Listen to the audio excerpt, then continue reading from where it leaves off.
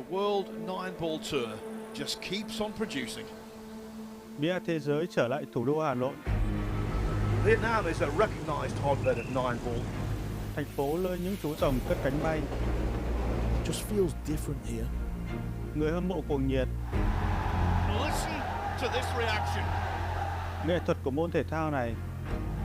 Marvelous, magical. Cống hiến. Played it very well. Chính xác. Really nice. Đam mê. Oh, that was well hit. Timed that one. Linh hồn của những trận chiến.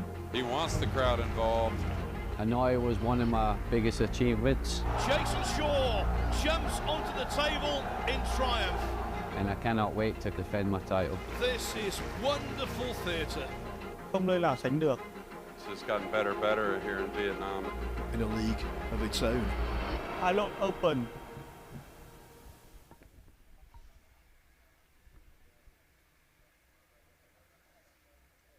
Hanoi is full of attractive locations, none more so than the famous Hoan Kiem Lake. And there's a deep sporting culture in this fast-growing metropolis that hosted the 2021 Southeast Asian Games. Now in the heart of Vietnam's national sports complex, pool players from across the globe are going for gold in a major World Nineball Tour ranking event. We've already seen quality drama shocks, and there's plenty more Q Sports entertainment in store. Welcome everyone to the Vietnamese capital, and welcome to day 3 of the Mansion Sports Hanoi Open Pool Championship. Don't forget, you can monitor every ball struck on Table 2 by accessing the Matchroom Multisport YouTube channel. As for centre stage, Table 1, well, a little later on we'll watch the progress of Vietnam's leading player, Duong Quoc Quang. Our second match is intriguing. European Open champion Mickey Krauss taking on a terrific prospect from the Philippines, Albert AJ Manas. But first, it's do or die. Loser side action as Singapore's Aloysia Shap faces experienced Filipino Jundel Mazon. Let's get the ball rolling. Delighted to say I'm joined in the commentary box by former US Open champion Jeremy Jones, and on these loser side encounters, plenty of jeopardy. Beaten and you go home. Yeah, it definitely adds a little extra pressure. There's plenty out there already, and here's a guy, of course, that got the first spot on Team Asia for that Reyes Cup next week, but wants to get it going here in Hanoi and make a deep run. Really interesting to see his first loss without putting the eyes on it. I believe he was up 8-4 in that match, and we kept tracking it. Oh, well, opponent got another game back and another game back, and before you know it, Mr. Yap had lost the match. Hill. Looks like Yap's lost a couple of pounds. You know, busy man, of course, always training. But I personally think, you know, when he first hit the scene, one of the real sweet strokes in the business. Now he's changed his technique a little bit for certain types of shots. Very efficient, a great cue ball, great decisions. And here one to open. A safety of some sort. He may clip the 2 and run the cue ball. Could play the 2 near the 9. That's the shot I like, just kind of going forward with the cue ball.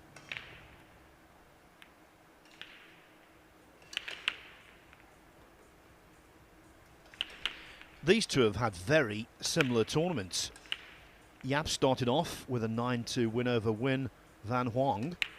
Then he lost the match that Jeremy was talking about, 9-8 to Harry Vergara of the Philippines, but bounced back by beating Luong Van Nam 8-2 on the loser's side.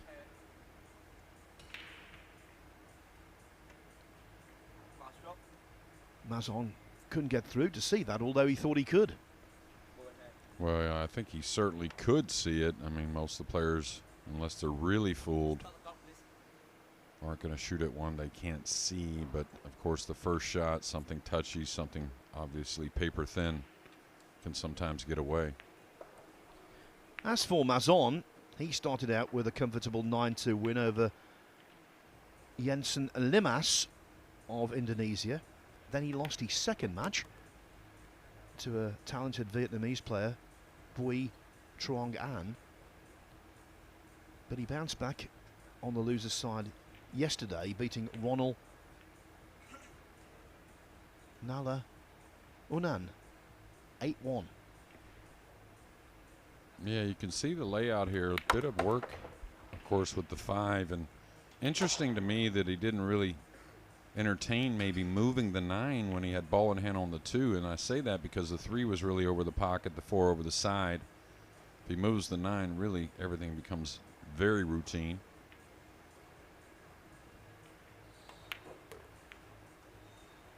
And the difference that Yap has made in technique-wise is he used to never really pause in the back, and now he's kind of added that. You can see a very deliberate pause at times. When he's playing a softer shot with spin, he still goes back to no pause, like here. But other shots, it feels like the pause in the back is a little better for him. Basically, Jeremy, at his best, he's authentically world class. Oh, absolutely. And you know, what we saw a few years ago before some of those technical changes is a guy that you really had to go out and beat. He wasn't ever going to give it away, as consistent as they come, and could hold up under pressure really well. Sometimes when players are making that technique change, you know, it can take a little while to become customary, especially under pressure.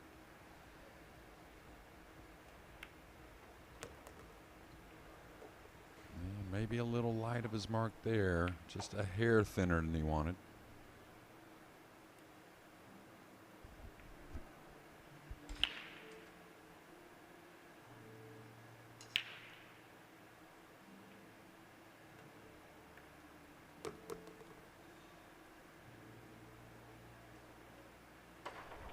At times yesterday, Jeremy, the table became very lively, particularly for the Eklund-Kachi match.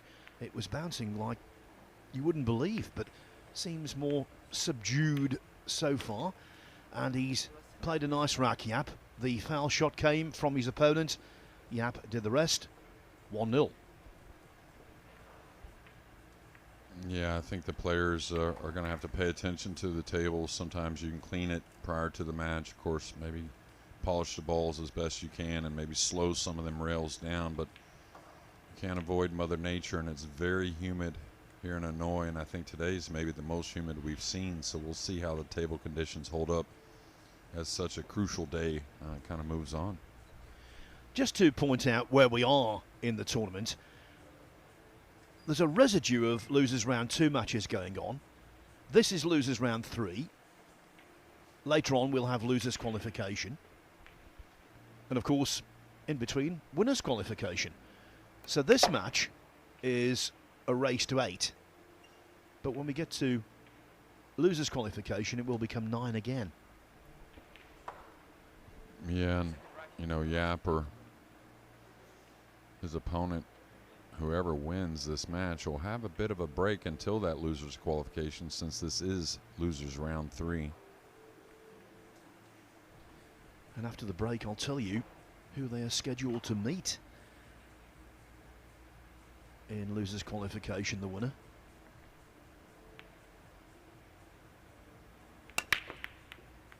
Yeah, this is something he struggled with at times, not just the cut break itself, but just breaking the balls, and you could see not the hit he wanted there at all. Very thin on the one. Maybe miss-hit the cue ball. That's usually the one that makes the players at this level, you know, have such a foreign hit on that one ball. What I've always talked about with Yap, it's kind of like they say in golf. You know, he's got very soft hands in a sense, and just kind of gets a lot out of the cue ball. And you can see how much, you know, congestion and not much movement on the rack. Everything pretty much on the bottom end besides the black 8. Yes, so the winner of this match goes into losers qualification to take on the loser of the winners qualification match between Giang A. Bao and Skylar Woodward.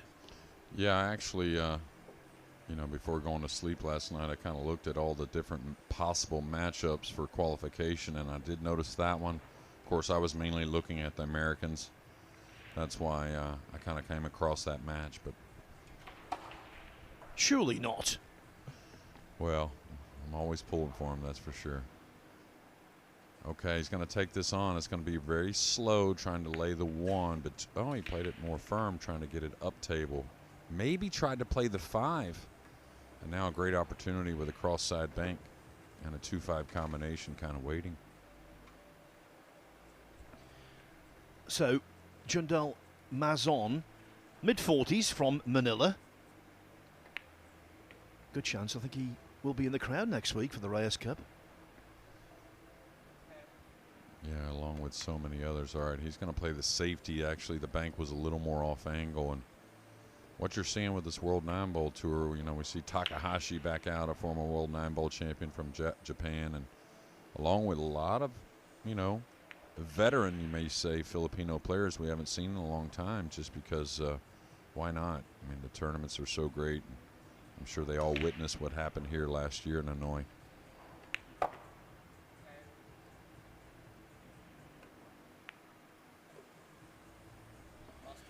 Ball in hand. Could this be role reversal from what happened in the first rack? Tell you what, Yap will be well aware that the second and third and fourth tier Filipino players are forces to be reckoned with. In the Peri Open last week, he was beaten in the last 32 by Baseth Mokaibat. 9-5. Not exactly a well-known Filipino player, but they've got such strength in depth. Yeah, and you know, these races, even though the rules, you know, are very conducive to not having to have super long races. I mean, players are all getting opportunities. You rarely ever hear that, oh, I didn't get a shot in that match, but still can be relatively short if you make just a mistake or two. And you know, so many players can run out after the break, and sometimes we don't see all of the game, and there's just enough there for a lot of players to win. Nice shot there, getting in a pretty tidy position on this combination.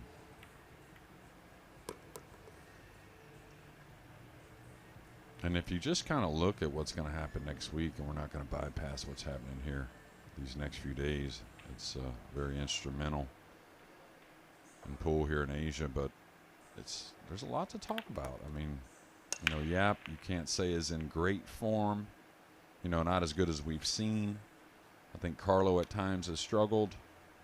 You know, then you got Johan, Guak, and who am I missing here off that team? Phil, help me out. You caught me on the hop.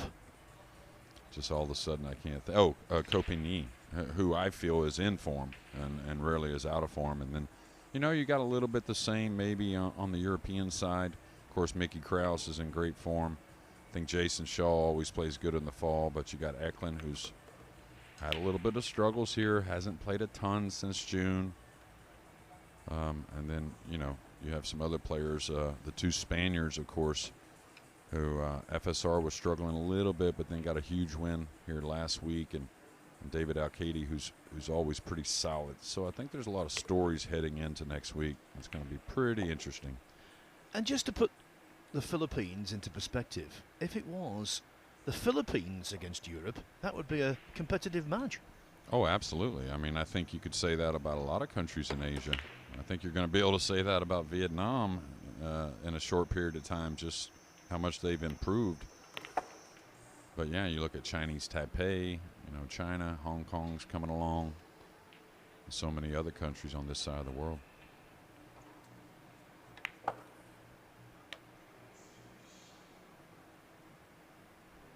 Okay, a nice safety after a missed one on the push out. And the funny thing on that push out is he could have passed it. It was after a dry break. Oh, he's overcooked it a bit here.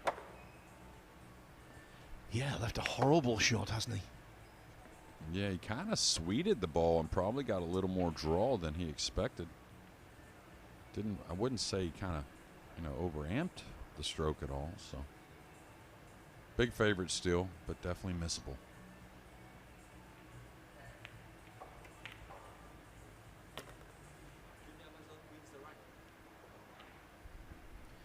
So two very similar racks. It was a case of ball in hand and full advantage taken. 1-1. So I was telling you about the residue of losers round 2 matches going on. I'll give you some scores from that. We saw Landon Hollingsworth yesterday centre stage. He's 1-0 up on Aaron Yap. Do Van Kai of Vietnam, 2-0 up on Chu Kwok Hung, his fellow countryman. Damien Massey from the south coast of the UK, 1-0 down to Giancarlo Miraflor. And what about Raymond Farayon? Shouldn't be on the loser's side. He is, because he missed a very straightforward 9-ball to beat Mickey Krauss 9-7. Krauss couldn't believe his luck. He knocked in the 9 and then broke and ran at Hill. Anyway, Farayon trying to bounce back, and he's 2-0 up on Win Thang Tung. Jeffrey Ignacio played very loosely, I thought, on the main table yesterday. He's 2-0 down to Chen Kuan Yu.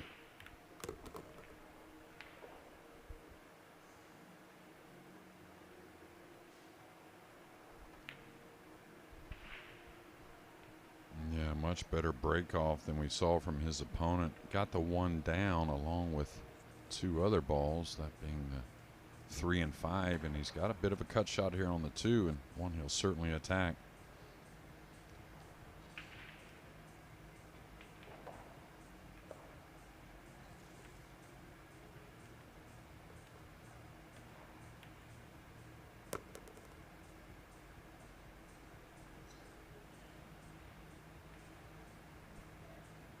Say a lucky bump. I think he was always kind of going 2 rails at it with such an open center of the table. Hard to really have a lot go wrong. So he really put the onus on pocketing the 2. And a nice shot there, and pretty perfect here on the pink.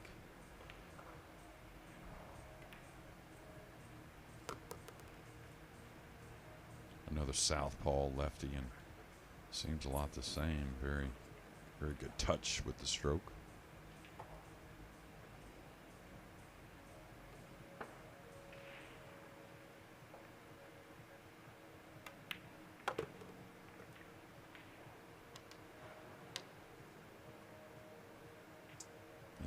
He's overcooked it a little bit again, and not that it should really be that much of a problem. And I know you put your eyes on the guy I'm about to talk about just for a moment. That's who Mazon kind of reminds me of, is Antonio Lenning, really. Another lefty, kind of the same kind of cueing and mannerisms, you might say. And what a great player he was, and still is, I'm sure.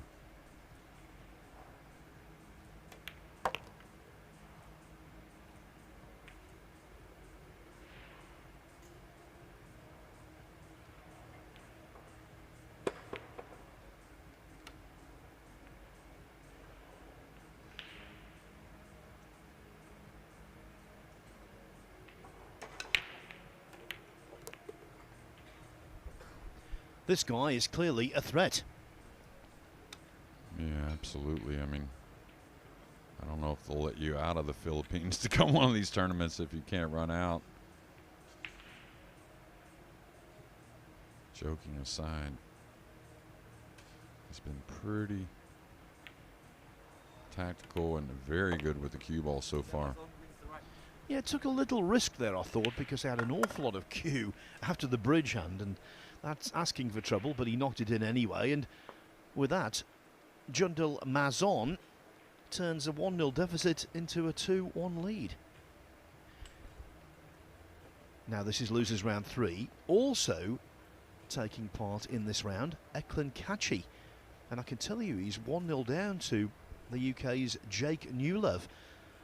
Newlove had a very good recovery yesterday against Alvin Anjito of Indonesia. Came through Hill, and he's drawn first blood in that one. Kwopo Cheng 2-0 up on Sharon Shikaran. Victor Zielinski, another big name on the 1-loss side. He shared the first 2 racks with Win Van Tang. Paulo Jolito of the Philippines 2-0 up on Win Van Tuan. Tyler Steyer 2-0 on John Vincent Vicedo. style looking very good for qualification for the US Mosconi Cup team, but you can never be too sure. Try and get as many points as possible. And Kunihiko Takahashi and Rafael Gonzalez 1-1. Takahashi, 26 years removed from being world champion. Yeah, and truly one of the great guys in the sport from Japan. And I haven't seen him in probably 15 years, maybe. It's probably been less, but it seems like that long. And not the hit on the one he wanted as far as the cue ball got below the rack. Did pocket the one with the other balls again, and now long distance on the blue too. Yeah, I saw Eklund in here getting a lot of practice in this morning, really trying to gain that form and get better every match. He knows he's got to play a lot better, not just to qualify, but to get to the kind of places he likes to get in these major events. So difficult here to come off the right and control it totally, especially when on the rail, but it is there. Oh, beautiful hit. Really good. It may get in that gap. It's very close. Seems to me it held up. The app will tell the story.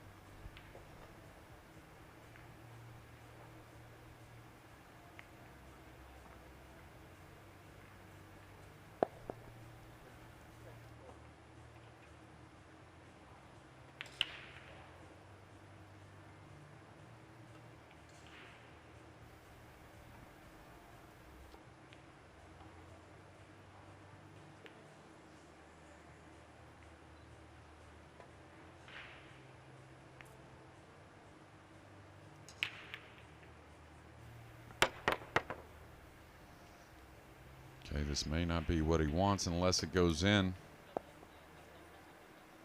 I don't think he was really trying to make it in that upper left corner. I really think he was trying to bang it around and keep the cue ball on the top cushion and leave some type of distance, but he's not going to hand that back after a bit of a fluke there on the two. All right, he's edging this. A lot would float off the opposite side using the 6-9. He's going the other route. So easy to make a mistake here, I think. I don't know if that was the play there, Phil. I mean, you got the 6-9 there, and you just come off the other side and kind of bleed the cue ball over to the other side rail. You have probably like a 10 to 12-inch area to drop the cue ball and have quite a bit of cover.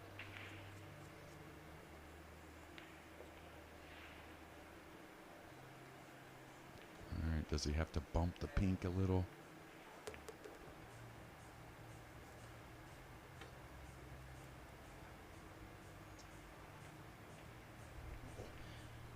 There's a bit of the Bond villain about Jundel Mazon, isn't there?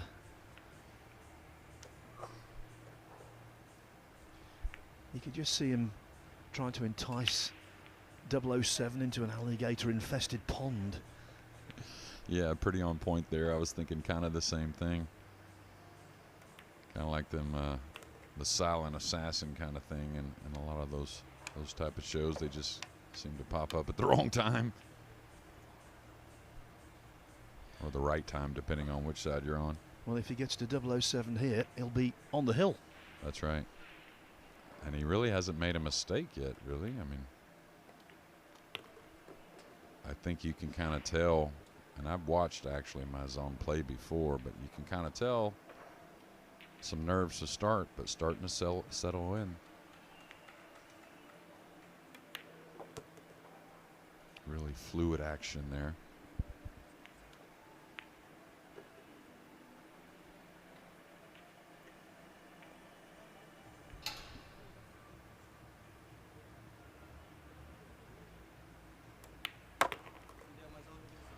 There is absolutely no doubt in my mind, and I'm sure Jeremy Jones has the same opinion. Not saying that Jundel Mazon is going to win this match, but I think he's capable of winning it. And he leads 3-1 after bossing the last 3 racks. This, by the way, is against an opponent who is the defending International Open champion. He also won the Battle of the Bull last year. He was the World Nineball Junior Champion in 2014, was Aloysius Yap. In 2017, he gained Singapore a world, or should I say Southeast Asian Games Nineball doubles gold.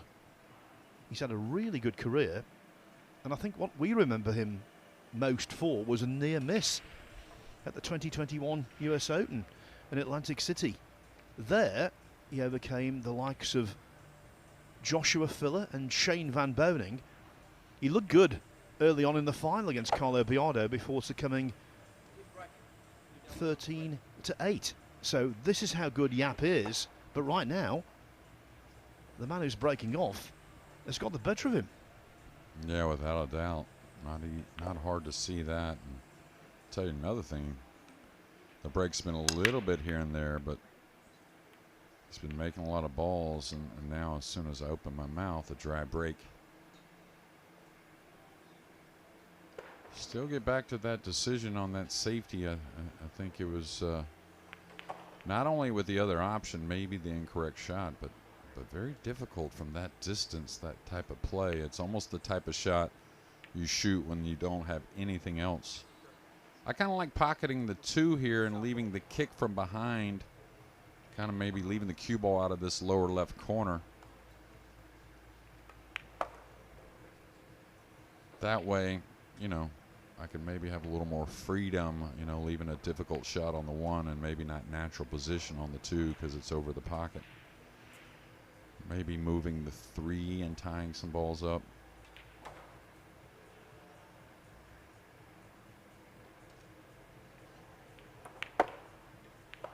He didn't get to the rail, so he may attack here. And I really don't see why he shouldn't. You could tell from Yap's reaction as soon as he hit the cue ball, he knew he'd made a mistake. It needs a good pot, of course. Pretty much maximum distance, but it's available, and that shouldn't be the case from a push out. Yeah, you know, when you push out, you always want to push out to where you have a chance to get it back, and there was never the chance of that here. Mazon playing it a little on the thin side, pretty smart overall. Hard to hang that ball on the top side of the pocket. It'll usually either grab the face and go in or get away. So that experience he obviously has, you know, kind of playing true here.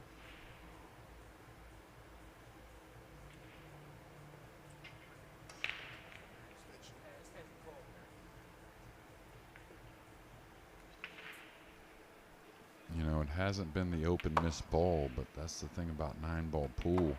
It's been a couple little mistakes, safeties. The first break, or of course after winning game 1, the break wasn't very good from Yap.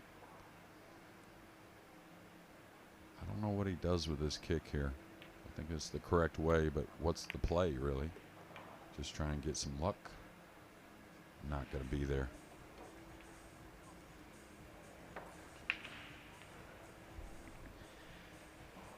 That refrain you hear from Q Sports players all the time. I had 2 kinds of luck. Non and bad. Yeah. We always used to say bad and worse. That's the one we used to use, but okay, bringing the cue ball back. Now is that to swing the rock between the 8 and 9 here?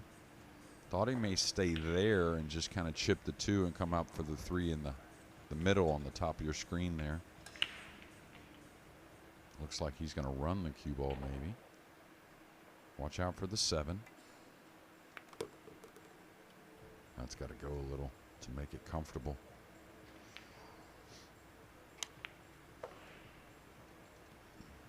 Okay, so we'll see how he's feeling. Really needs to check the cue ball with a little left spin. That way, you know, kind of everything is in your own hands. You know, if you simplify the shot without the spin, trying to make the pocketable 3 a little easier. Now how you hit the pocket, you could get a funny rub, maybe the speed off, you got to hit a gap. Where if you use the left, everything's in your control.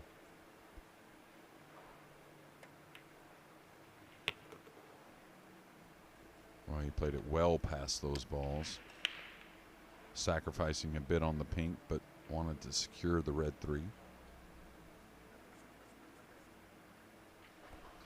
Yeah, to avoid congestion, take a detour. Yeah, now, it's pretty nice if he's comfortable enough to float this in and just come one rail and take a little distance on the 5. The 6 is near. Well, he went with speed, so he's trying to go up and down, and this is going to be well short. So we've seen a couple times he didn't want to shoot the shot.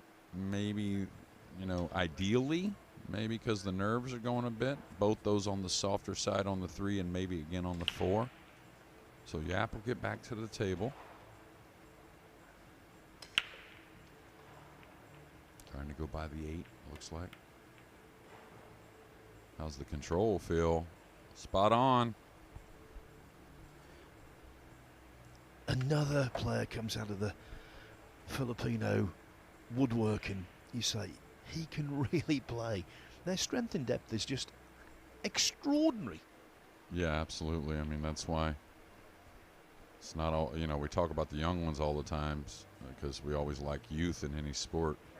He's got to be elevated here. He's got to make this ball bend a bit. So it's just been a number of little things. A lot of times it's the missed balls we talk about. But here in this match, it's been now a missed kick that wasn't easy, not the best break when he got a chance. A couple shot selections, you might say. You could see the shake of the head, and he knows that this is getting a little out of hand.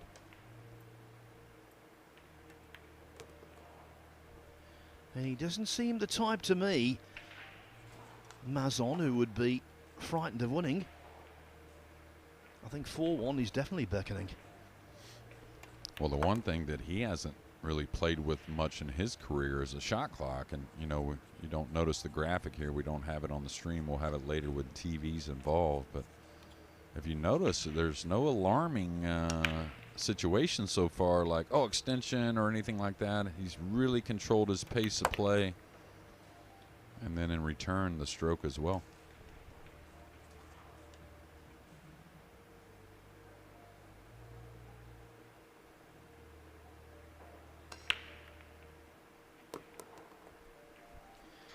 I'll talk about the shot clock in a moment, relating to one specific match I watched earlier in the week.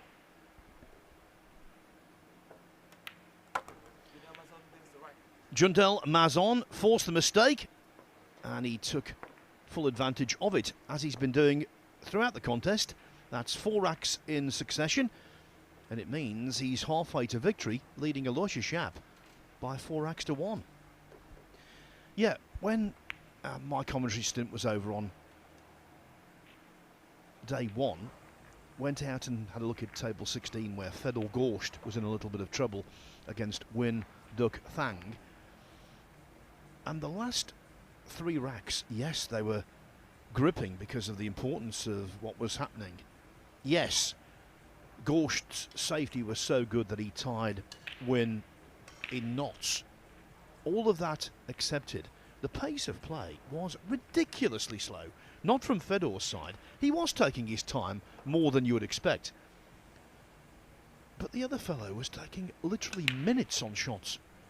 And I thought at the time, if you take this to its logical extension, and there's no way you can stop people doing this, the game would become so bogged down. I'm a massive advocate for a shot clock. Massive. Yeah, I couldn't agree more. Of course, I was watching Oscar Dominguez make that comeback when he trailed, I believe it was his opening match of the tournament. And, of course, trying to pull him in, but I felt a little bit for his opponent at times just because, of course, Oscar's grinding it out, so much at stake for him and wanting to win. So sometimes you're not even conscious of how the pace you're playing at. But he got bogged down as well, trying to really grind on every ball. And, you know, I think Oscar will be okay, gets to the shot clock situation, but, you know, sometimes it doesn't do you that many favors. We've talked about certain players that without the shot clock have gotten themselves so slow to when they get into that situation with the shot clock, they really don't perform very well. Talk about performance, the 1 down now. A great look at the blue 2. I was going to say, on that break there. Maybe time for Yap to leave the table. You know what I mean? Not only for himself, little gamesmanship there, maybe try and, you know, break up what's going on so far in this match, because it's been all Mazon after game one. Might bump the 4 here. I think so. Oh, he can hold it. Don't want to get thin on the pink. And very fluid cueing, I'll tell you.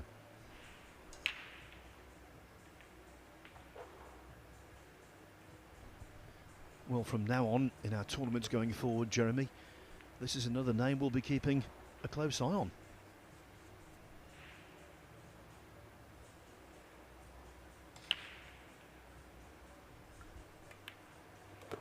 Yeah, I mean, you could be a little picky and say he hasn't played perfect position all the time, but, you know, had to play a safety in the last rack, which was a beautiful one, instead of getting out. But overall, when he shot what's in front of him at the time, I can't really tell you about a mistake, really.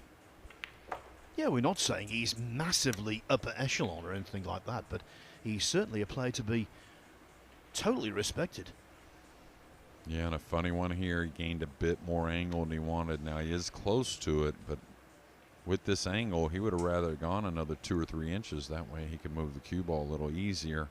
Now the good thing is he can pull this as much as he can, and he is lefty, so he can reach a pretty easy cut shot on the 8, I would think.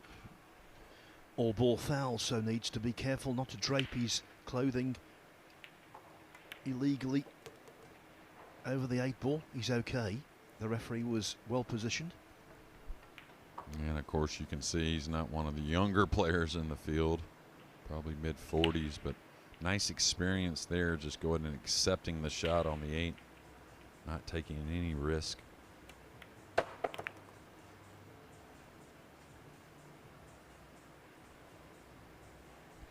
I will say, so far, the bounce off the cushions has been a lot more normal, acceptable, less fiery. Yeah, and it doesn't matter where you're at as the felt breaks in, they're going to bounce a hair more, but we did get him yesterday seeming a little excessive, and this seems excessive to Yap at the point. So it's a 5 spot for Jundel Mazon. Remember, Yap won the first rack. He's hardly had a look in since. It's been a tournament where shocks have popped up, and another one is on the cards here. Well, you know, any one match, that's why these players, they're not taking anything off on the winner's side, and kind of wonder, or you would figure Yap had a chance to win that first match that he lost when he was up 8-4. You never know. Maybe never really got an opportunity to get that 9th game, but again, I would probably leave the table here and clear my mind for the next opportunity I get. Winners qualification begins in 50 minutes. On the loser side, Eklund Kachi recovered from the loss of the first rack to lead Jake Newlove 2-1. Victor Zielinski 2-1 up on Win Van Tang. And it's going very well for Tyler Steyer. 5-0 up on John Vincent Vacedo.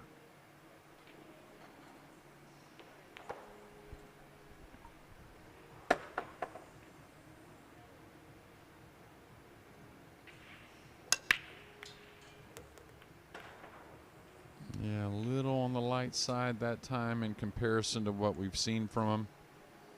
They did get the one down. A little bit of a nasty kiss on the cue ball, kicking it back to the top rail. Now he did stay off the rail, so can get all the cue balls. So he could attack here on a very difficult blue 2. I think he will shoot though. Should dig downward. This will show a lot more of those skills we're kind of wondering about.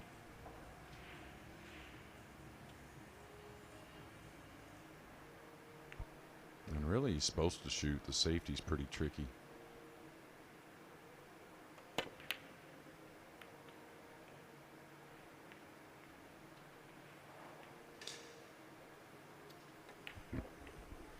Thought for a moment the cue ball might stop directly in behind the 5, but it's carried on much to Yap's relief. Yeah, I don't know if he can go forward here. It looks like a natural scratch, so I think he's got to work the cue ball some kind of way. Maybe take a little distance on the 3 with the pink 4 near. So this is the type of shot he's added that pause in the back. You'll see a very deliberate one.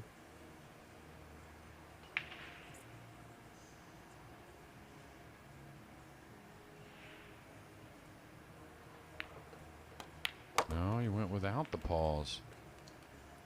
This released on him, and there was little things that got a few mistakes, and now a little bit unlucky to get behind the 6, I think.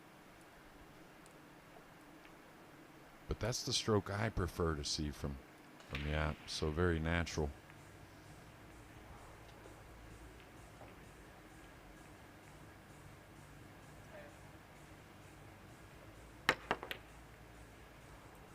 He's going to get another fluke. Very similar to the 2-ball, 2 railing in the lower right early in the match. Now almost the exact same on the opposite end. 5-1 down. How timely could this fluke be? Yeah, and drew pretty decent position considering. Got to finish though. A lot of work in this rack still. 6 to the 7. Bit demanding here on the pink as well.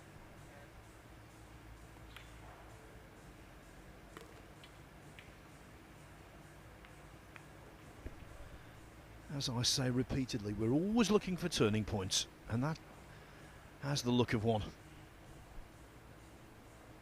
All right, he's got to either play very straight on the green 6 or a bit more of an angle. And I kind of think he got in between here, very similar to the situation we saw from Mazon in his last winning rack, where he had to kind of accept a shot on the 8. Now almost the same here for Yap. Which he's going to, but the problem with Yap, he's going to have to work the cue ball from the 7 to the 8. Oh, he went twice. Really good stuff there, especially considering the score.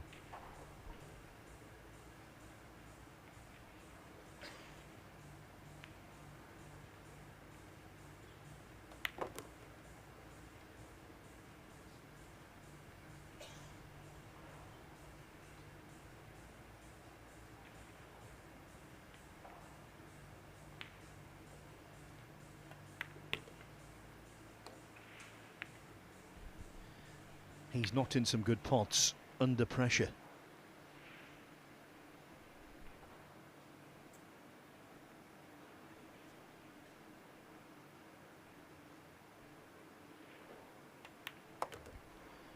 But the fact remains that visit was glued together by an outrageous fluke. The jump did not work, and yet the 3 went in regardless.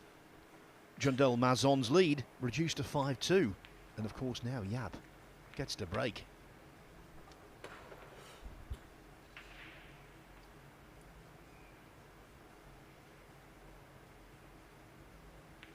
I was mentioning the winners' qualification begins in 3/4 of an hour. Some interesting matches coming up in that round. Fedor Gorsht takes on Antonius Kakaris. Billy Thorpe has Chang Yulong. Just selected matches these. Ko Ping Han and Robbie Capito. Johan Chua against Phawang Nam Pham of the host nation. Oscar Dominguez, he faces Georgi Georgiev. Francisco Sanchez Ruiz is up against Max Eberle. Michael Feliciano of the Philippines has a tough one against Mustafa Alner. Our next match here, centre stage, will be Mickey Krauss against Albert Manus. Jason Shaw, the defending champion, for the 3rd consecutive match will have Vietnamese opposition in Nguyen Van Hai. Lee Van Cortese takes on the shouter, Elliot Sanderson. It's Ko Pin-Yi against Zhu Zihai. And what about this for a meeting? Jeffrey Rodder against James Aranas. Yeah, Rodder. Really made more of a name for himself, what he showed us at the U.S. Open just some 6 weeks ago, maybe. Yap's got to get it going. It starts here with the break. All right. Took a hair of speed off from his first. I don't blame him. It wasn't the best hit on the one. And now, even though distance, the two sits nicely to feel comfortable, not only for position, but pocketing the two as well.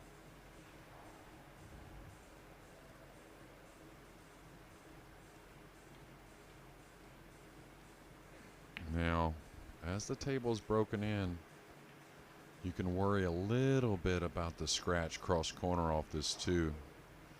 New felt, I think it falls downward towards the short cushion, but may ease this a bit more.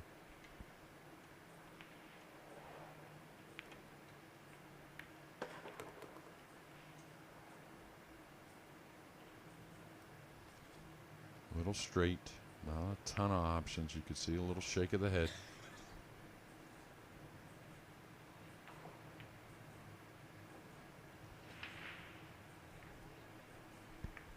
These players, of course, what makes them so great is their aggressive nature. They don't mind playing safe, but they certainly don't want to, especially in a 5-2 situation. Only takes one good kick shot from their opponent to get out of something that's difficult. Now this snooker should be really good. Should be able to squeeze the cue ball slowly up between the 6 and 9.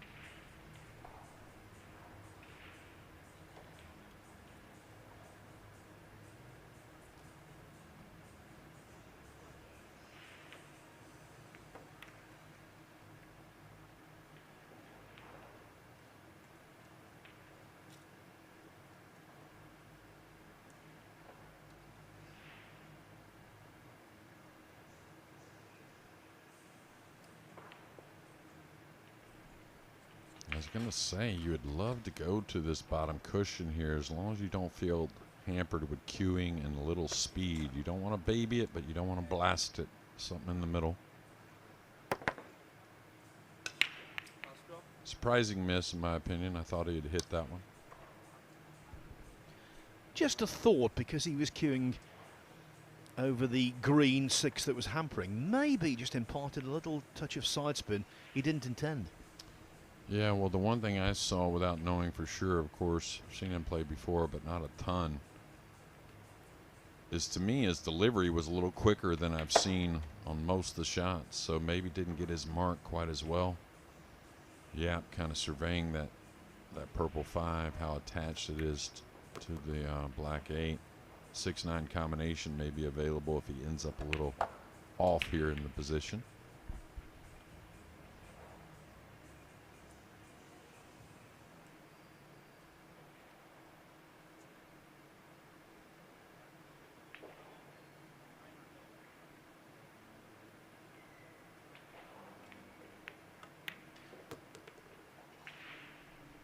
He's overcooked it.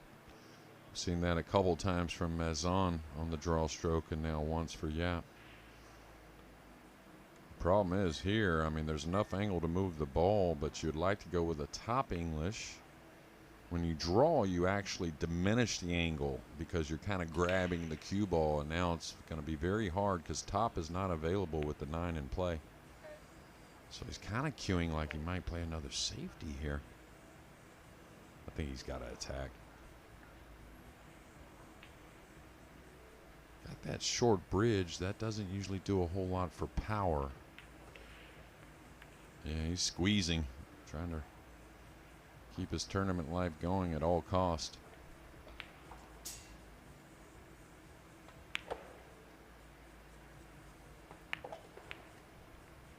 Okay, this kick shot, not only a huge favorite to hit it, it's got a lot of value. Looks like cueing, he's going to put a lot of speed maybe for fortune, but the 6 is going to get up a bit, and certainly the lefty is going to be able to reach it.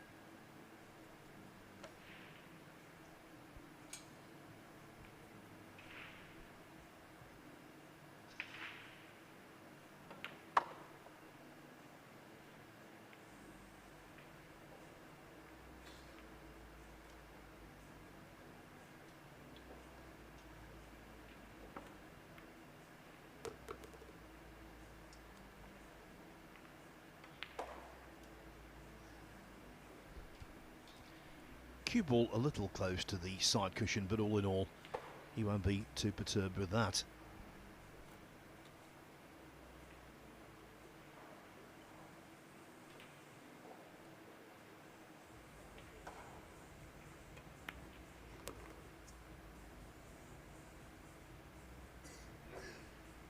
Yeah, he's going to get over the 8.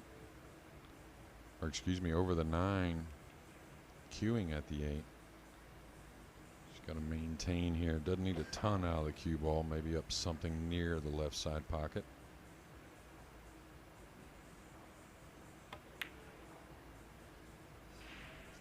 And it made all the difference. Just caught that right-hand jaw, marginally overcut the 8. And Janelle Mazon is back to the table with a springy step. Well, I was just going to bring it up mid-rack that besides that long 2 ball that Mazon missed after the break that was certainly missable, really don't recall either player having an open miss. And what a big one here in rack number 8 on the black 8. Oh, I can't believe he played it that way. That's just a little experience of the slick table. The ball's hanging. You got to get paper thin there, or you just really got to play the rail first. And now this is an eminently missable 9 ball for a man trying to gain a major victory.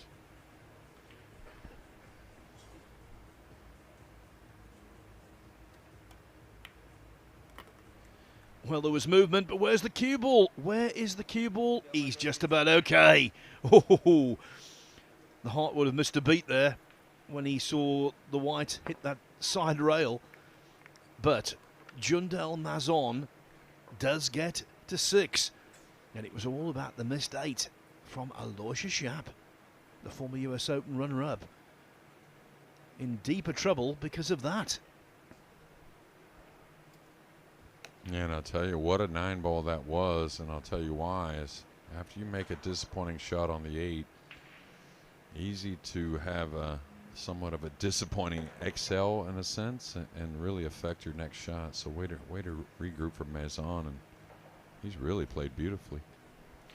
Nothing remotely disappointing for Tyler Steyer so far. The native of Wisconsin is on the hill for no loss. He leads John Vincent Vacedo of the Philippines 7-0. So Steyer almost into losers qualification. Ahmad Tawfiq of Brunei, he's 5-1 up on Lee Kwang Trung. And Kunihiko Takahashi of Japan and Rafael Gonzalez are now locked together at 3-3.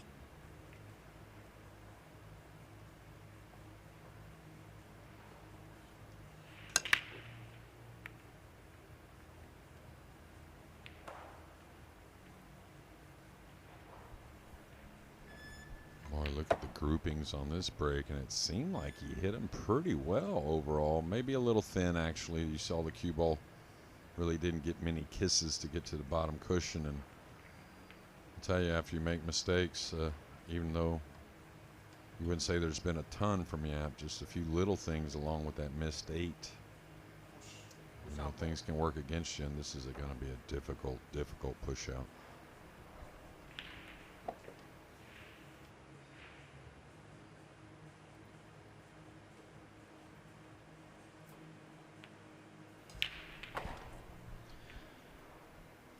One result to tell you about. It was achieved quite quickly by Landon Hollingsworth of Greenville, South Carolina.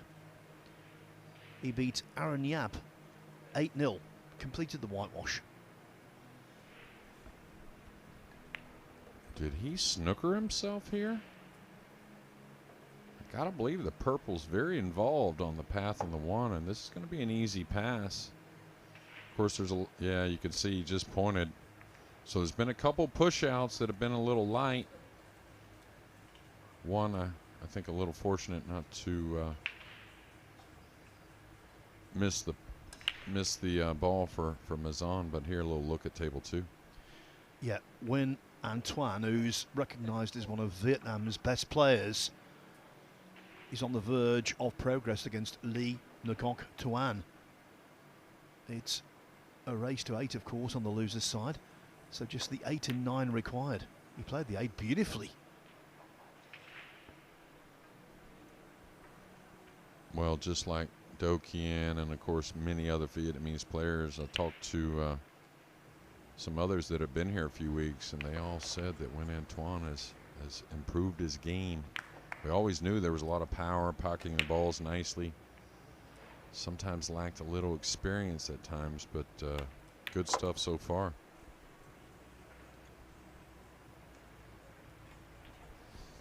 I'll tell you what, when it comes to push-outs, Yap will be winning no awards for this match. No, usually really good in that department. Very heady player, and that's the first kind of bad miss, kind of a jerky, a little more body movement. Sometimes it's not just about getting that first and last game, but you can really see, hey, it's your match to win, and maybe nerves set in that way as well. All right, he's going to cut the 2 onto the 3, running the cue ball up table. Wonder why he didn't plant him behind the 3 here. Maybe the speed, it's hard to hold the 2 on the side rail and get up on the 3, so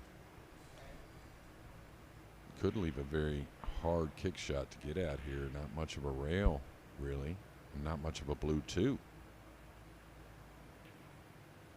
So probably the soft kick somewhat with the 4-6 somewhat tied up, the 5-9 not easy. Just try to kick to that left long rail and lay on the 3, lay on the 2 ball.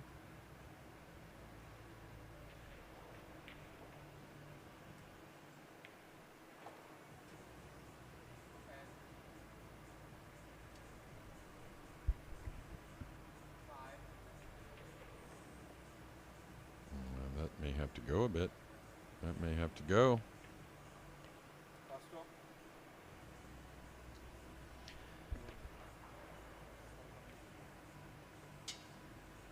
Not surprisingly, considering the powerful position he was in, Tyler Steyer over on table 3 has completed that 8-0 whitewash of John Vincent Vicedo. So Steyer into losers qualification. I was going to say, why wouldn't Yap play the same safety here? This 2 ball is going to be even slimmer to get at off that side rail. You let it come up a little more. You can see him kind of raise the hand. He's not going to be in love with that at all. I think he's left a swerve to the short cushion and definitely much more off the side cushion. So Mazon feels a lot better about things here. He may sneak this by. He's not going to be in love overall. It looked like it could be really good, but now it's left a very playable jump shot. There's been a couple of flukes with the jump. I think this one's going to be on point for Yap. Now holding the 2 not easy. Oh, he didn't even have to jump it. Tell you the other thing Mazon did with that, he opened the 4 a little bit. Now it's playable.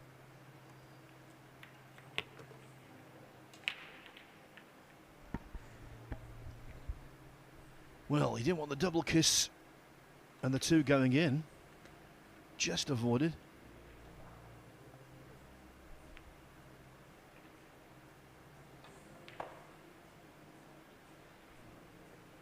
Now the 5, a very difficult ball to get on, the purple 5, especially where the 4's at. So you may see a safety on the pink 4. But again, Mazon, who's shown us a nice kick shot. Some have gotten away, but he's probably going to get back to the table. Now he's gotten in a great position to maybe draw off the inside of the 6 up the left side rail if he feels like he can get enough on the ball and gain that position. Don't see anything else back and forth. Oh, he's going top inside. When you're close to it, sometimes it's hard to generate enough power with top English. Oh, he got plenty on it. Really good.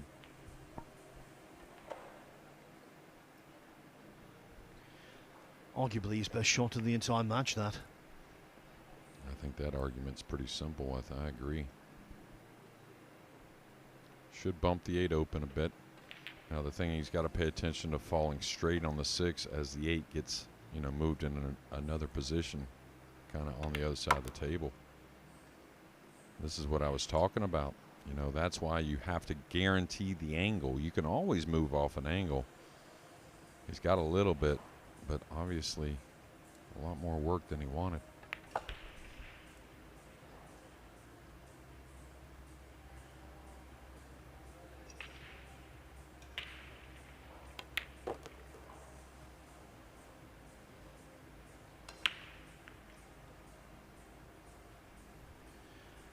One crucial 8-ball already missed. How about this one? Yeah, he got pretty sweet here, though, and he can use those 2 cushions so he can put a little more speed. Oh, my. Yeah, and that was the let-up. We know that as well as anyone, Phil, you and I, with outside English, when you overcut it, and he certainly wasn't aiming thin from a foot away. Backswing got a little quick, and therefore you don't, you know, I wouldn't say decel, you just don't quite get through the ball like your normal swing. And now the pendulum of pressure swings back to Mazon. Has to hold himself together for a couple of balls here. We have seen movement in latter racks.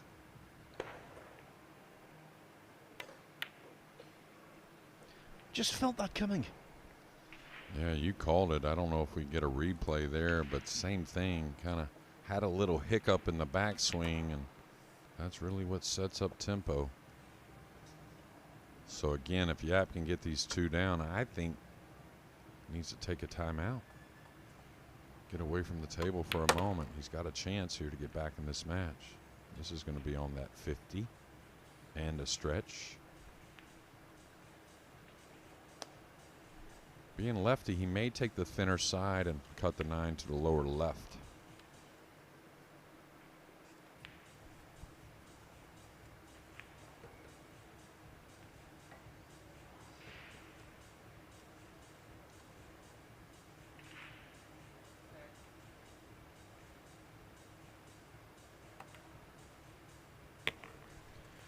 What a royal let-off that was.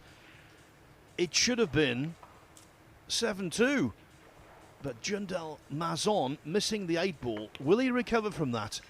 We don't know. What we do know is that Aloysius Yap pulls back to 6-3. A couple of bad misses on the 8, one from Yap, the other from Mazon. But we all know who's feeling the worst right now. It is the Filipino. Yeah, without a doubt. He's played beautifully. And Phil called it, as he had noticed with all that experience, just a little more body movement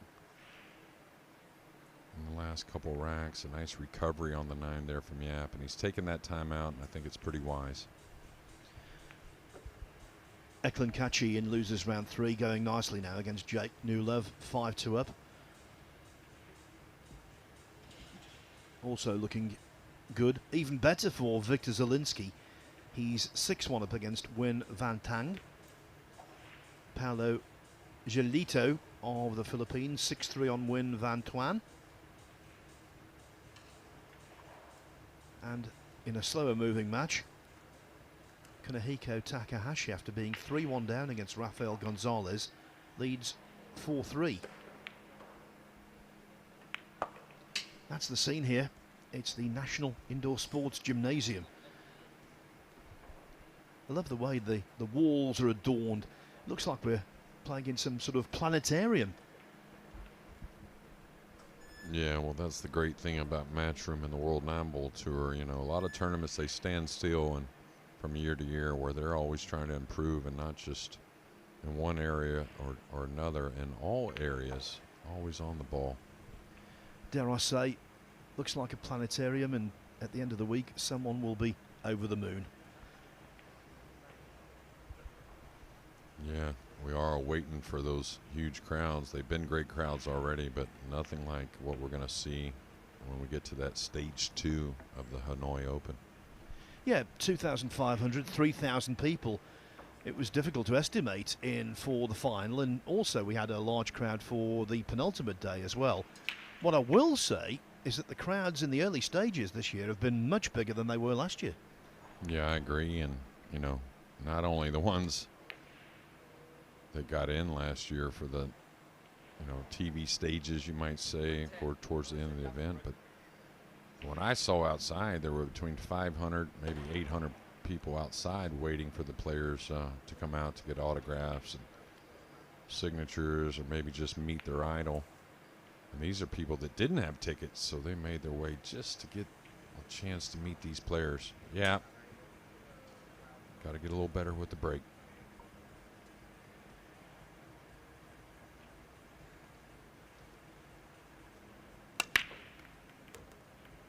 Much better there.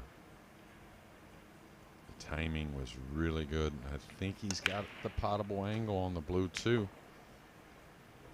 And it's weird. You'll find that from certain players when it comes to the break, you know, it takes them a little more time. And what I mean by that is Yap is naturally a right-handed person when it comes to any type of, you know, athletics or writing or whatever, right? Natural playing pool, lefty, but sometimes you don't have that natural power with the opposite hand, and we've seen that before. And maybe the purple 5 has gotten in the way of the upper right.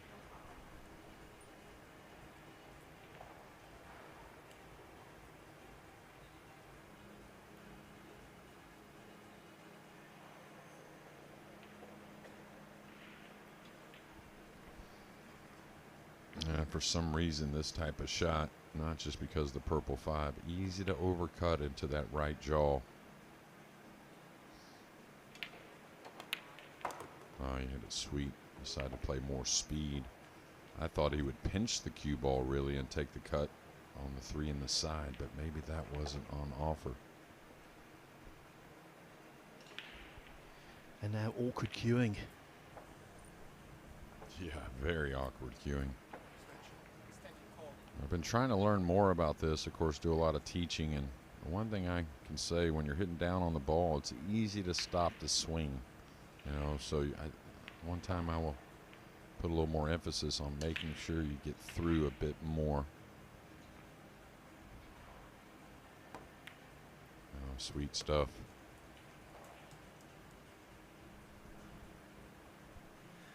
A little thicker contact on the green 6, and he might have had an action replay, but he's fine now, and the balls are there for a clearance.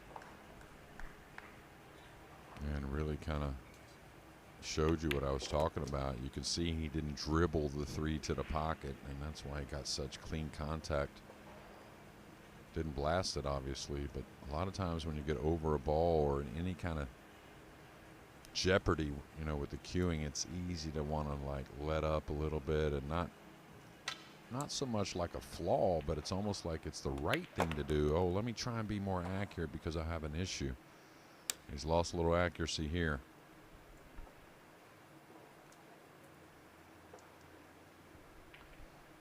I think he can check this one rail between the 8 and 9, somewhere where the cue ball's at now. Just a little upset because he shouldn't have had to do this.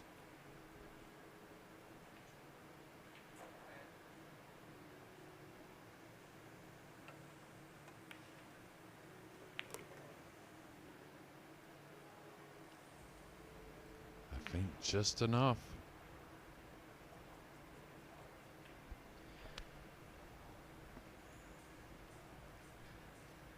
Carl Boyes, in his schoolboy way, has just come up and grabbed me from behind, giving me the fright of my life.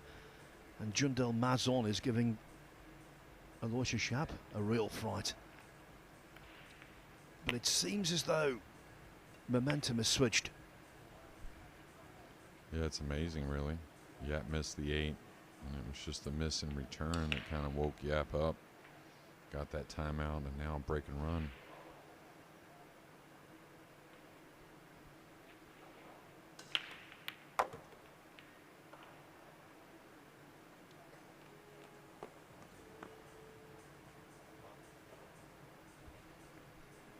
Not doing anything too hasty, and wise to be that way.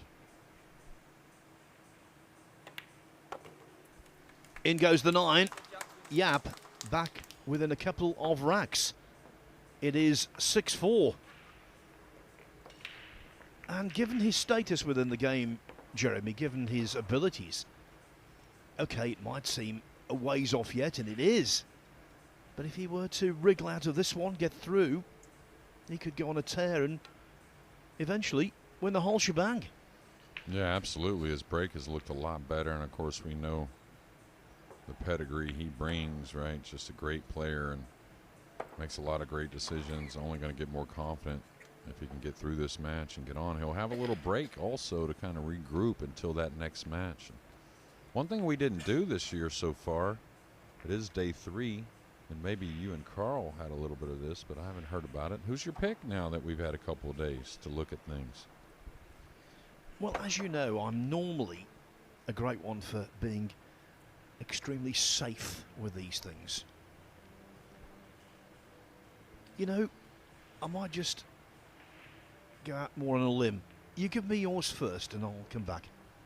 Oh, I got to think it over, but I'll fish a little more from the shore, it sounds like, than Phil will. He likes to keep it a bit more safe, but I got to think things over for a bit. I do like an American. I think that America's time for them to win one of these.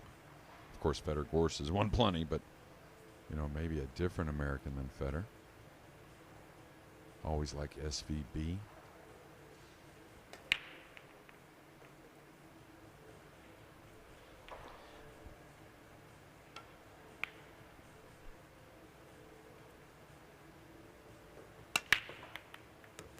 Nineball. Ooh, got a kiss. Things are turning around, though. Well, I'm going to discount Dong Kok Wang because I think being on home soil, that would be too much pressure if he got deep. Maybe not the most left field selection, but I do fancy an Asian winner here. Yeah, if I had to go away from the Americans, I know stories are always what we talk about. You know, Ko Ping Chung,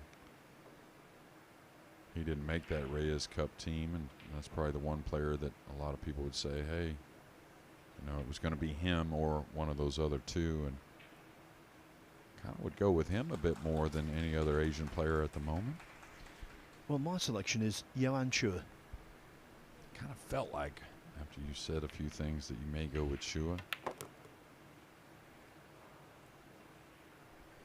I always try and pick players who have a massive upside, and when he plays well, he's magical. Yeah, absolutely. Got a little thin here. It's super easy to go past the side. Now, the good thing for him is the 9's in the way of the scratch. So he doesn't have to worry about the scratch, really. Just try and get as much as he can out of the cue ball. Don't try to, you know, get a miss here of any sort, trying to do something special. Just see what you can get out of it. Oh, and he got past it easily. Wasn't really any worry.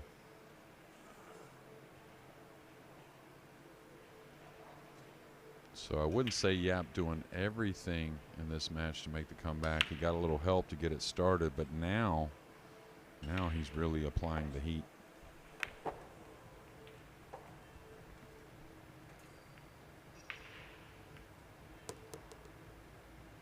Well, he tried to hold the cue ball and he couldn't quite where he wanted to, but he does have availability on the green 6. Yeah, the 7 a little funny covered up, though. He may have to shoot this and go all the way back out to the center.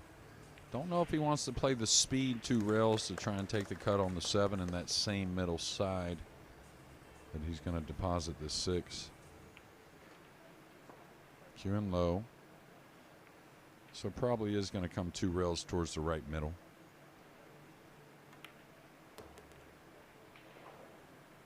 Is that enough? I think just. In the last racket was the same. Positionally precarious. Well, I tell you what, I think he got just to the point of getting by the 8. Anything short of that, he's snookered and.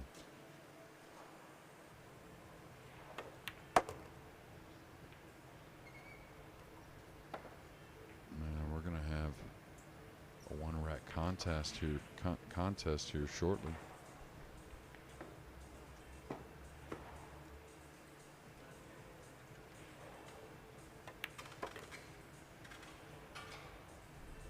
Is that enough? Just barely. You could see the concern as soon as the cue ball left the tip.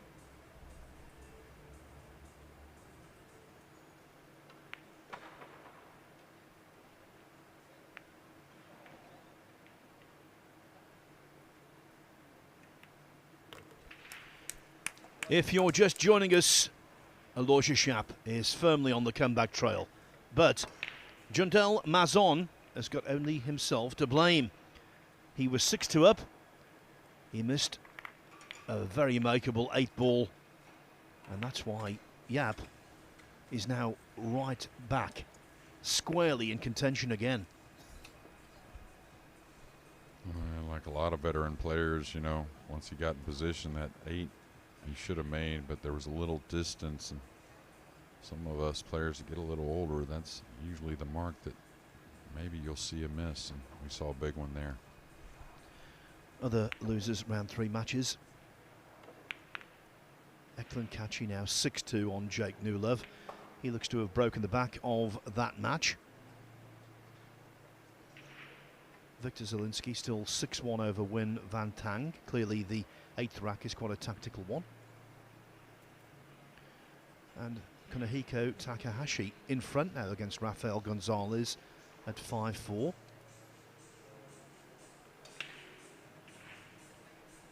And just a reminder, in around 12 minutes time, winners qualification will begin. Yeah, and you talk about so many matches on that winners qualification. We'll have plenty on losers qualification, but what a match going to start here soon on table 8. Koping Han, who's certainly gotten so much better in the last couple years, against Ravi Capito.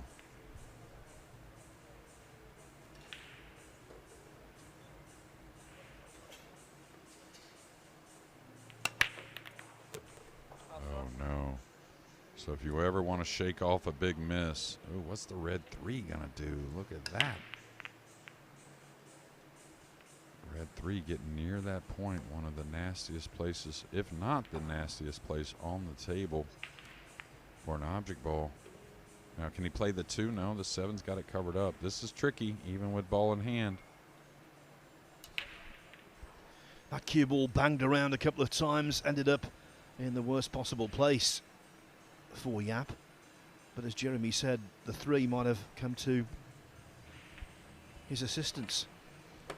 Yeah, well, I think it is off the point, meaning maybe froze, but it's more froze to the rail. So I think if he, you know, with ball in hand, you just got to suck it up here, get backside the 3 and play it down in the lower right.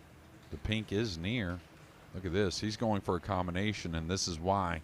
He's got a big pocket with the 3 there, so he's going to play to overcut the 9 a hair.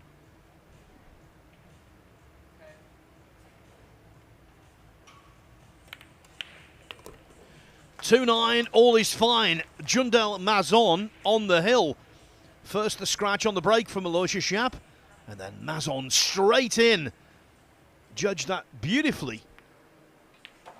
The shock could still be on the cards. Yeah, well, it's a favorite too, really. I mean, the way the break rule is, and of course the tough equipment. You know, we were talking about a couple players yesterday, I think, from what we remember last year, or maybe even we were talking about this season. I think maybe 4 breaking runs in a row is the most we've seen. So you got to believe Mazon's going to get some time at the table, and it starts with this break on the hill. That was a quick conclusion. It really was. By the way, right now we've got just the odd losers second round match going on. I think there's 7 matches still going on in that round. It's that time of the tournament where you're going to have, in a few moments' time, 3 different rounds going on simultaneously. At the end of today, only 64 of the original 256 entries will still be in line for the title. All right, he's got the one down. Cue ball did stop. He's got to look at the blue two. He's made 2 balls on the break as well, and can't say this is that roadmap you talk about at times, but unless I'm fooled at what he has on this first shot, I believe he's a big favorite to keep Yap in the chair and in his Hanoi Open. And small tolerances, you know, maybe it was the template that helped him there. It might just have slowed the cue ball down enough to leave this 2 on. Yeah, absolutely. And you know, when the template came out, the first tournament I've ever played with it, it cost me at Hill on a certain shot, but then I kind of realized sometimes, you know, sometimes it helps you, sometimes it hurts you. It's just part of it. Well, this could be the template for success. Yeah, absolutely. And I'm trying to look at really where there's a possible, you know, problem. That's obviously he's got to work this cue ball from the 4 to the 5. He's got a great angle. I'm not sure the 7 passes the 9 as far as options on the brown, but you see a shake of the head here, and Moises Yap's just praying to get out of his chair no matter the situation. He's gotten perfect. Nice little soft angle here to come up above the 7, and he can handle a lot with the 8 near the pocket on the lower right. Well, I must say, I've really enjoyed this match. Lots of incident. Don't think Yap's enjoying it now, though. He's on the verge of elimination.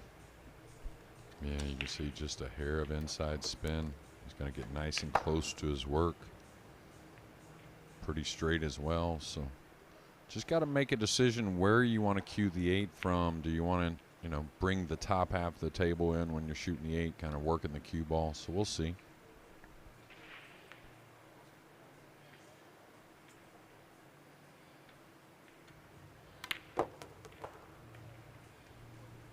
Oh, that was surprising. Took a little chance there, Phil, but it's going to work out. We've seen some shocks already. Eklund Kachi beaten early. Victor Zielinski the same. But at least they're still batting. This is the end of Yap in the Hanoi Open of 2024. Beaten by Jundel Mazon of the Philippines by 8 racks to 5. Hardly the best send-off to the Reyes Cup next week. But the Singaporean is out of the event. What a turn-up for the books. Right, next up, it is a battle of youth. Mickey Krauss against Albert AJ Manus. That's in winners' qualification, a race to 9 here centre stage on the main table. Michael McMillan will be taking over behind my microphone. That's coming your way in around 5 minutes' time.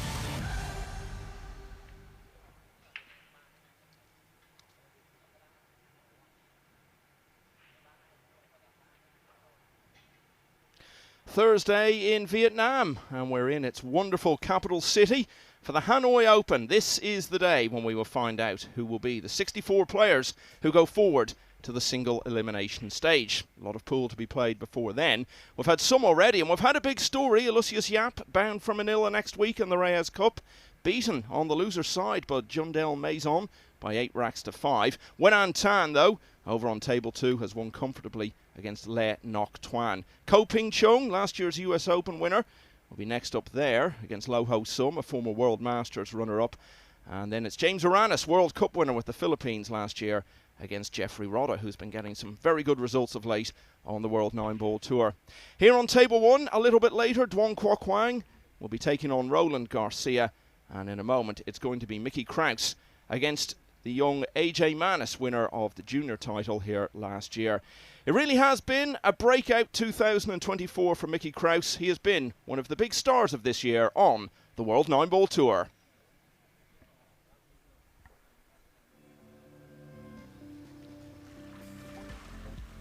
8 days of non-stop 9-ball pool action. Pool fans, you are in for a real treat. What a hit. Your 2024 Premier League champion, SVB James Van Holden. Neither of these two won a matchroom title in all of 2023. Tonight's the night when one of them will end the wait. What a match, what a final. Gorst is the champion, and it is quite a feather in his cap. It is Capito against Mieszko Putunski for the jackpot. What a result! Robbie Capito, he has made the breakthrough at the UK Open. I think with the scale of the World Championship now, it definitely has to be regarded as the premier event.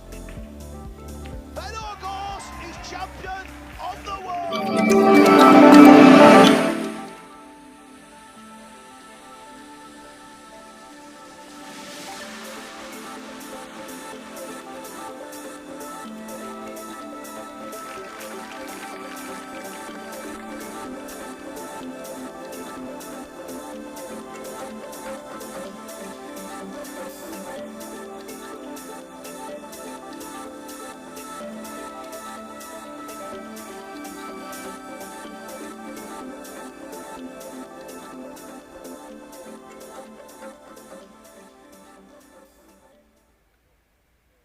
And so many chapters still to be written in the story of the World Nineball Tour in 2024. And the story continues now with Mickey Krauss taking on AJ Manis. It's unusual these days, Carl, to see Mickey Krauss playing in a match, and he feels like the old man of the piece. Yeah, last year's junior winner, AJ Manis. Huge following from the Philippines. Plays a lot of online challenge matches and thousands of people tune in to watch. And let me tell you something, he does not hang about on the pool table. Plays on pure instinct. And Mickey Krauss is also one of the faster players, so this could be a real good match to watch. as AJ Manis breaks off in rack number 1.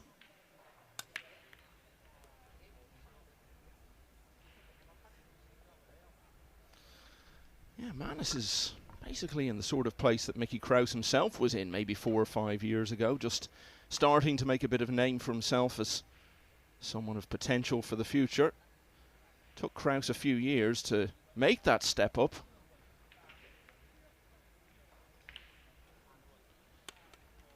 Didn't have a shot on the blue 2, hence the safety shot. Pretty good. I think Krauss can get up near the pink 4 ball though and just try and make contact on the blue 2. Has he gone for the jump cue? Yeah, so he can't get past the 8 ball, so there's no gap there, so he's trying to go straight into the blue 2 here. Just wants to leave a bit of distance. That's the idea. That is not the idea though. The scratch.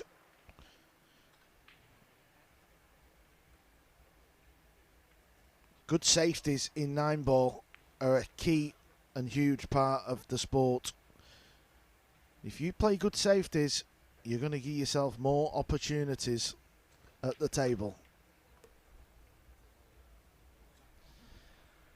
So they've both played 2 matches already and won them both. This is winners' qualification. Whoever wins will be in the final 64. Whoever loses will have another match later today. One final chance to go through to the single elimination phase. And this is AJ Manis, 17 years of age, ranked 90th in the world.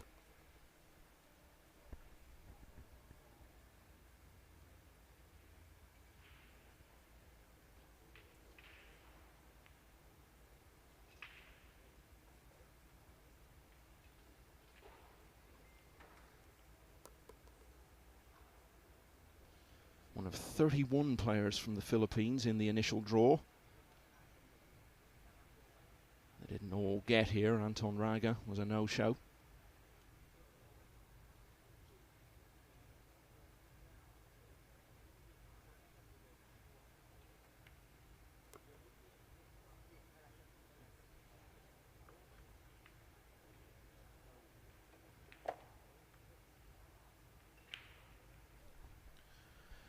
May have to go forward with a cue ball there. Yeah, just because he paused, so that told me he had a little bit of a funny angle. I say a funny angle, he was still okay, but just meant he had to run the cue ball off a couple of rails. And in rack 1, he's shown us why he's been tipped for big things. Yeah, Mickey Krauss scratched. AJ Manis did the rest. And in no time at all, he's into a 1-0 lead. So let's see what's going on elsewhere in this winners' qualification round. And Robbie Capito, who, like Mickey Krauss, has made the big title breakthrough this year, is level at 1-1 with Ko Ping Han. Francisco Sanchez Ruiz, fresh off his win at the Perry Open, has won the opening rack against Max Eberle of the US. So things just getting started in this round, but a lot going on the loser side. So round 3, on the one-loss side of the draw, Eklund Kachi in action there. And he's finding it hard to shake off the British player, Jake Newlove. Kachi leading by just a single rack at the moment at 6-5. His younger brother, Claudio, is still going on the winner's side, and he's just gone 2-1 up on Wen Tan Trung. Swiftly on with rack 2.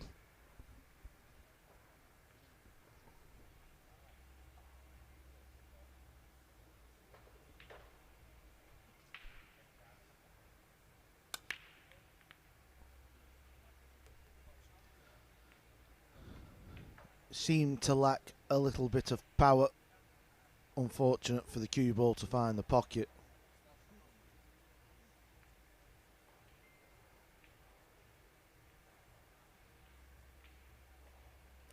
All the balls are in the open. The blue 2 goes through that gap into the corner pocket. So this is actually a nice table layout.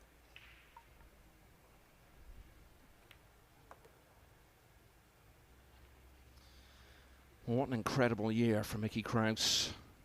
23 years of age. He started 2024 at number 68 in the world rankings. He's now up to 12th, and it's been about so much more than his European Open triumph in Germany. He's been very consistent throughout the year, doing well in events big and small. It's just a massive couple of weeks for him. He's going to be playing for Europe in the inaugural Reyes Cup in Manila next week. And he's in pole position to claim the one remaining automatic spot on the Mosconi Cup team, which will be decided here over the next few days.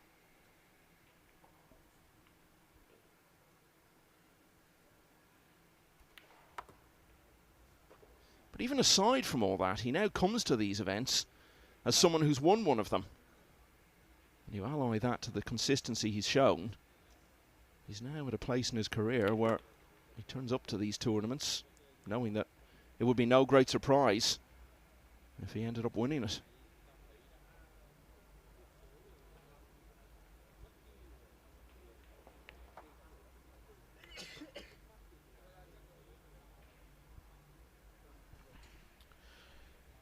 You've got to be careful here, though, on these brand new slick tables. You've got to make sure you don't stun the ball too much. Get the spin working quick. Yeah, see how it come off the rail? And it's gone, even if he lands on it, and it's gone wrong, hasn't it? Can always be a little bit of a weird shot, that. He sort of let the ball stun. He didn't get into the cue ball how he wanted. He may go for the bank, though, into the top right corner. That's what he's gone. It's close, but it's not there. Chance for Manos to steal the rack.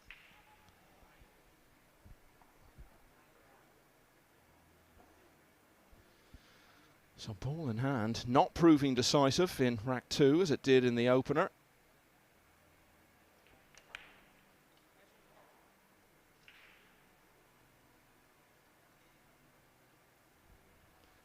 This would be a very good early blow to strike. Oh, what a fine pot that is on the 9-ball. So it looked as though Mickey Krauss was going to level. He didn't get position on the 9, went for the bank from distance, left a chance for Manos, and that really is a wonderful way for the youngster to clinch a 2-0 lead. And that is 9-ball in a nutshell. You can put all the balls, get bad position on the 9, you miss the golden ball, and your opponent slots it home to steals the rack.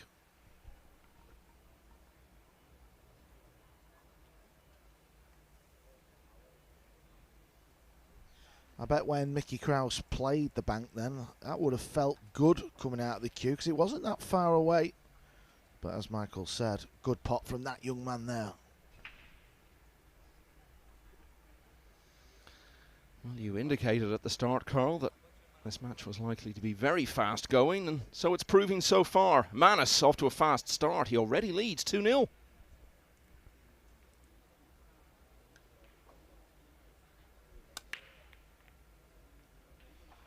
Yeah, he has this big, long, sort of bridge hand on the break. Really long, and it's obviously something he's worked on this break. It's a little bit like what Jason Shaw's break has been all about. Not breaking at full potential on the power bar. More of a medium-ish control break. Down straight away, though. Look at this, another good shot here. Jump shot may tempt him here. Two very different matches for Mickey Krauss so far. Raced out into a big lead over Lou Van Viet, and although there was a little bit of a comeback from the Vietnamese player, Krauss won 9-3, but he was behind for a lot of the way against Raymond Ferreon of Philippines. Got through Hill.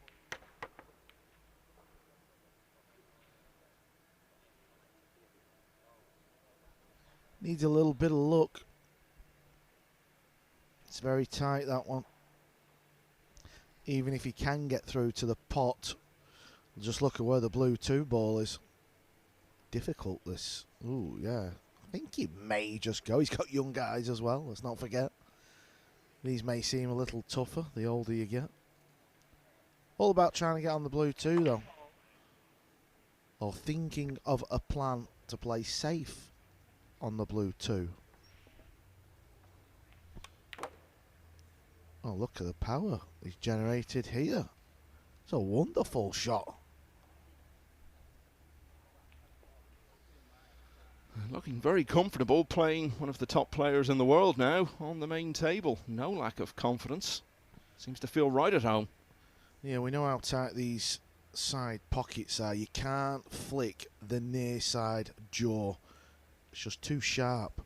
And I tell you what, if he clears the table here, Michael, what a message he's sending out to his opponent. Because the opening shot was sublime. He's won both his matches, 9-4 so far, against Venus Lim of Singapore and John Carlo Miraflor of the Philippines.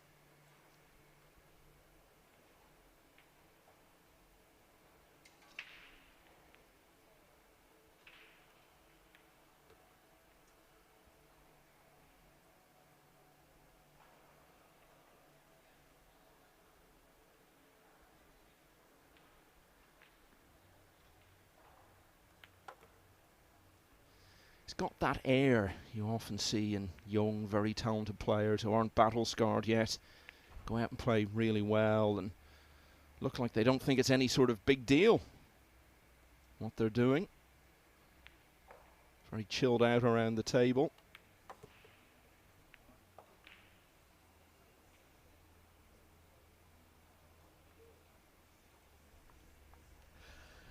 You can't hold the cue ball here. So it's going to be going in and out of the kitchen line. And it can always go wrong just because of the pace, the amount of distance the cue ball's got to go. But that's not bad, is it? I'll tell you what, some of the shots he's played, the opener and then the ball in the side and that shot now to get on the 9. This has been a wonderful rack from AJ Manis. So it was only about 5 minutes ago it looked as though Mickey Krauss was going to level at 1-1. Instead, he now finds himself 3-0 down. Eklund Kachi is on the hill in round 3 on the loser's side. He's just won rack 12 to go 7-5 in front of Jake Newlove. So if he gets through that, he'll only need one more win. And that would be against the loser of the Lo Ho Sum Ko Ping Chung match. And it's Ko Ping Chung leading there at the moment by 2 racks to 0. Claudio Kachi going well also in winners qualification, leading Wen Tan Trung by 3 racks to 1. Robbie Capito and Ko Ping Han level at 1-1. Johan Chua, runner-up to Mickey Krauss in the European Open, has won the first rack against Pong Nam Pham. And Francisco Sanchez Ruiz has just added the second rack to lead Max Eberle of the US 2-0. And I'm just having a look in there on the action on table 2.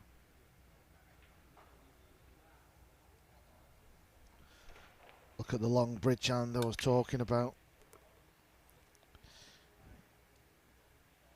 Well, this is going to sit up okay. He's got a shot on the red 3 ball here. Things are going along nicely here for Manas.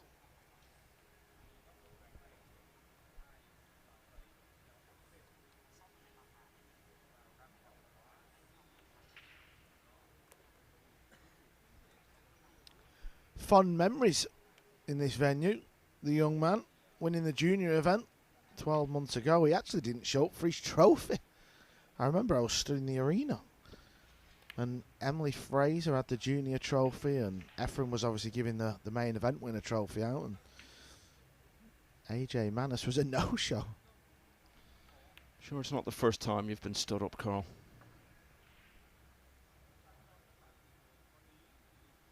Well, I was talking about him taking everything in his stride. That's taking it to real extremes.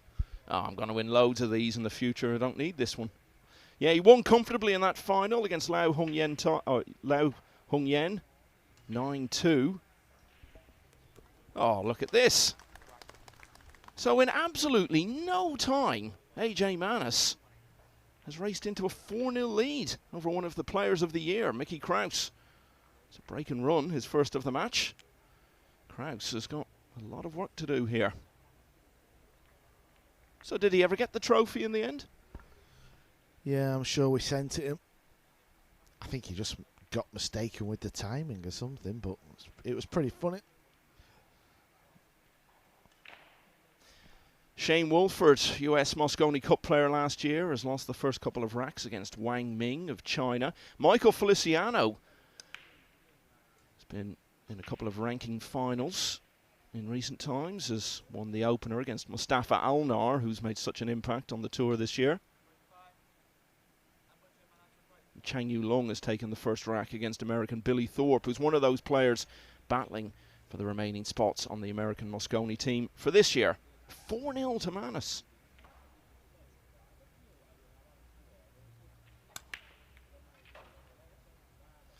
He's not getting that one in the side though, is he? That's 5 breaks and he's only made the one in 2 occasions. Yeah, Mickey's having a look at the 8-9 combo here, because if this is dead set, he'll use that 1 ball or the cue ball to possibly make the 9 ball. I think this can be made. Is he sending the 1 ball or the cue ball? Sending the cue ball into the 8 to pot the 9 for a quick rack. There it is. Well, these guys look like they're in a hurry. 5 racks down already. Mickey Krauss didn't win any of the first 4, but a very swift kill in that one. So Manus now leads 4-1. Yeah, that's the only problem with AJ's break. If he doesn't pot the 1 ball in the side, it's unlikely he's going to fluke another ball just because there's no real power in the break shot. And Mickey likes to give him a go crack, so we'll see the difference in breaks in a moment because Krauss will be breaking.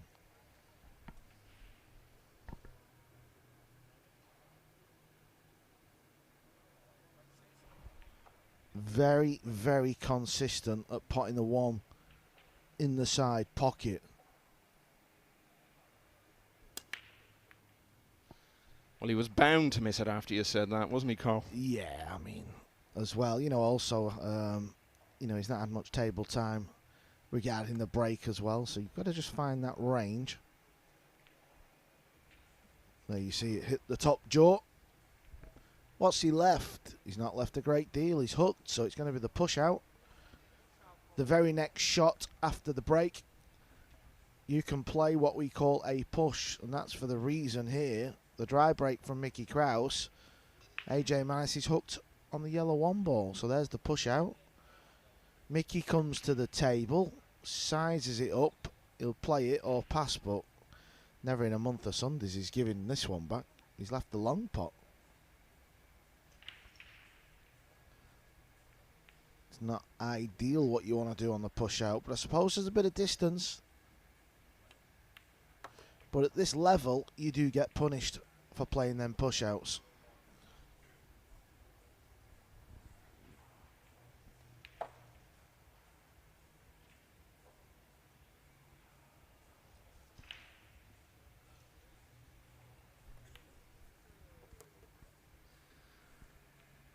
It's about 5 years ago now that Mickey Krauss, as a teenager, started to go on decent runs in various events around Europe. Continued that into 2020 until, like so many players in various sports, he had his career progress halted by the COVID shutdown.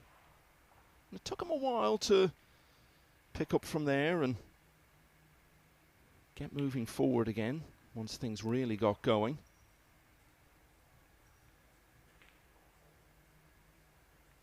Had a good run at the US Open, though, in 2021, the first time it was played in Atlantic City. It was a different format then. It was only a 16-player single elimination phase. And he was 1 win away from getting into it. Beaten by John Morra in losers qualification. In the same year, he was part of the Denmark team that got to the quarterfinals of the World Cup. It's the first time Denmark had even played in the tournament for 12 years, and they'd never won a match in it prior to that.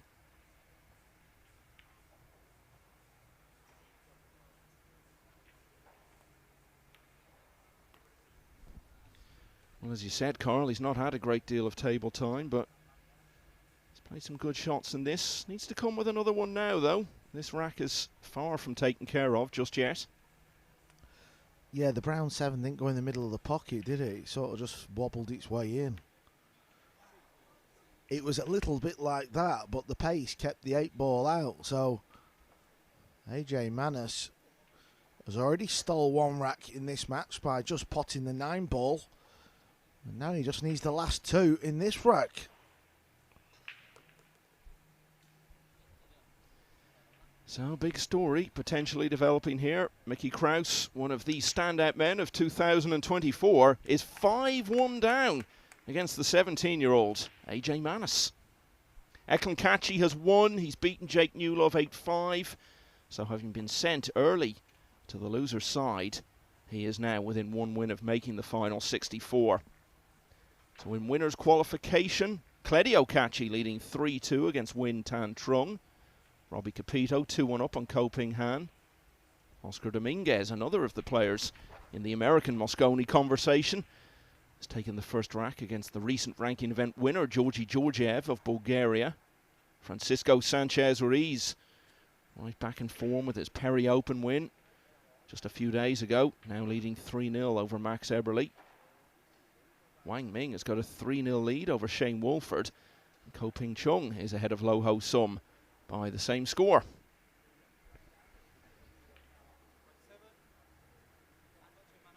So Manis is 4 clear again. Let's see how the break goes this time.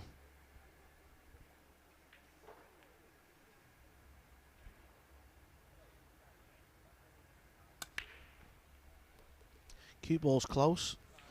Well, it got a little bit of help.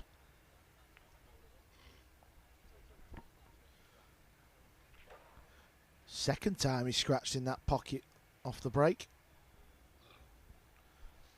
Second time Krauss has had roll-ins, ball in hand.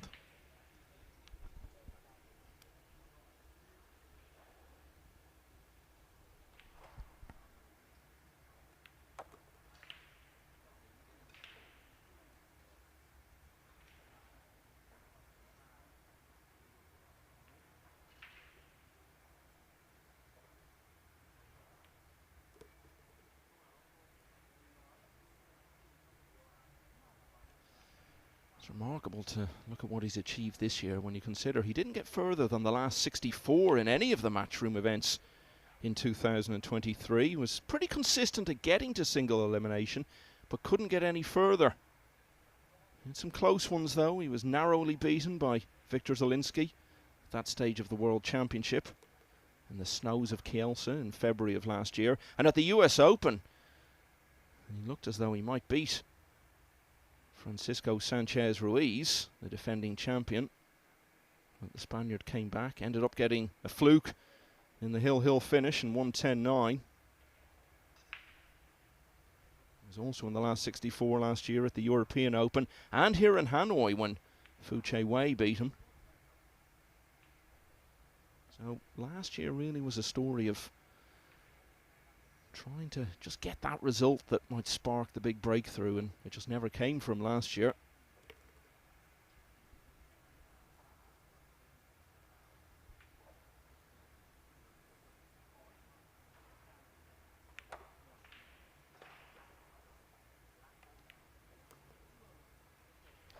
So Krauss had ball in hand off a scratched break in rack 2 and wasn't able to get the job done. He's going to this time though. And with that, he reduces his deficit to 5-2.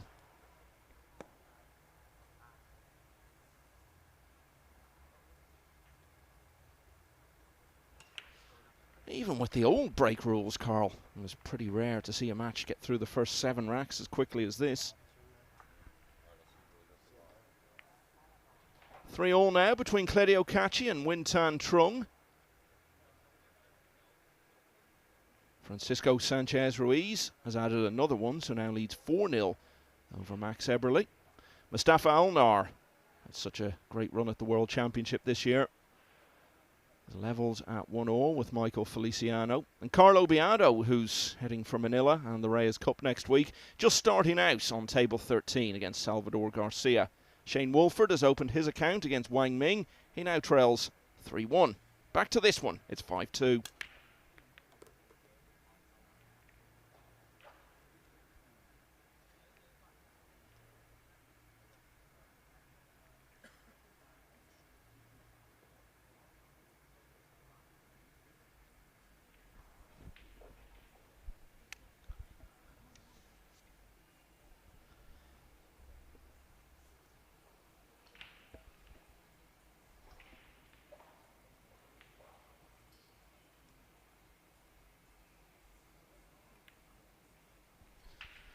That was very, very attacking.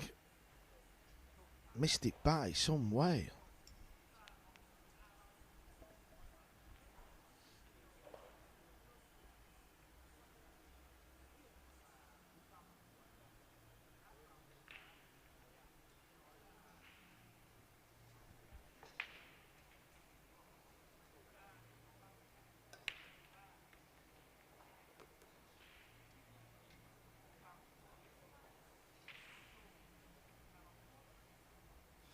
Manus looking to get to the last 64 of one of these big matchroom events for the second time this year. Got there in the World Championship and had a tough route.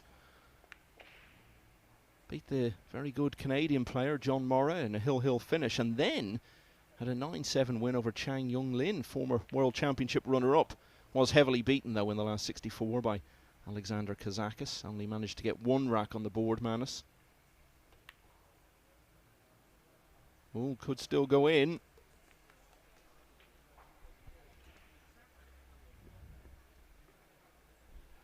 So much going his way here. And this is a good chance now to lead by 4 racks for the third time.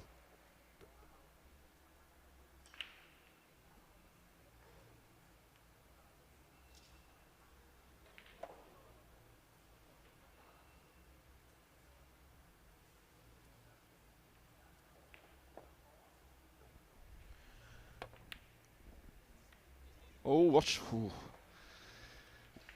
Well, it was moving so quickly I didn't even have time to say watch the 9. It was close, wasn't it, as it come flying back down table, but maybe that's the bit of inexperience that the youth players, you know, seem to have. That was such a low percentage shot. You look like a hero if you pop the 5, but jacked up full length. Just so tough. Awkward queue in here for Krauss though. You know, this is a big moment in the match. A match where he's not had loads of table time. Oh, that's nice. I like it. I like it a lot.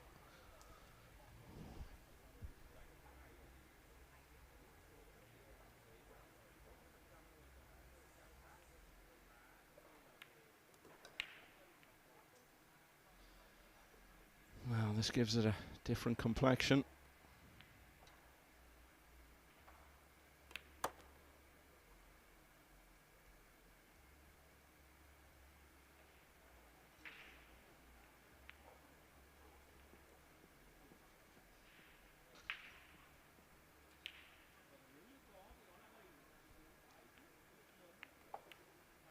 So for the first time in the match, it's 2 racks in a row for Mickey Krauss, and overall he's now won 3 of the last 4. Having trailed 4-0, he's now only a couple behind at 5-3.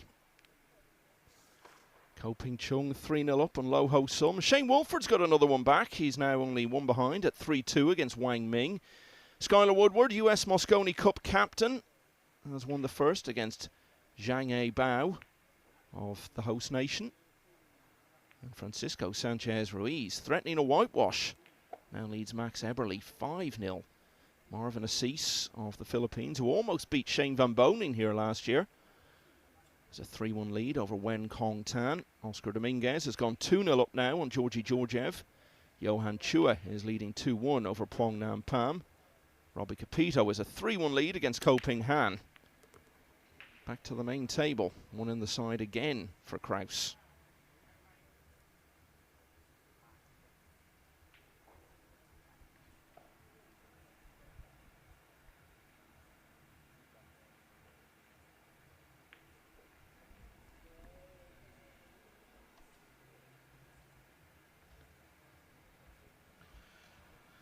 I'm wondering if he's tempted. No, I was thinking, is he going to be tempted with the bank? But, well, maybe after the safety shot, he wishes he would have been a bit more attacking. The reason why I thought the bank into the top left is because I thought it may be some sort of two-wayer. Now we may as well... Oh, well, easy left the gap.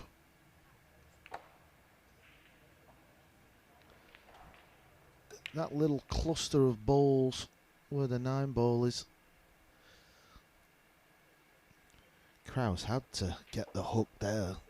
Now he's kicking at the blue too, off 2 rails. If he hits this ball, good things can happen because of that little cluster in the middle of the table. There you go. That's what he will have known. You might think that was lucky, but it was well executed.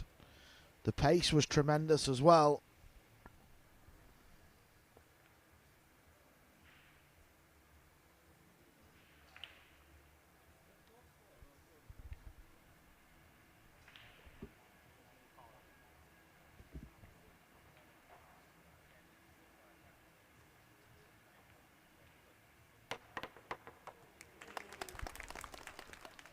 Wow, what a moment that is, and he's got a shot on the 3 as well. Yeah, it just bumped it, didn't it? What angles he left with here. There's another look. Look at the cue ball. Well, he's got this bit of an angle, but it's very close. It's always a bit touchy, this. It's a shot pros just never feel 100% with.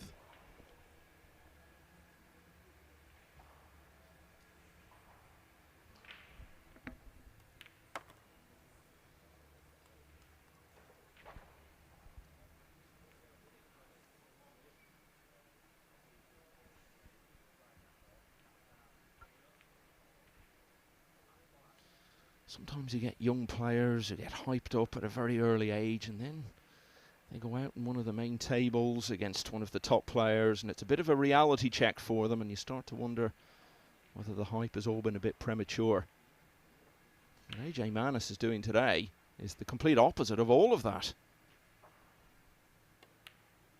Ooh, but that's a setback. And that could be a very big moment in the match. Had a chance to reassert himself. But now, Krauss is back at the table and looking to reduce his deficit to a single rack.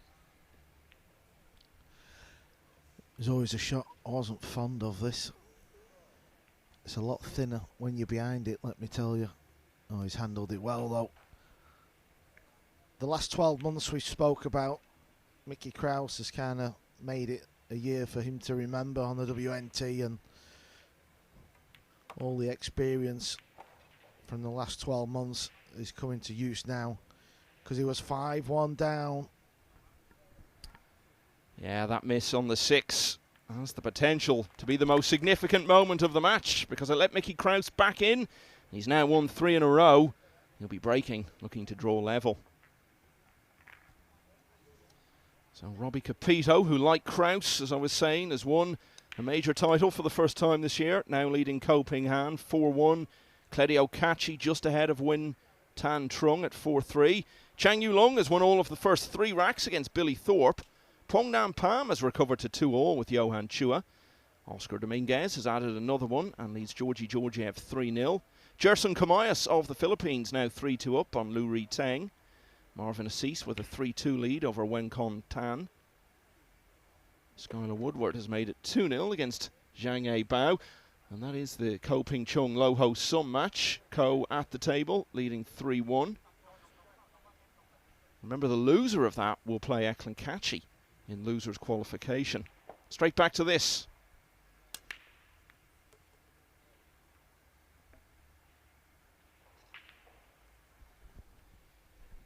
Two ball, yes, it goes, Michael. It goes past the brown 7. It's amazing.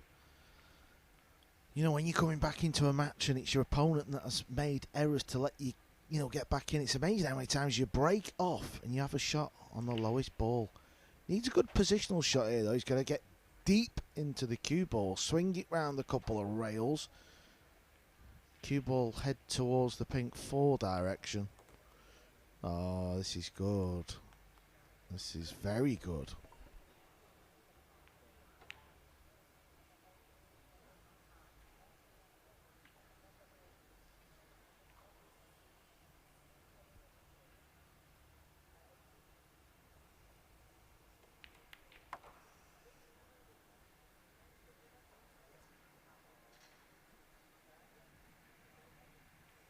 Talking earlier about how Krauss was looking throughout 2023 for that breakthrough moment. I think it really came at the World Championship when He knocked out the defending champion Francisco Sanchez Ruiz. Then beat Billy Thorpe, ended up losing to Dang Junhui in the last 16. He'd already been to the last 16 of the UK Open. So it was a couple of very good runs at very big events. And then, of course, went to Fulda and won that European Open. And he's played a decent shot here to keep Manus under a bit of pressure.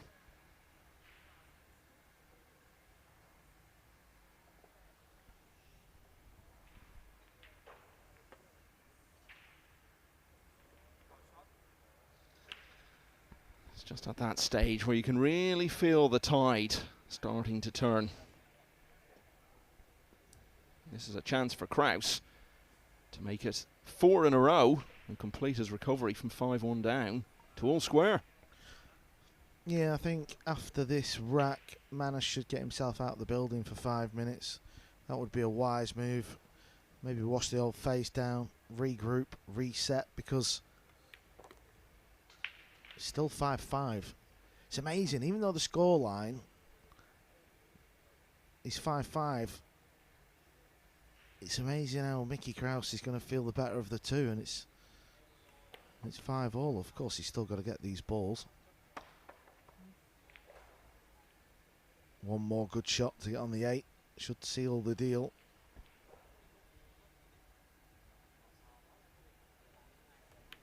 We often talk about how quickly things can change in this game, and it's particularly so in this match because of the breakneck speed it's been played at. How long ago was it that AJ Manus was on the brink of a 6-3 lead? Only about 5 minutes ago. He missed that 6 ball. Krauss has taken charge since then. So from 5-1 down, he's now level, and it's a race to 4 from here. Quick look at some of the other scores. Ko Ping Chung 4-1 up on Low Ho Sum. Wang Ming led Shane Wolford 3-0. The American got back to 3-all, but the Chinese player has just won rack 7 to get back in front. Skylar Woodward 3-0 up on Zhang A Bao. Mustafa Alnar leads Michael Feliciano 3-1. Marvin Assis 3-2 up on Wen Kong Tan. Jerson Kamayas now leading 4-2 over Lou Riteng. Oscar Dominguez cruising along 4-0 now against the informed Georgi Georgiev. And Claudio Kachi, well, he did get it to 5-3 against Win Tan Trung, but the Vietnamese player has just got one back, so that's 5-4 now to Kachi. Chang Yu Lung leads Billy Thorpe 3-0. Back here, it's all changed. Mickey Krauss level at 5-all as he breaks in rack 11.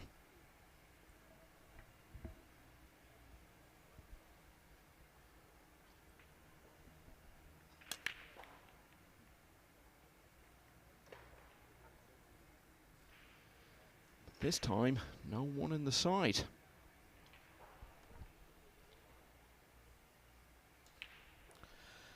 Now look how close that one ball was.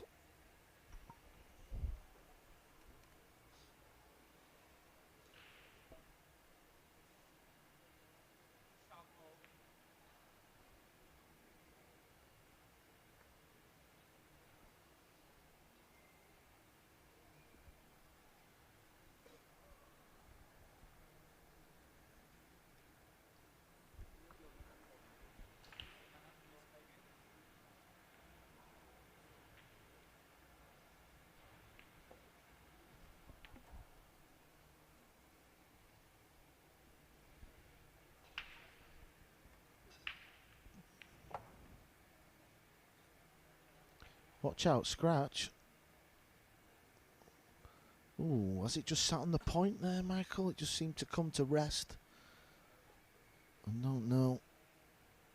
Very, very close.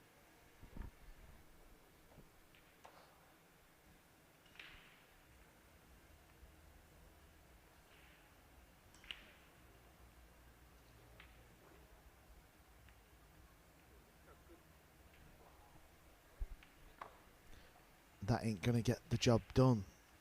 The blue 2 is tied up. However, what angle has Manus got here? Potting the ball. We call this the natural angle. Is the natural path going into the 2 balls? It is. Look at that. Again, close to the scratch. Well, I don't envy him here, queuing out of that pocket, trying to pot it in that side. This is very tough.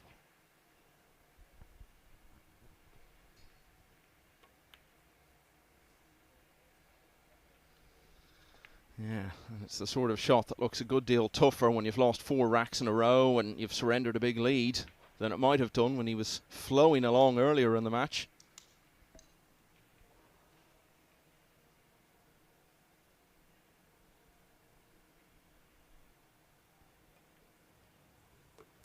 And now Krauss is at the table with a chance to lead for the first time.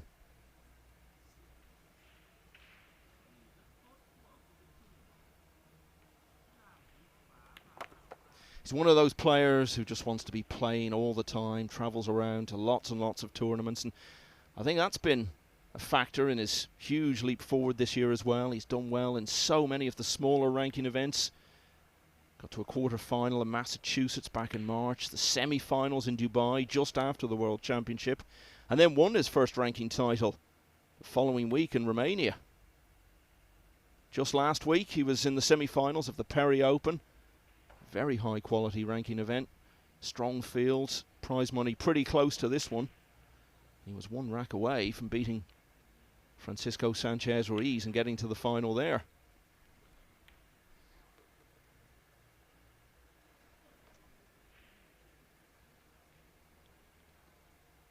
Disappointing US Open, went out in the last 64, but it was a bit unfortunate to find himself up against former US Open champion Joshua Filler at that early stage. Even then he was 1 rack away from winning.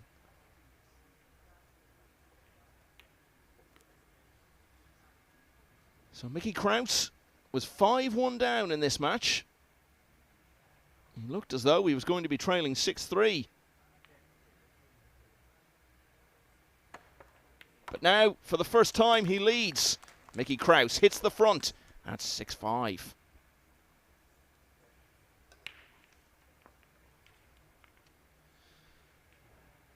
I don't know exactly what time this match started, but it was only about 40 minutes ago. It's an amazing pace.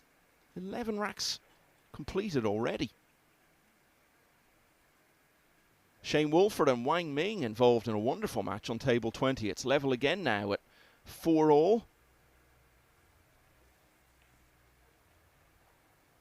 Robbie Capito 4-1 up on Ko Ping Han. Cledio Kachi's just gone 6-4 against Win Tan Trung. And Johan Chua back in front against Pong Nam Pam. That one is 3-2. Oscar Dominguez now leading 5-0 against Georgi Georgiev. And Antonius Kakaris of Greece has won the first against world champion Fedor Gorst. Krauss in front for the first time.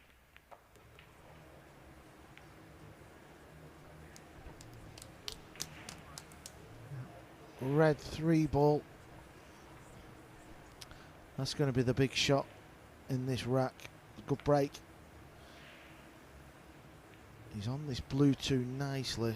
Again, it's all about that red 3. Doesn't look like it goes past the brown 7, so is he going to try and slide in behind it? This is actually a really good effort, you know. It really is. In fact, it's a phenomenal effort. So easy to overhit that ball, Michael, and land on the bottom rail with the cue ball, and you're hooked. Just look at where he's left it there.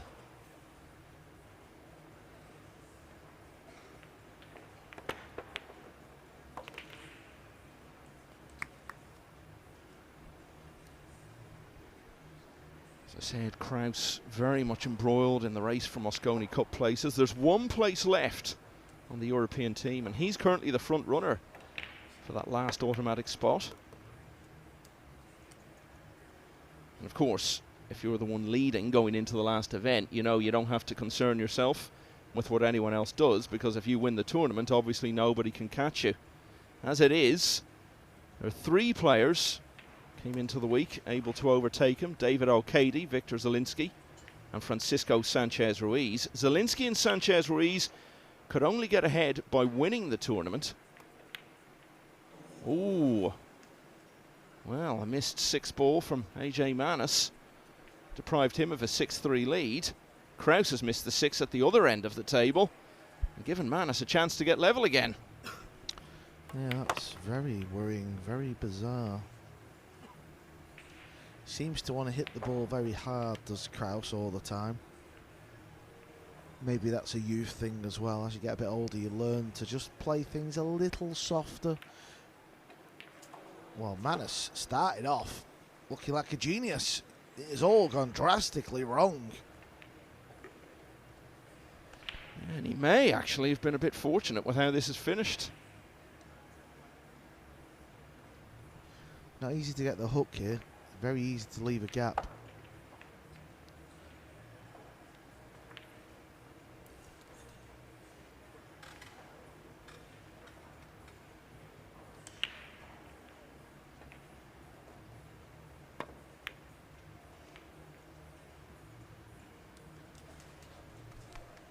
This game has had everything, and it's been played in a wonderful pace as well. Nearly 12 racks played in pretty much no time at all. I think we're averaging probably under 4 minutes a rack, and that even includes the time to rack the balls up again between. Needs a bit of luck here. What shot is he going to leave? Well, he's going to leave a pot into the bottom right corner. He's got a little bit of work to do with the cue ball, though. That's the angle he's got.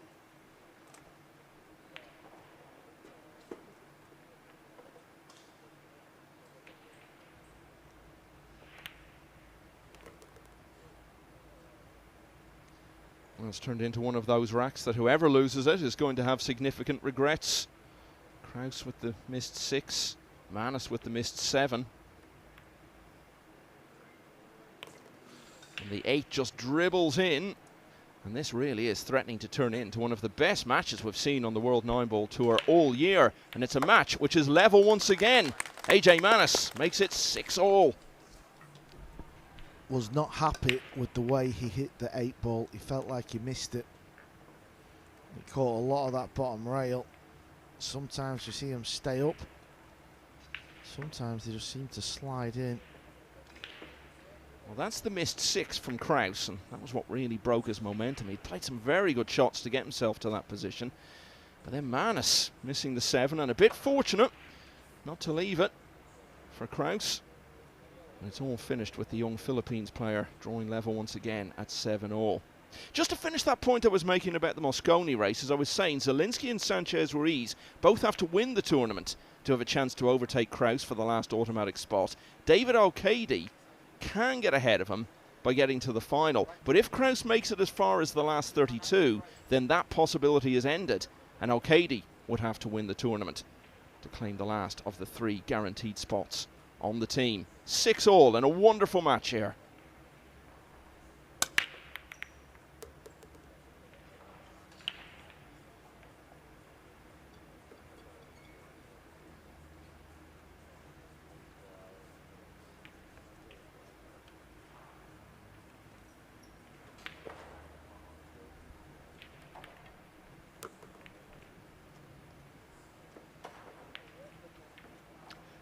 This is a really, really good split of the balls here. Just make sure you get an angle on the pink 4.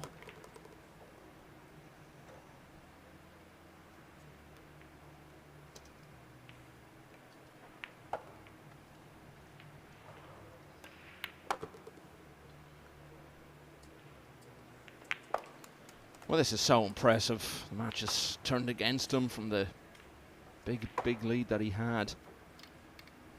He's not looking phased by that.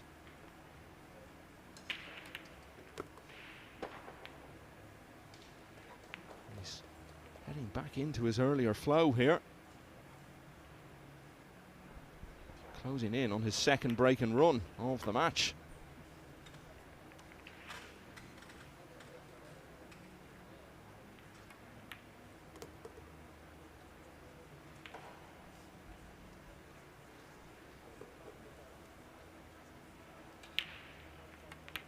Well, he lost 5 racks in a row to trail 6-5.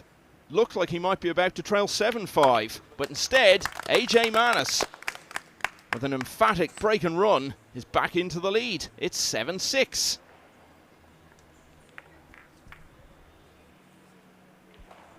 So, elsewhere, Fedor Gorst has won the second rack to draw level at 1-1 with Antonius Kakaris. Kledio Kachi is a couple of racks away from single elimination. He leads Win Tan Trung by 7 racks to 4. Robbie Capito is 5-1 up now on Ko Ping Han. Oscar Dominguez is leading 5-0 over Georgi Georgiev. Max Eberle has averted the whitewash, but he still has a mountain to climb to avert defeat because he trails Francisco Sanchez Ruiz 7-1. Mustafa Alnar, what a year he's having. And what a day he's having today, leading 6-1 over Michael Feliciano. Skylar Woodward 4-1 up on Zhang A Bao. Carlo Beato has won the first couple of racks against Salvador Garcia. Shane Wolford has really turned it around to lead 6-4 over Wang Ming, and Ko Ping Chung is a 5-2 lead against Lo Ho Sum. 7-6 here to Manus. Here's rack 14.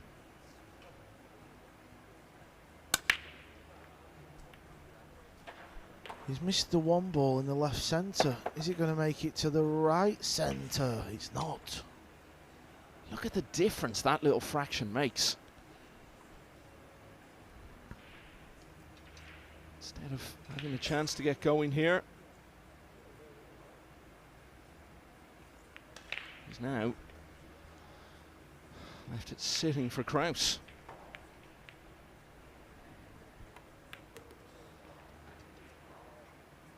I'm not sure he would have had a shot at plotting the two, but he would have been in control of the table. And as it was for Krauss, he had a very simple positional shot to get on the two. Is this the fastest match you've ever seen? This is incredible pace. Over on table 2, Ko Ping Chung, last year's US Open champion, going well, leading Lo Ho Sum 5-2.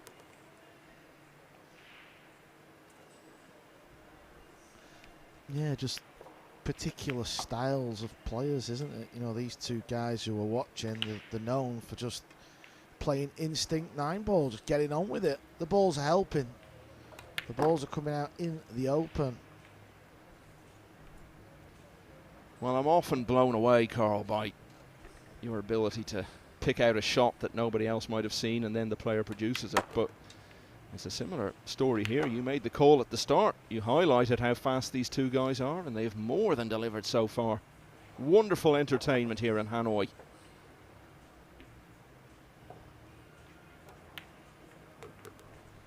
That's the type of shot I was on about with Mickey Krauss. That's what I've noticed. Them shots, when you're not perfect on them, he seems to play them with a little bit too much pace. He was quite fortunate that one wobbled and fell in.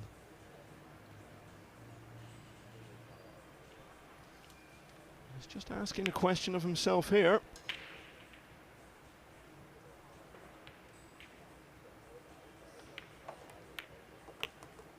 Oh, this looks good though. So Manus missed the one in the side, almost fluked it on the other side of the table. Instead, he left it over the pocket. Krauss has taken care of business from there. We're level again. It's 7-all. Couple of them pots in that run out did not go in the middle of the pocket. So even though he got the job done, I do believe he's not 100% happy where he's queuing. Let's see if we could. This was the one. See how he thumped it into the rail? Took a bit of a wobble in the end, but listen, doesn't matter. He slots home the 9.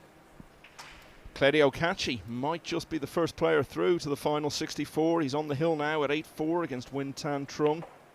Georgi Georgiev isn't going to get whitewashed because he's won rack 6, but he's still a long way behind against Oscar Dominguez, the American leading there 5-1. 7-all here.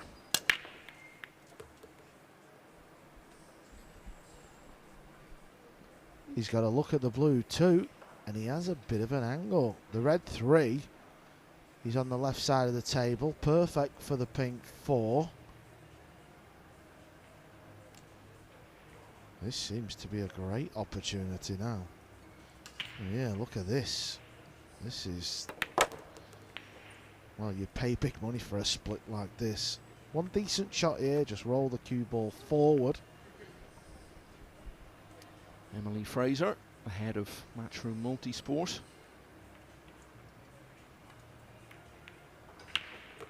What a brilliant couple of weeks it is for the World 9-ball Tour. Got this Hanoi Open, which was such a success in its inaugural staging last year, and then on to another new event next week, the Reyes Cup. I know you've been to the venue, Carl. Of course, you're going to be captaining the European team, and I saw pictures of you walking into it, and I could almost see it in your eyes that you were sensing what sort of an amazing atmosphere we could have there next week. Yeah, it's very oldie worldy. It's got a certain type of vibe about it. I think it's going to be very warm in there, and I think it could be very loud.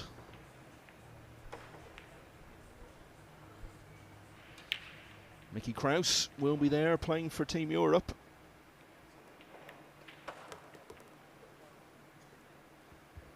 And if he can pop these last two balls, he will be one rack away from playing in single elimination here.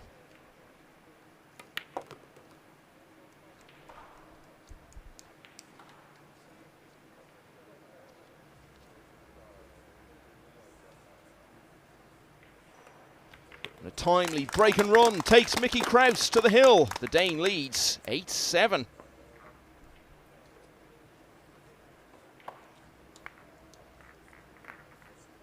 we look again at some of the moments of that rack, I think it's fair to say Krauss has been more effective with the break, making the one in the side. You saw it there once again.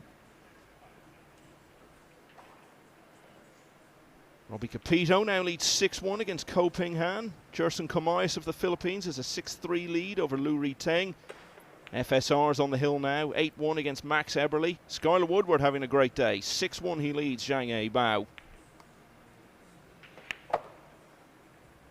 And Mustafa Alnar now leading 7-2 against Michael Feliciano. Mickey Krauss needs one more.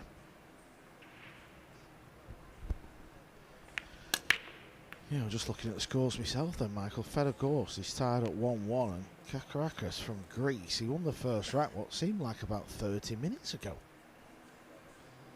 Probably played about 5 or 6 racks in this match since then. So, how have they come up here for Mickey Krauss? Very nicely.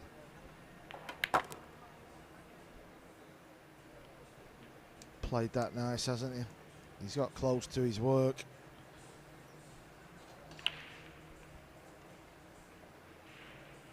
Couple of rails.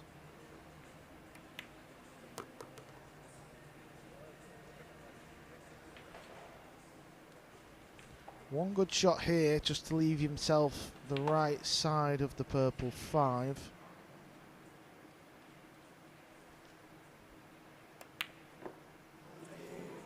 Yet again, hits the ball a little bit too hard. And he's lost a cue ball by somewhat and all. I mean, where's he going with a cue ball? We've seen some wonderful fluent pool in this match, but you need a bit of this to make it a truly memorable contest. Unexpected misses here and there, and we've had our share of those. Now AJ Manis has a chance to give this wonderful match the hill finish it deserves.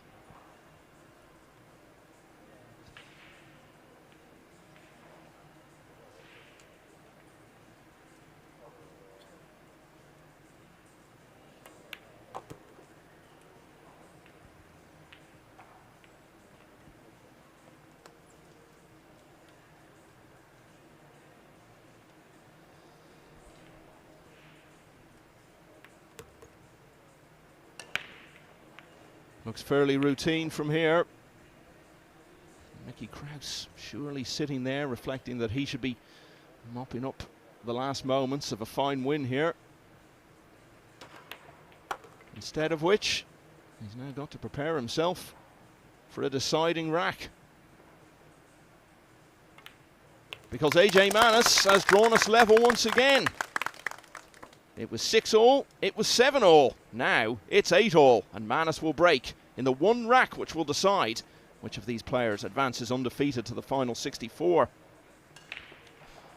Well, whoever it is won't quite be the first to get there, because Cledio Kachi has won that particular race. The young Albanian has seen it off at 9-4 against Win Tan Trung. And Cisco Sanchez Ruiz may not be too far behind, leading Max Eberle 8-1. It's 5-all now between Marvin Assis and Wen Kong Tran. Phong Nam Pham of Vietnam is now 4-3 in front of Johan Chua. Mustafa Alnar's on the hill as well, 8-2 against Michael Feliciano. Shane Wolford just needs a couple more, leading Wang Ming 7-5. Ko Ping Chung is now 5-3 in front of Lo Ho Sum.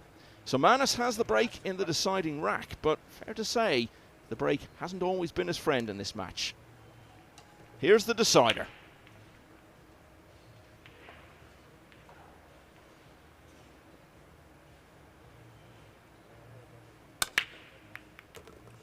Got the one in the side this time. What else has he got? He's not going to get a look at it. I think he's just pulled up, so he can't play the pot.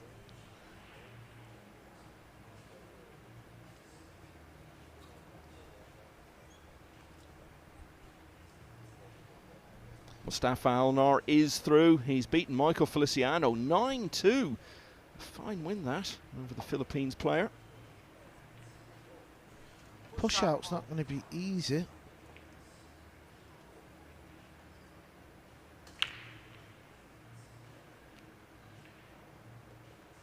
Well, I'm sure he'll get this one back. No value in taking this shot on.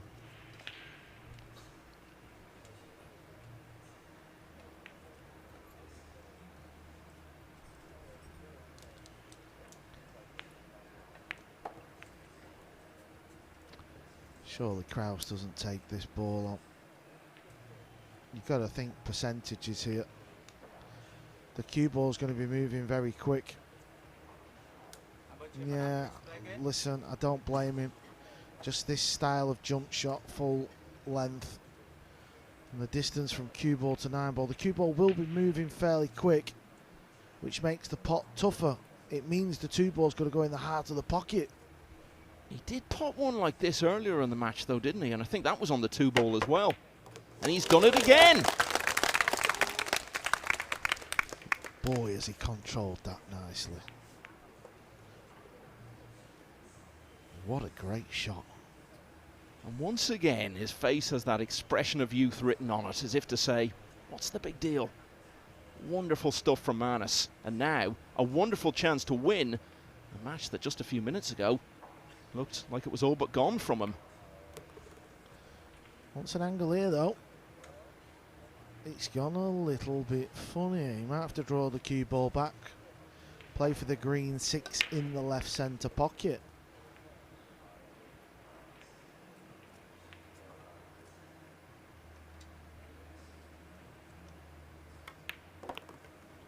What's the pace like? The pace is absolutely spot on.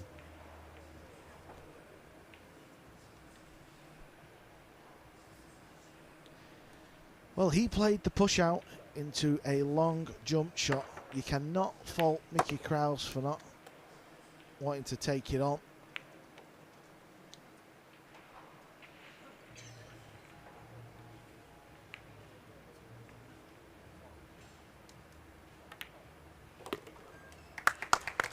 What an absolute cracker of a match.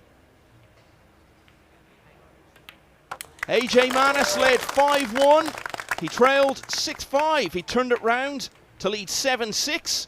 But it was Krauss who got to the hill first at 8-7. It looked as though he was going to finish it off in the next rack. But he let Manus back in. And helped by a wonderful pot with a jump shot. In the deciding rack, AJ Manus has defeated Mickey Krauss, one of the standout players of the year, by 9 racks to 8. Manus is through to the final 64. Krauss will have to head to the loser side and find a win there if he is to make his way into tomorrow's play. Wonderful match, all completed in the space of about an hour, even though it went the full distance. Manus the winner, 9-8. And the action continues very shortly with Duong Qua Quang, the leading player from the host nation, up against Roland Garcia of the Philippines. That will be along in just a few minutes' time.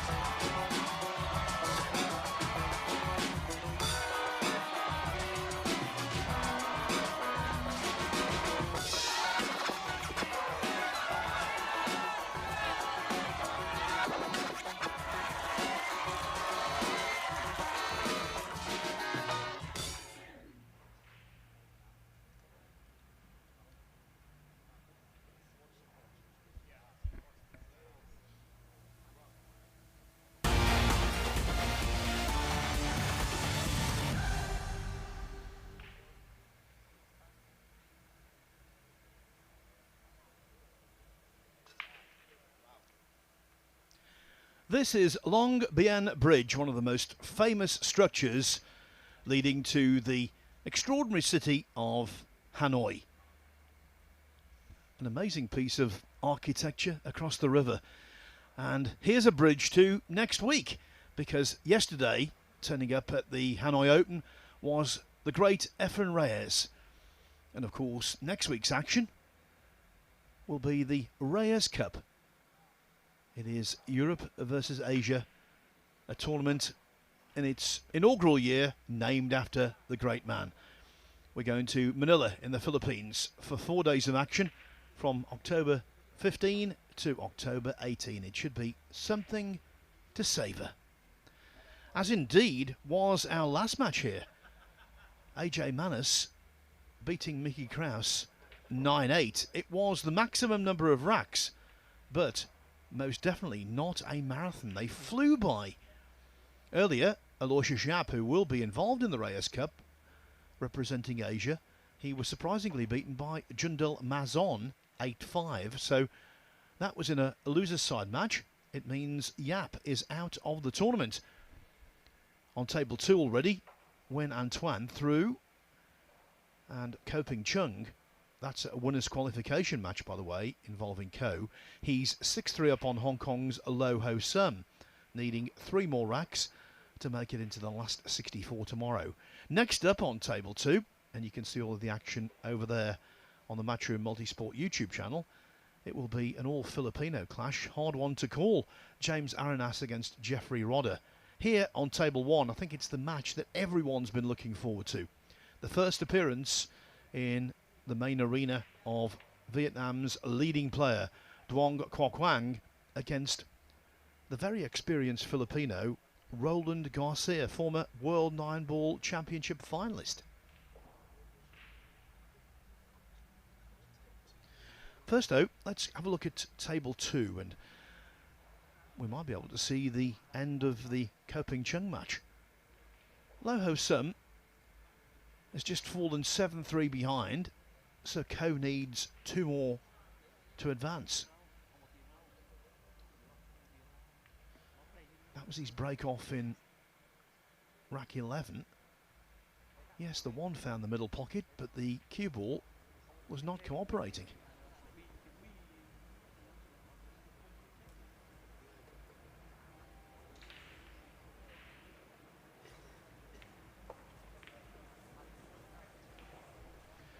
Good to see some meaningful bonus action from table 2.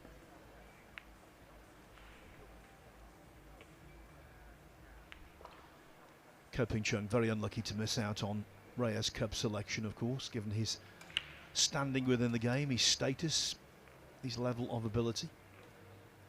But I'm sure for him there will be many Reyes Cup appearances in the future,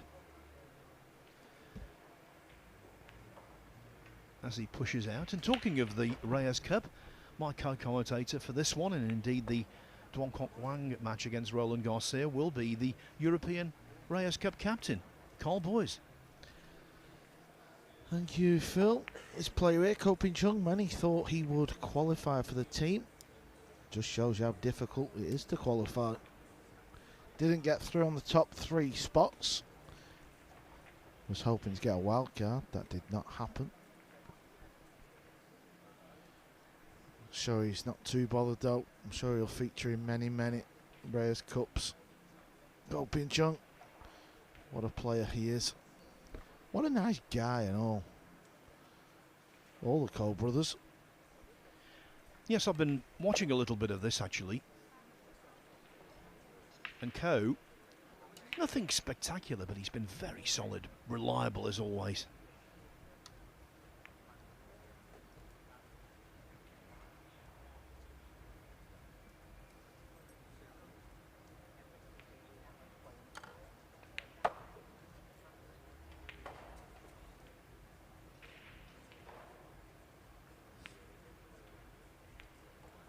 Not his best safety there, mind you. The last match you've just done with Michael, that was high-speed pool, wasn't it? One of the best matches I've been involved with, just because both players get on with it, and the balls were breaking nice and all, and he had a little bit of drama as well, a few misses. And what a finish for Manus in the end. Pushed out to a long jump, nailed it, and cleared up for the win.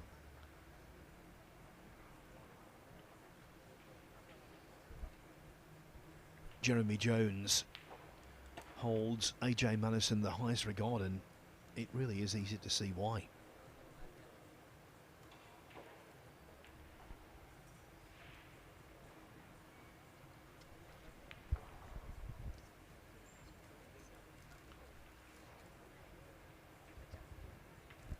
That's a better safety though. He's got him in all kinds of trouble here.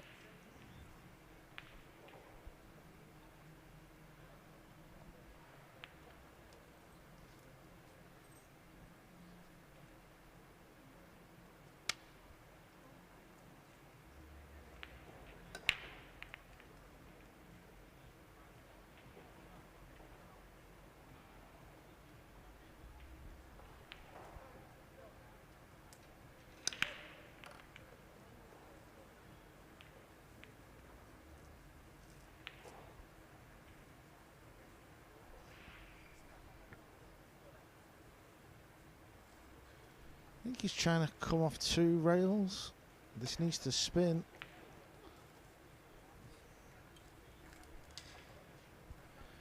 You saw there the spin on the cue ball. What there was had dissipated by the time it got to that short rail. So it was never going to be wide enough to make contact with the 2.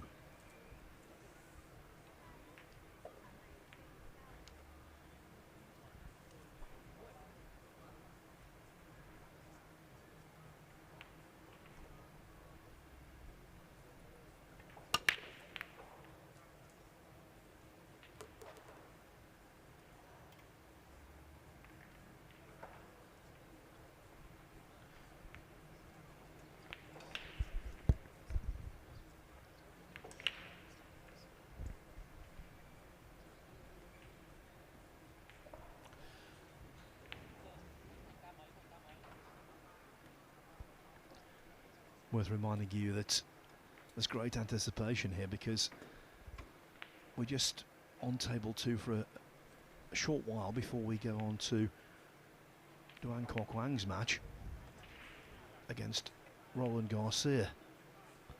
Now then, 2 fouls.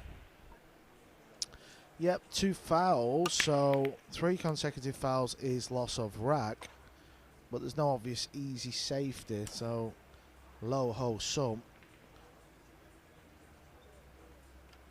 may decide to just run the table. I don't see why you wouldn't.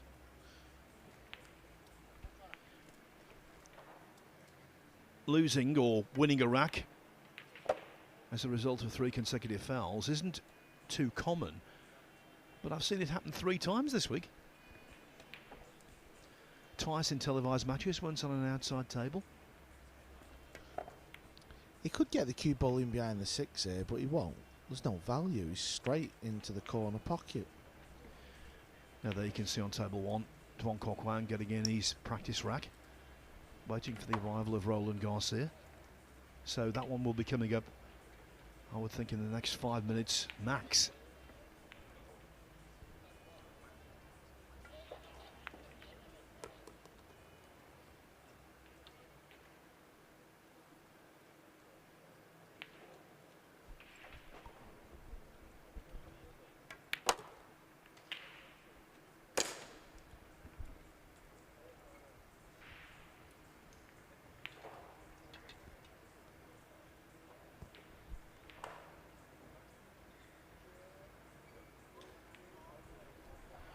Well, in order to get those fouls, I think he had to get the cue ball closer and at a slightly different angle to the 9.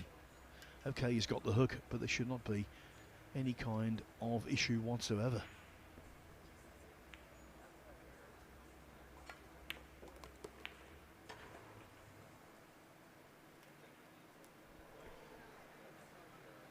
In fact, the 6 is knocked in.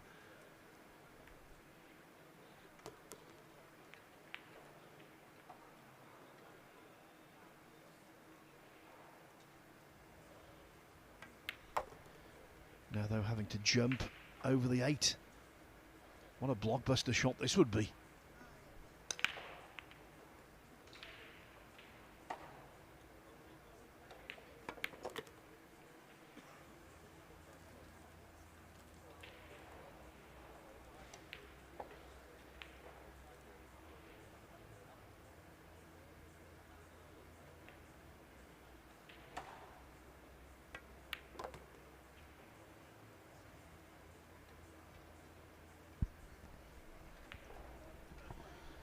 That's worrying.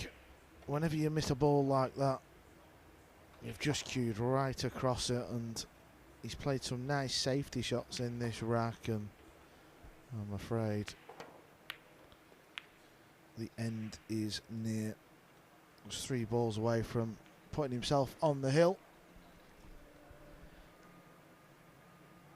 And you have to say, after coming so close to being World Masters champion a few years back, Loh Ho Sum has not kicked on. Unlike his fellow player from Hong Kong, Robbie Capito, who this year won the UK Open.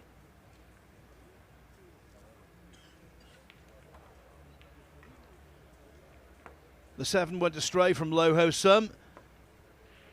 Ko Ping Chung tidied up. He's on the hill.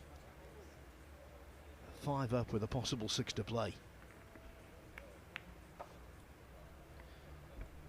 can tell you Fedor Gorst has taken a 3-2 lead over Antonios Kakaris. Pretty slow going on table 11 actually. Chang Yu Long 6-4 on Billy Thorpe. The aforementioned Robbie Capito 7-3 over Ko Ping Han, who is the younger brother of Ko Ping Chung.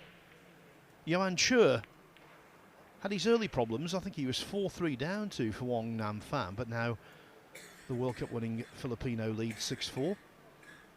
Oscar Dominguez was off to a flyer against Georgi Georgiev, but the Bulgarian is now back in contention. Dominguez has a lead of 5-3. Jerson Kumayas of the Philippines has beaten Liu Riteng 9-4. Marvin Assis and Win Kong Fan locked together at 6-6. Francisco Sanchez Ruiz on the hill against Max Eberle at 8-2. And a very convincing win for Skylar Woodward, 9-1 over Giang A Bao.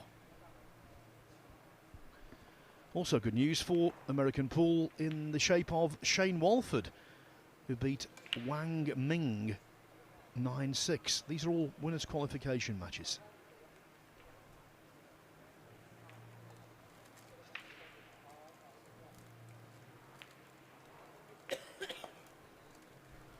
So Ko Ping Chung wants Carl to be in for the kill.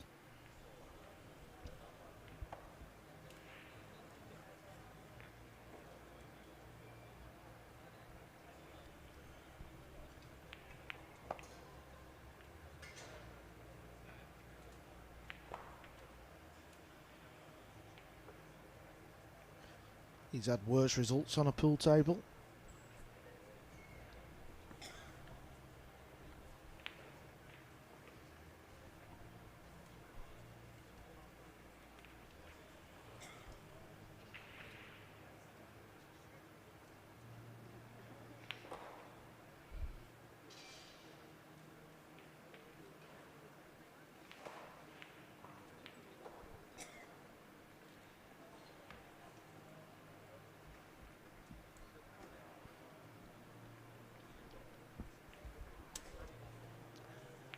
You can fully understand why, but it seems to me Loh Ho Sum looks a little dispirited.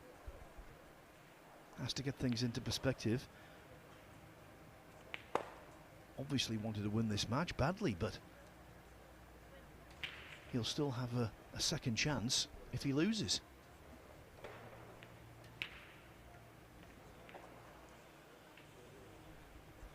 We might want to say when he loses, the way things are.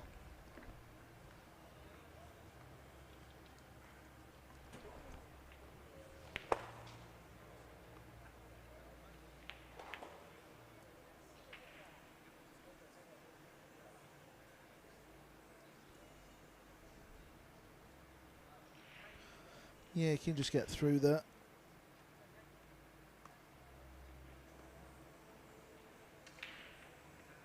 Always play this with a bit of right and spin. Oh, it's actually tighter than... Yeah, you could just get through. Yeah, there you could see the right hand English. Cue ball then goes off 2 rails into the middle of the table.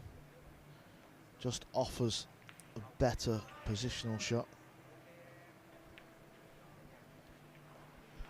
Judgment Day come the end of play. 64 players will be left. That's when you just start to feel like we get to the real business end of this tournament, the real meaty section. Yeah, and when we get down to the last 64, it's single elimination. No more safety nets.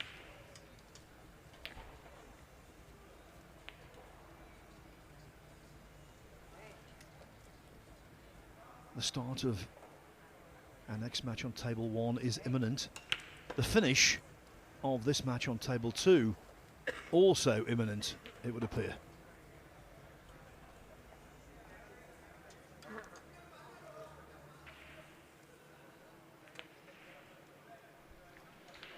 And Carl, you have to regard Ko Ping Chung as an authentic title contender.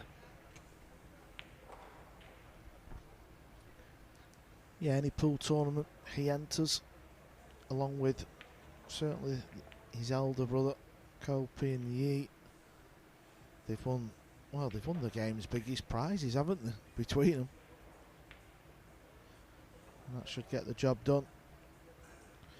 His name will be going into the hat, Phil. The final 64 beckons for Ko Ping Chung. Indeed, and it's a name that all of the other players will want to avoid. Ko Ping Chung, neat and tidy as always. He defeats Lo Ho Sum of Hong Kong by 9 racks to 3. That's over on table 2, so we'll now switch back to table 1 and a match that's going to be watched by an awful lot of people. Right now, Roland Garcia just having his practice knock. We know that Duong Kwa Kwang has had his. One thing I think will work against Duong being here on home soil, because this is his debut in the tournament. Let's not forget that. He's the one that people expect will carry that Vietnamese flag. And that's an awful lot of pressure, Cole. Yeah, and he wants to be here come weekend, doesn't he? That's when the fans will really start to show up. That was the same last year. What are we on today? Wednesday still, is it? Thursday? What day is it, Phil? Thursday. Thursday. 256 start out. Qualification.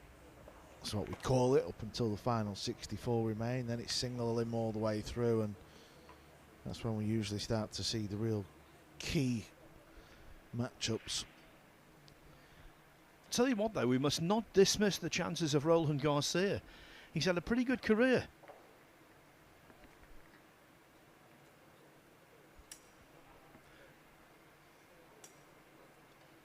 He beat Cook Trung Tran 9-8 in his first match, then Fu Jianbo 9-7 in his second. Now, long-time fans of Nineball pool will remember Fu Jianbo. He was part of the Chinese duo who won not one but 2 World Cups in 2007 and 2010, partnering Li He-wen. He's a fine player, and so that was a fine victory over Fu. I've said before, Garcia, runner-up in the 2017 World Nineball Championship to Carlo Biardo. He's from Magalang in the Philippines, 45 years of age.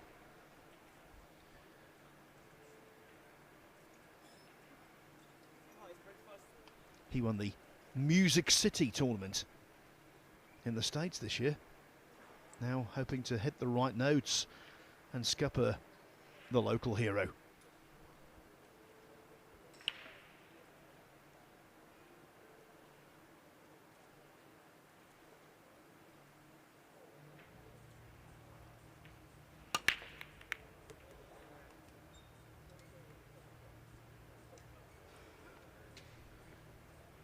Well, funny old break and funny old configuration of the balls.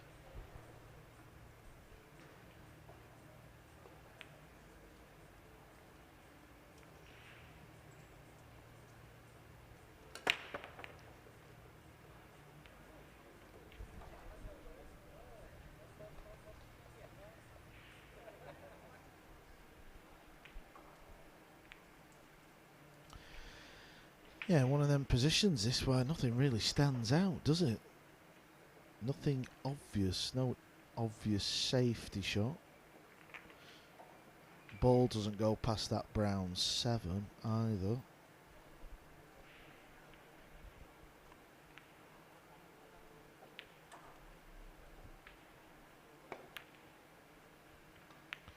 So he's had to try and be a little bit inventive. That was a damn fine effort as well, but I think it's just a little short. Yeah, there you see, Garcia can pot this. Cue ball's on the rail though. Plenty of distance, not an easy pot by any stretch. No, he's got all the tablecraft and all the wise moves, Garcia, but you'd never say he was the most classical cueman. And so, potting from distance, not his best attribute.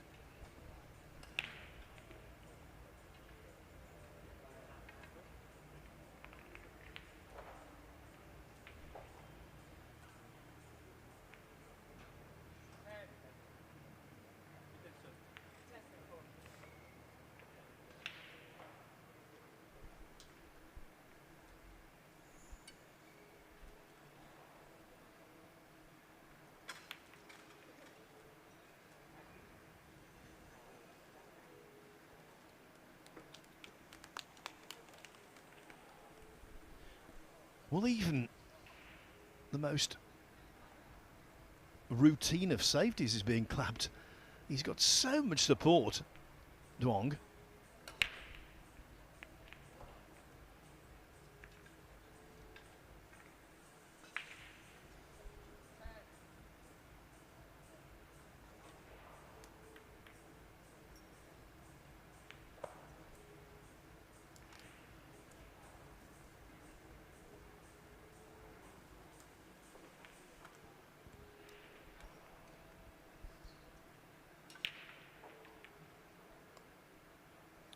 Should be in trouble after this shot.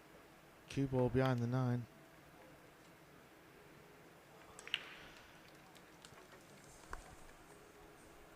Two rail kick for Garcia.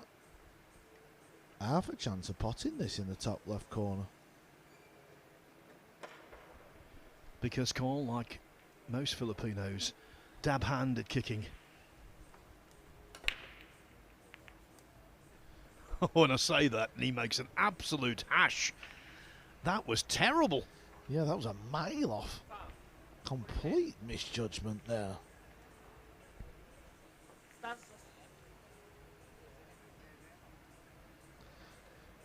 This is a genuine chance now, though.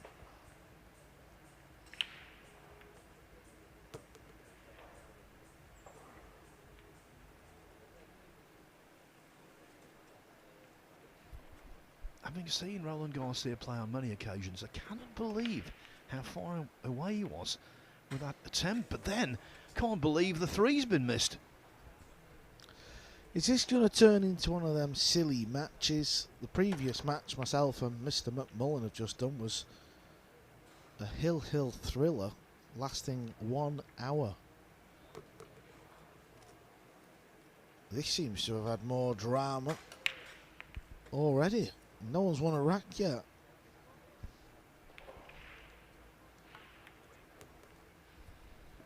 I don't know what was worse, the misjudged kick or the missed three. They were both glaring errors.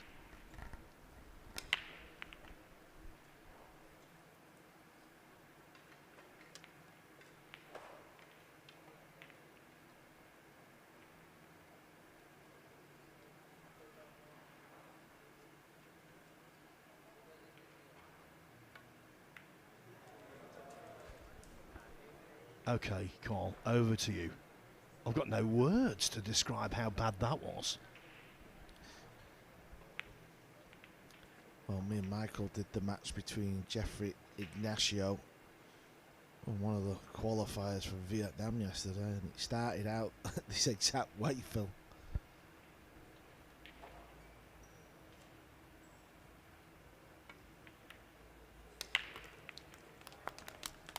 That was better though, wasn't it? The Garcia 6-ball was just butchered.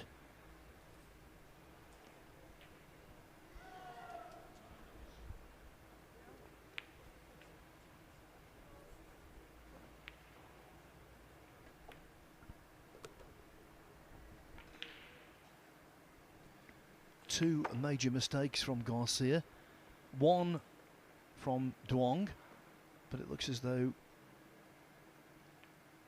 the Vietnamese number one is going to take rack number one.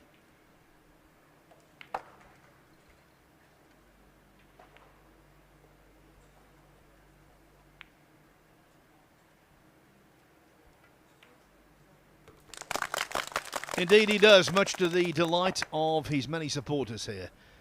So Duong Quoc Quang leads Roland Garcia 1-0. Some big moves in the winners' qualification matches out there. Fedor Gorsht now leads Antonius Kakaris 5-2.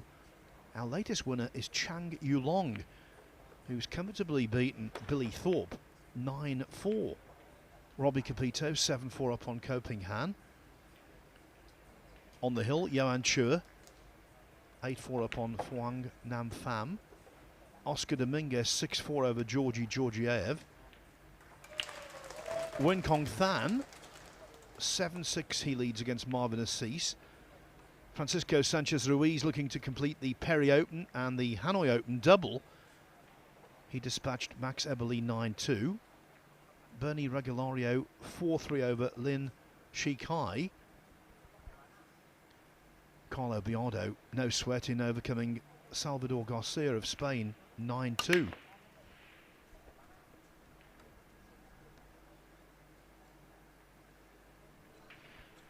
So after that opening rack display of jitters from both, I think the standard's bound to improve.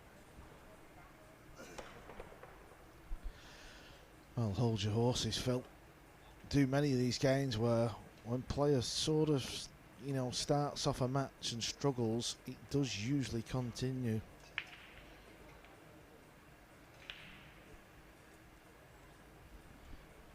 By the way, Carl, what's it like to be reintroduced to a four-letter word? Work. Can you please elaborate? Well, back-to-back matches for someone who's had a cushy number so far this week. You say cushy, I was all over Vietnam filming for TV last night. What time did you finish work? I finished about 10 PM. It's a shame because I forgot my violin. And then you know what I did last night? I took Team Europe to one of the pool halls training while you were snoring away, Phil. Well, I was sleeping, I don't snore, but yeah, okay, you might have got me on that one. Lesson learned, never get into a public debate with Carl the Truth, Yeah, boys. You're fighting a losing battle here, Phil.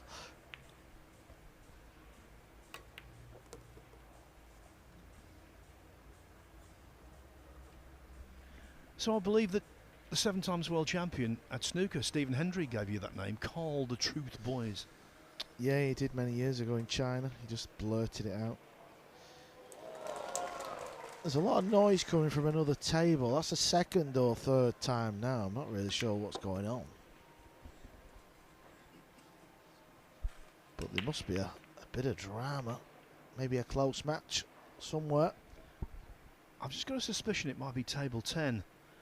Wen Kong Than is on the hill against Marvin Assis at 8-6. Oh, that was again an absolute shocker. It's baffling how far he's missed the combination by, isn't it? Not even to get near the jaw. He missed it by a foot. When we do snooker on ITV back in the UK, we have a feature called Hot Shots, and throughout the course of the week we compile a highlight reel of all of the finest shots in the tournament. In this match already, Roland Garcia has been guilty of 3 not shots.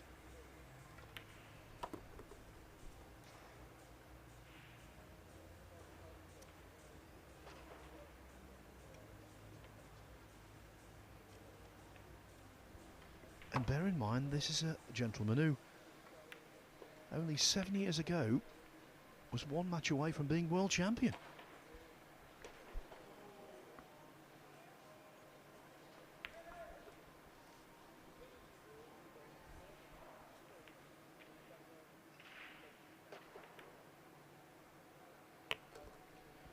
There are no complaints from Duong Kwok-Wang.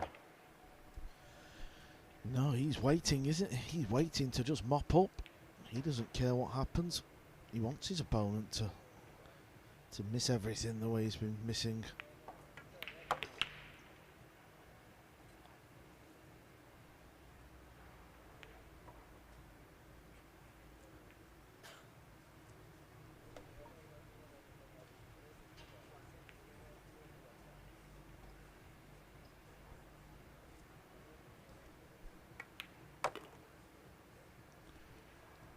Nicely struck. Could have done with another roll or two to make it a guarantee.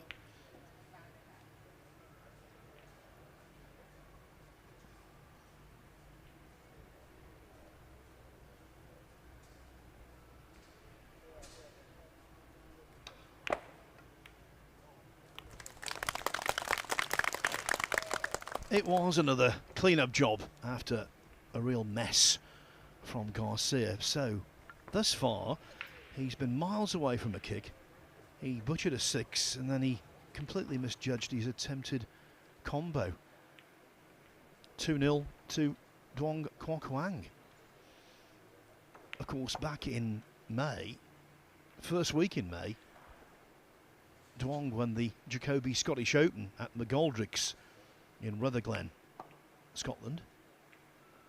And boy, did he play well to do so. He lost his first match there, but then won 5 games on the one-loss side, another 4 in single elimination. And when you list the players he beat there, Elliot Sanderson, Mustafa Alner, Carlo Biardo, Francisco Sanchez Ruiz, Tyler Steyer, Eklund Kachi, Kopin Yi in the semi-finals, and then Oscar Dominguez in the final.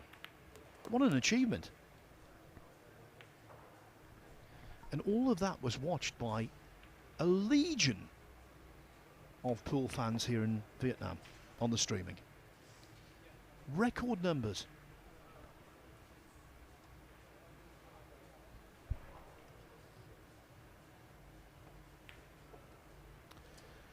Good break.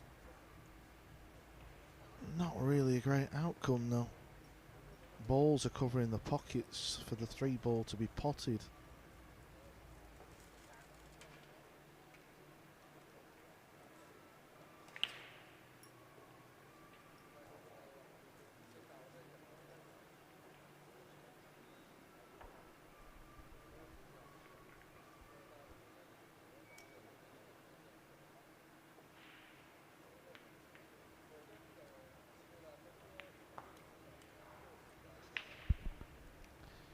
A little bit like the opening first rack, the safety just doesn't look obvious. So you've, has he hit a rail? Has he hit a rail? He's not. That's going to be a foul. No rail after contact. And that is just concentration. Mental error. Yeah, there was just no obvious safety. You know, like sending the 3-ball somewhere, running the cue ball round for cover. That was the worst outcome possible. Now, can Garcia pot a ball? Yes, he can.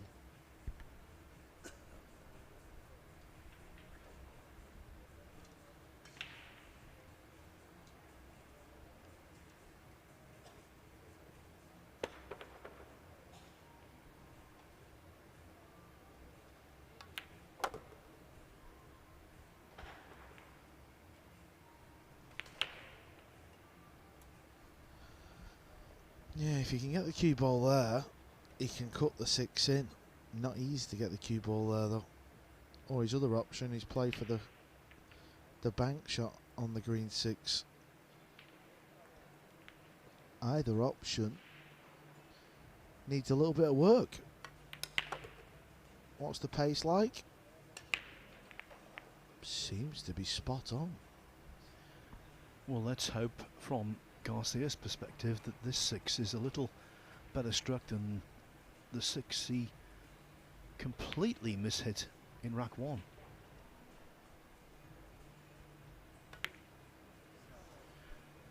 Well, it wasn't. Oh, so fortunate not to scratch. But the bank was nowhere near. Yeah, as you said, Phil, if the scratch happened, ball in hand, it would be rack over. Now, a little tester.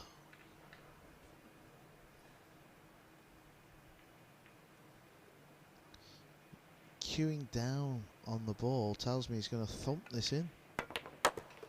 Oh, that was a beauty from Duong Hua Kwang. That really was. Can't hit it any better.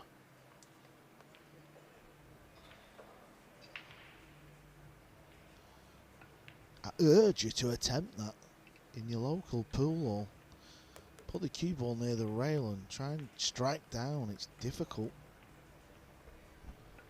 Especially because these pool balls are large, and consequently when you're near the rail, that adds to the difficulty.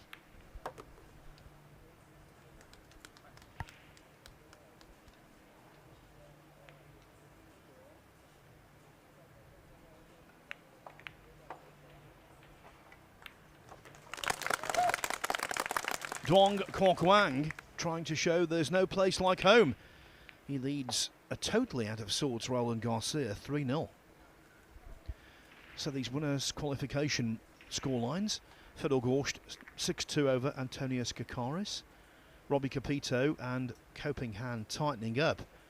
It's 7-5 now for Capito.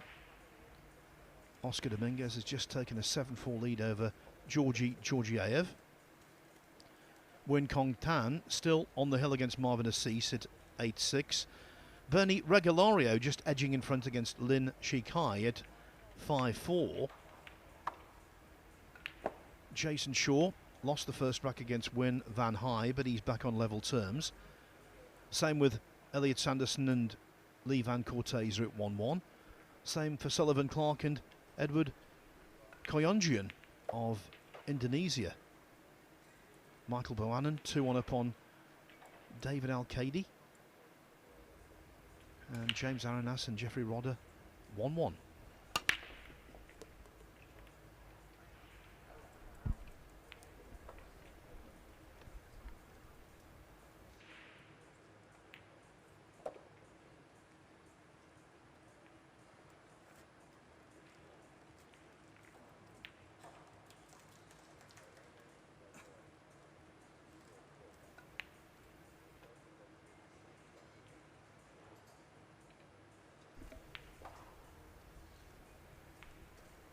Seems to be a familiar storyline here off the break. Not getting much luck, is he? To see the lowest ball.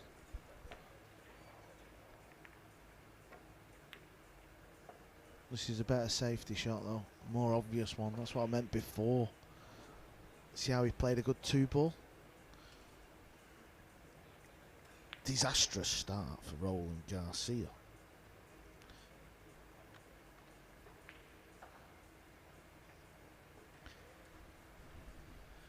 By the way, one postscript to the match we saw end on table 2.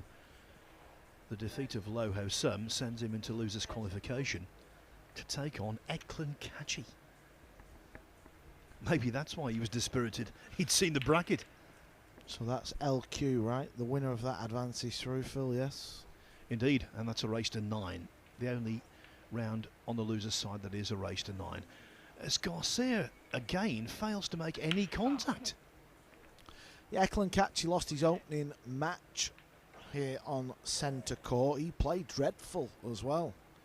Clearly the little break that he's had has not done him too good. After the World Championship final that he lost out in a one-rack shootout to Fedor Gorst, he decided to take a few weeks off.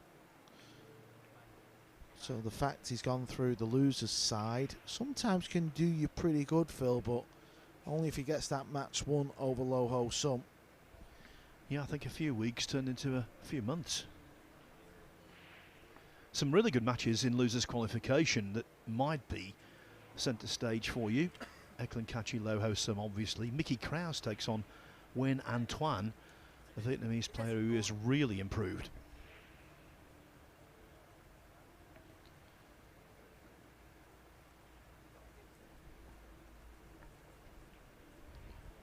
As soon as we know our next match here on centre stage, we'll let you know.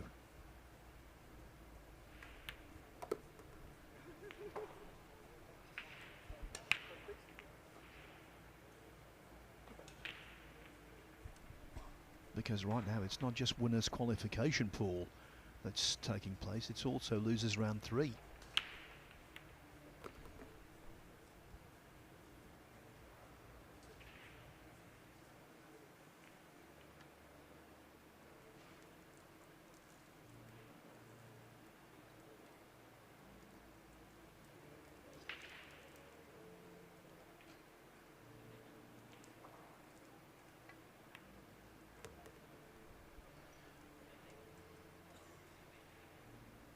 Duong Kwang went out onto table 1 earlier this week and then was recalled because his prospective opponent, Tran Min Zung, didn't turn up, so he had a walkover. In his second match, he was fully tested.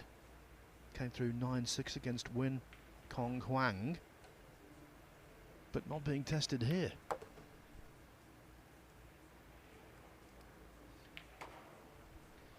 Don't think we've had that before, a player going out to play a match on the main table and then being recalled because the other guy didn't show.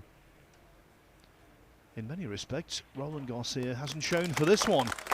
He's been guilty of a whole series of mistakes, and because of that, it is entirely one-sided. Duong Kwang 4-0 up. Carl, you must have played on many occasions when your opponent is having a nightmare, and I suppose there's a key to holding your own concentration in that kind of situation. Well, what's quite funny is, do you remember when Garcia got to the final of the World Nineball, Phil? Go on. In the semi-final, he was 4-0 down to a certain Carl Boyes. He come back and played unbelievable and won 11-4 before playing like a wally in the final against Thorsten Homan. So he's got game, there's no two ways about it, and he's got himself out of the arena. Smart move, little timeout. It was Carlo Biardo, 13-5, who beat him. Oh, well, maybe it weren't Garcia who beat me then. Who was it? I'll check it out.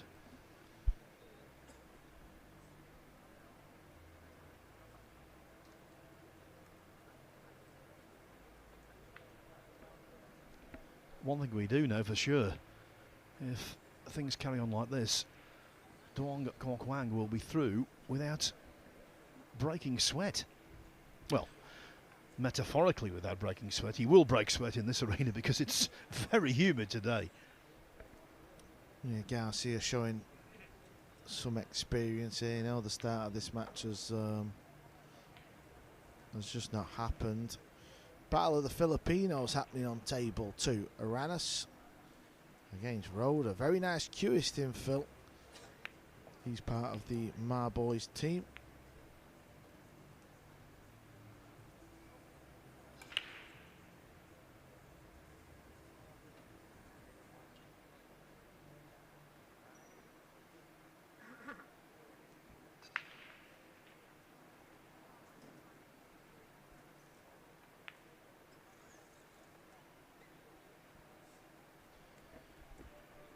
Your recollection is not correct.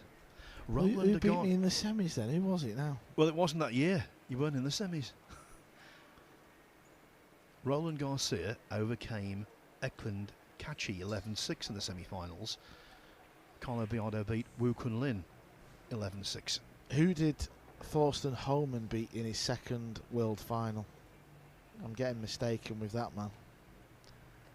Again, I will try and find out for you. So I think Garcia, with all of his experience, has done the right thing to leave the arena things could not get any worse.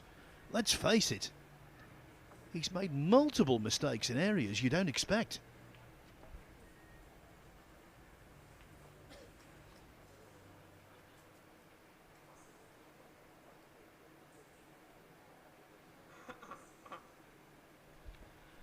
Have you ever played a match, Cole, where, for whatever reason, nothing went right? Yeah, probably about 90% of the matches I played in.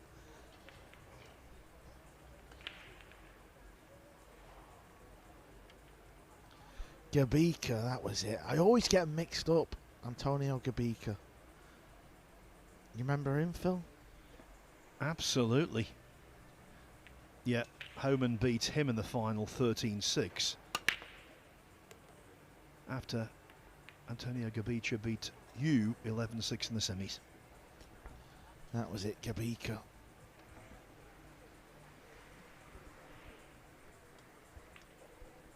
Well, he was a Filipino. I got a little bit of it right, Phil. I don't have a big laptop like you to fact check. It's all off memory. Not very good memory, mind. Well, the timeout's come, but when he's come back, Phil, look at this. Still not looking good, is it? Now, I will make a point here. If you can't remember your own matches, how can you remember anyone else's?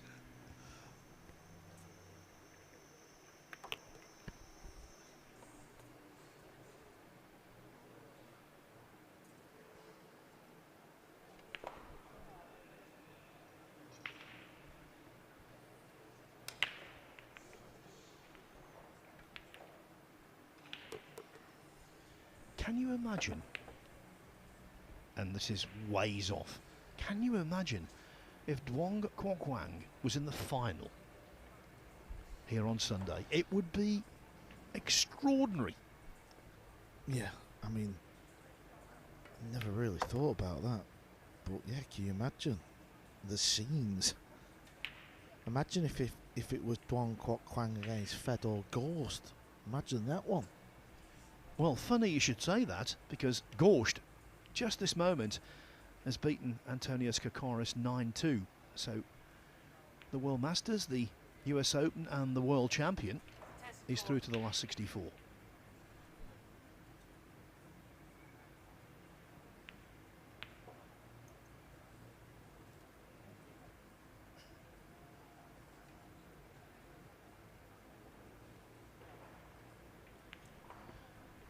And great news for Vietnamese pool, because Nguyen Cong Than is also through, having beaten Marvin Assis of the Philippines 9-7.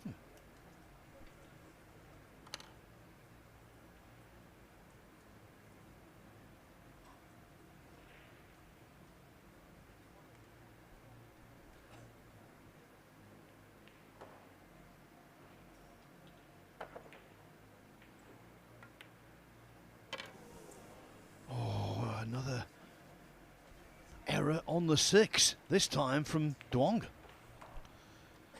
Yeah, you're going to need a little bit of help, whether it's from your opponent or the pool gods, to get back in a match.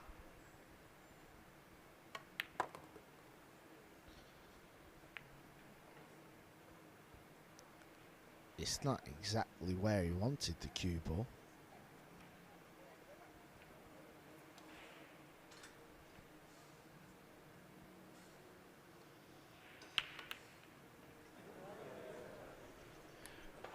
You know, you hear the phrase in commentary quite often, this is so good I've run out of superlatives.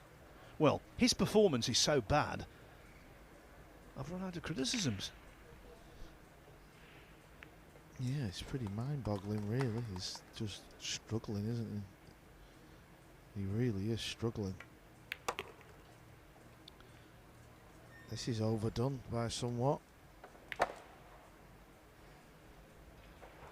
Now he's going to have to float it in the left middle or play the bank shot.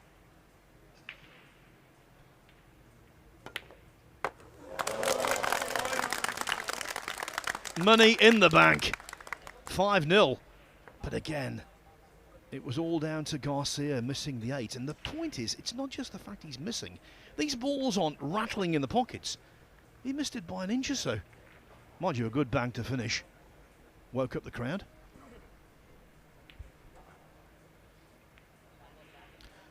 This is only winners' qualification round. And it's getting a little noisy out there.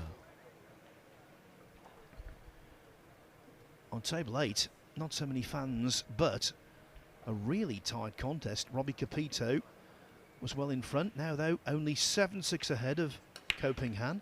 Oscar Dominguez on the hill against Georgi Georgiev, leading 8-4. Bernie Regulario, 7-5 over Lin Shikai.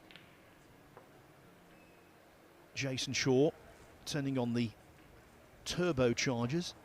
4-1 up on Win Van Hai. Lee Van Corteza 3-1 over Elliot Sanderson.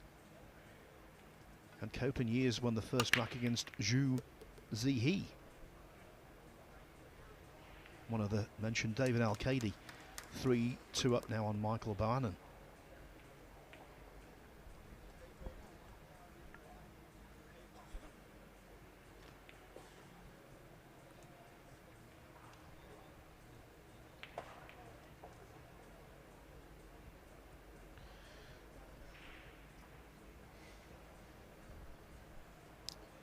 Will he be tempted at trying to put the green 6 with the cue ball, flick off the blue 2, cannon into the green, send that into the corner? At 5-0 might tempt him a little more.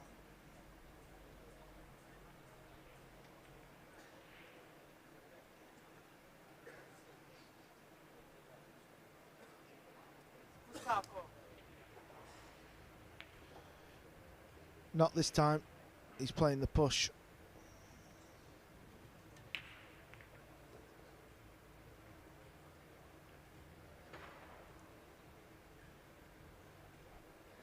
Well, the way Garcia's playing, anything remotely tricky, you would think he would give back.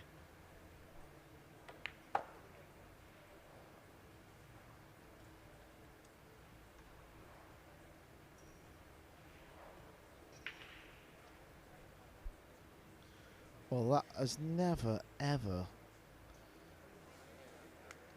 been the shot, has it, Phil? It's a slow roll, that. You're asking for a lot, aren't you? And the cue ball seemed to deviate as well a couple of times, even though in the end it's worked out. It has worked out. It was just a crazy attempt. Rather him than me. But it did work out, so I suppose you've got to say credit where it's due. Now, come on, Roland.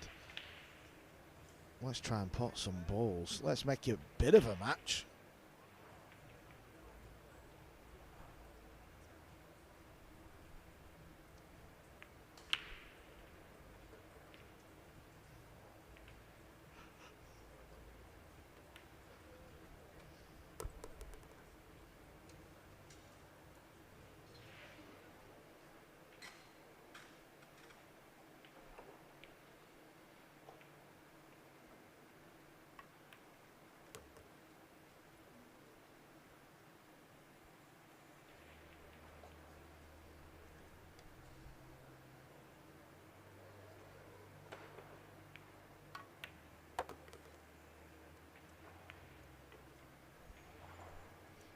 On the evidence of what we've seen, this might seem stupid talk, but Roland Garcia really is a tough player to beat on the vast majority of occasions. Not so today. But we've seen time and again when a player has a bad stretch, suddenly they find a spark, a catalyst, and their form improves exponentially.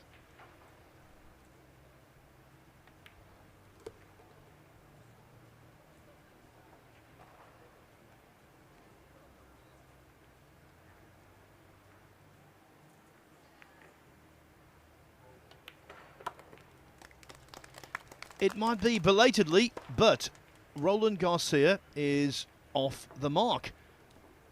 5-1.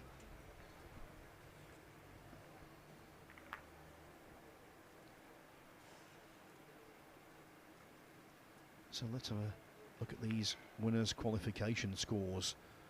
I can tell you Koping Han, the youngest of the three co-brothers, is now on level terms with Robbie Capito at 7-7.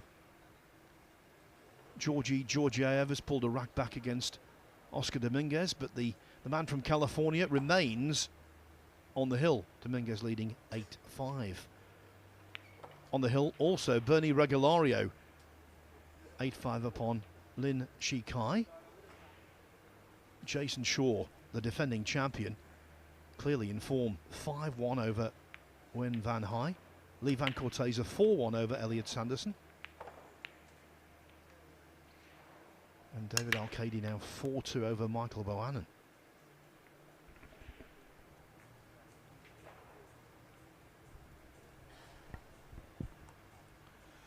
It doesn't take much to forge a comeback. Mickey Krauss was 5-1 down. He got it back to 5-5. If you missed the end of that match, it was a cracker between Krauss and the young Filipino AJ Manis. AJ Manis got the match done with a jump shot in the last and deciding rack. So AJ Manis qualifies for the last 64. Mickey Krauss moves over to LQ. That means if he wins that, he also qualifies for the final 64. Yes, and Krauss, there's a lot of pressure on that match for him because he's not quite certain to be in the Mosconi Cup team. And there's lots of pressure on this shot because where the cue ball has come to rest, it was one of those anywhere but there shots, directly queuing over the 8. Horrible queuing, in fact.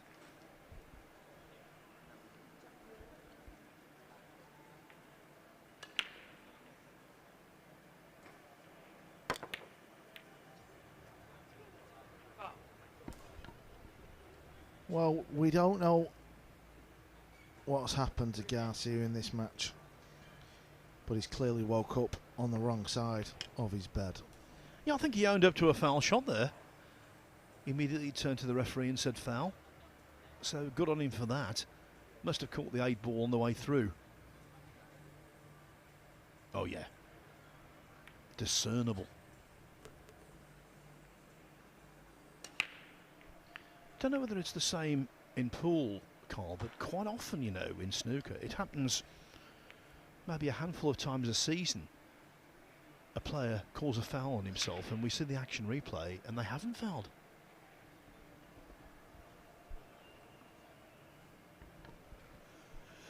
You know, all the years you've grown up playing cue sports from a young kid, usually when we start out, you have like a cue sport instinct, don't you? You know, when you touch a ball or your cue shaft touches a ball, you just instantly know, don't you, that you've done it. It's just something that your mind has trained you to know. Yes, it's about sportsmanship, but I think it's more than that. When you do it, I think you feel obliged to own up, because if you don't, I always found it very difficult to concentrate. If you had any doubt in your mind whatsoever, and that's why sometimes you own up to fouls that don't exist, because you don't want to get into that situation where there's any lingering doubt in the mind.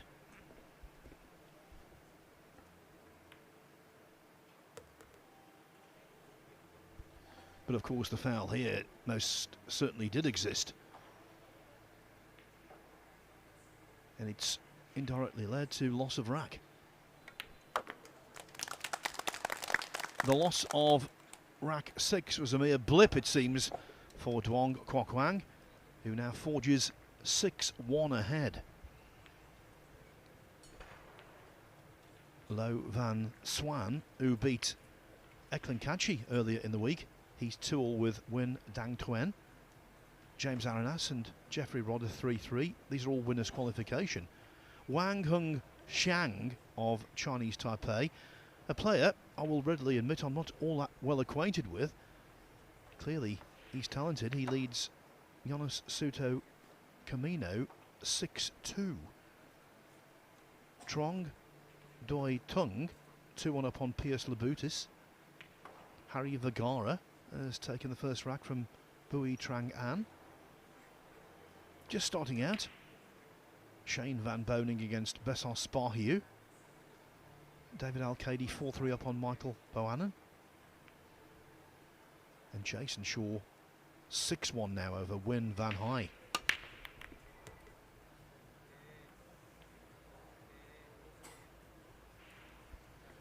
Look at this break off. That's what you want. The one in, the two over a pocket, and all the rest of the balls begging to be knocked in.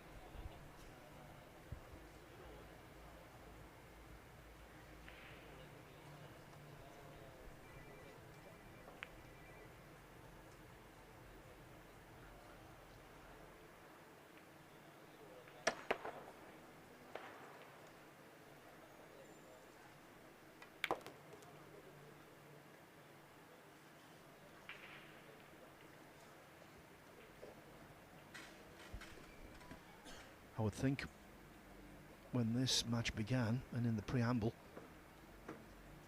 Duong Kwok Wang would have been expecting much sterner resistance from Garcia.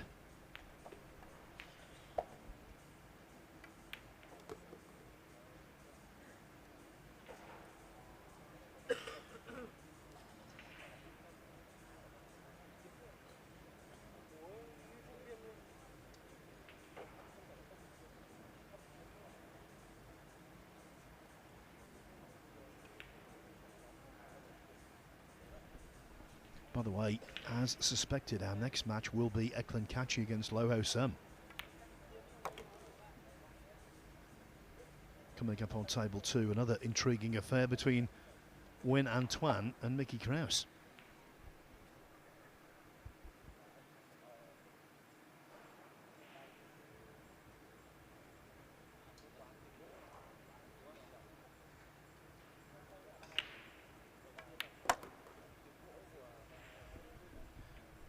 And the way things are going here, Carl, I don't think Kachi or Low will have a very large amount of time to wait before they're back in action. Yeah, usually scheduled for 2:30, but as we know, players will be in the practice area, so they might get the nod to come a little bit before. Funnily enough, as I said, that Loho Sum is playing literally right next to us, Phil.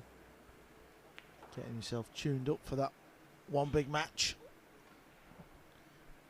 Advance or go home.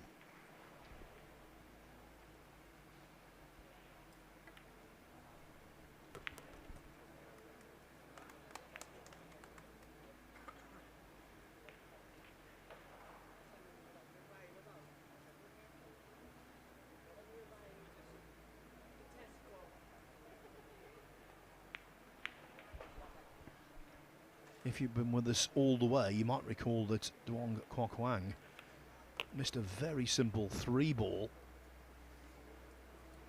in the first rack. He's not been perfect since, but he's been infinitely better than Roland Garcia, and that's why he leads by 7 racks to 1.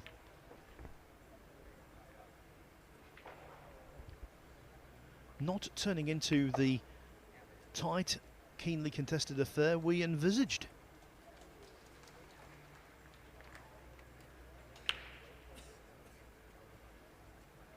Some tight matches going on in the losers round 3 contests that are still out there.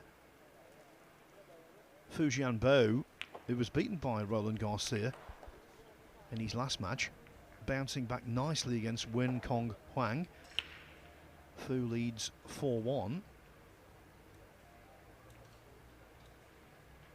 Raymond Farion still coming to terms with that missed 9-ball against Mickey Krauss yesterday to win the match. He's 2-1 up on Giancarlo Miraflor.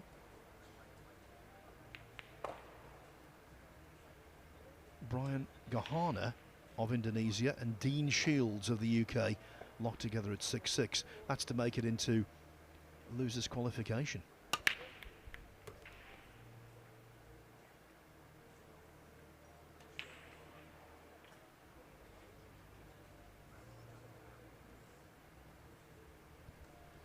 Well, this time the 1 in the pocket again, but unlike the previous rack, the 2 is not playing ball. Oh, where do you push to at all? You feel like wherever you push, you're going to leave an easy hook.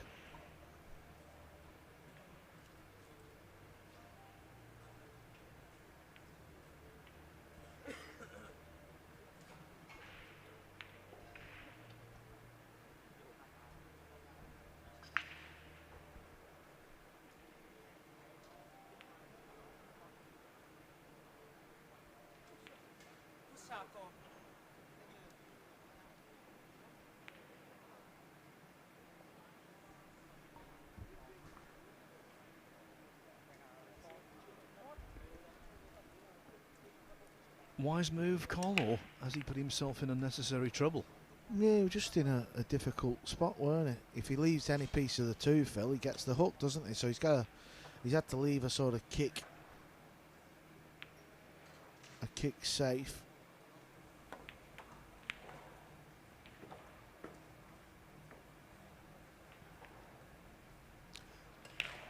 Held his hand up, but I think Duong can play a good kick shot here. I think he can just go by the 6 ball. Sort of try and play a kick and stick off 2 rails. If he can play off 1 rail, obviously he'd prefer to do that, but he can't. So 2 rail kick and stick. You've got to hit the blue 2 full. Otherwise you don't get the stick. He's absolutely nailed it. That's all you could ask for. Good shot. He's giving Garcia plenty of stick.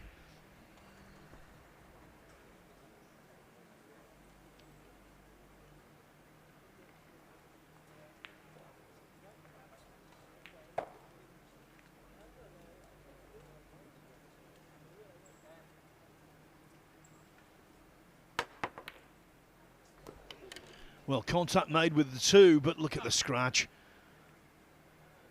Things going from very bad to extremely worse.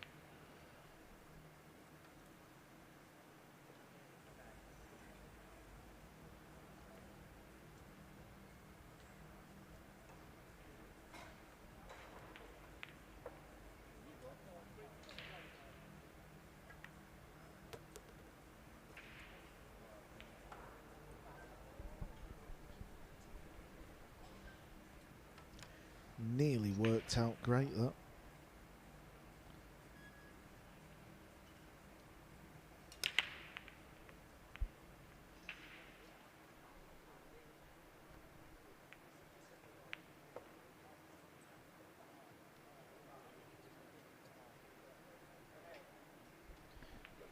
We've seen an awful lot of occasions already in the first 3 days of this Mansion Sports Hanoi Open where players have misjudged the potting angle when cue ball and object ball have been close together like this. And the main tendency has been undercutting. So in this case, hitting the 3 ball into the left-hand jaw.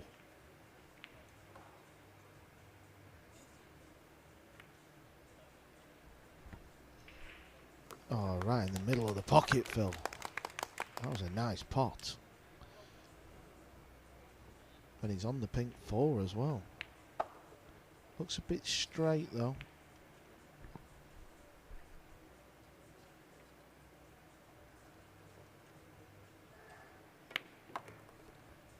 Early last year, when Shane Van Boening was defending the World Nineball Championship title in Kielce, Poland, his title defence came to an end at the hands of Duong Kok Wang.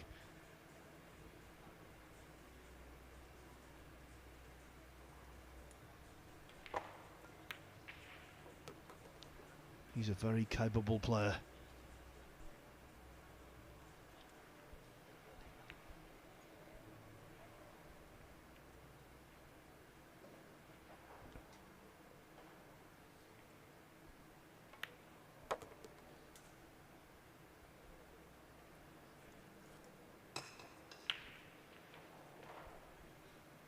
But Garcia's had one of those matches he will want to forget in a hurry.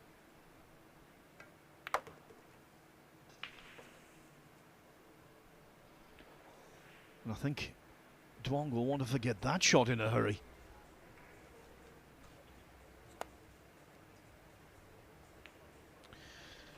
We do see it a lot with some players, don't we? It's like they get in front, but they just can't seem to just run away and kill the match off. Always seems to be a little bit more drama left before the victory. And we love a bit of drama, Phil. The old bank double.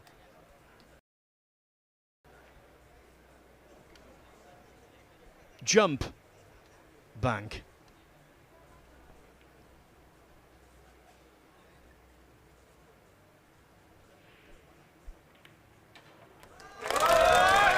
One ball later, the decibels increase.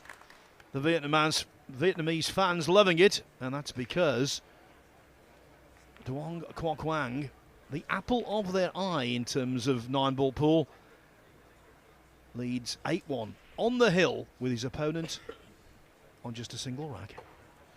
This is only winners' qualification. I mean, we're not even halfway through the event. As you said, Phil, before, imagine if Duong can go on a real deep run here. Last year, you know, the scenes between the final between shore and ocean were simply things we'd never seen before in 9-ball pool, other than the Moscone Cup, which is obviously a team event, but in individual tournaments, 12 months ago here in Hanoi, it was crazy. Imagine if Duong can go on a proper deep run. He's on the hill. He's made the one on the break. Is he going to get a look at the blue too? Well, he's going to get some form of look.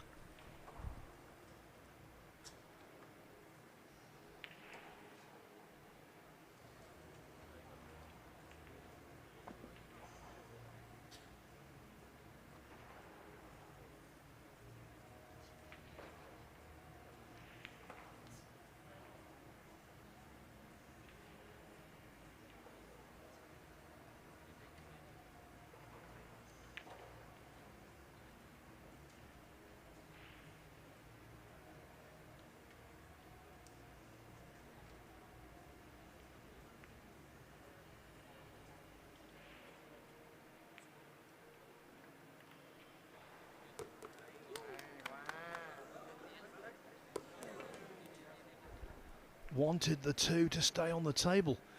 Is there a path, though, through to the 4 into the middle pocket? I don't think so. Not from his reaction. He was desperate, you could see, for the 2 to remain above ground.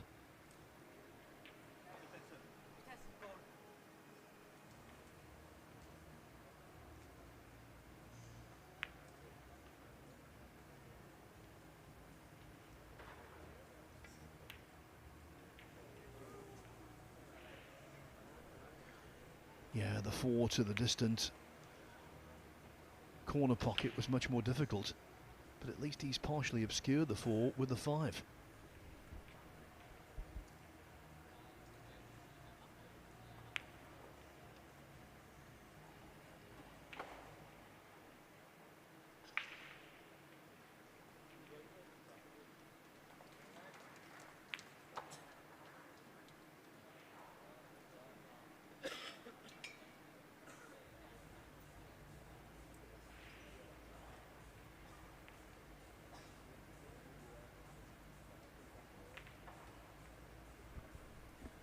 What must Garcia be thinking?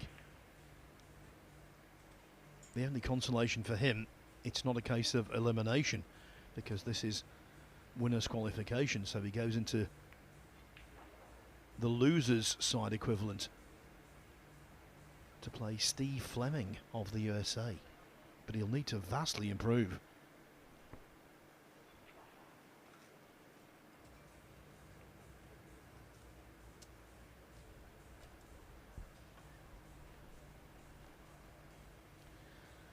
That's a good shot. Can always be a little weird that you often hit them too thin or a little bit too thick. This time, you hit it on the button. Oscar Dominguez is through. More Moscone Cup points for him. He's beaten Georgi Georgiev 9-5.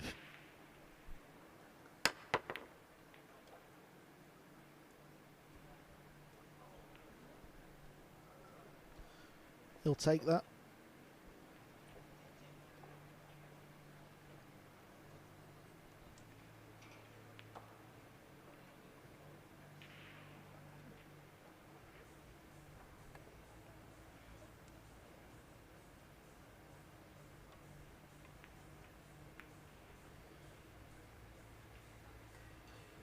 Results coming in thick and fast now.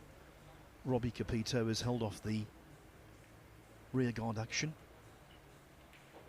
of Ko Ping Han. Capito winning 9-7.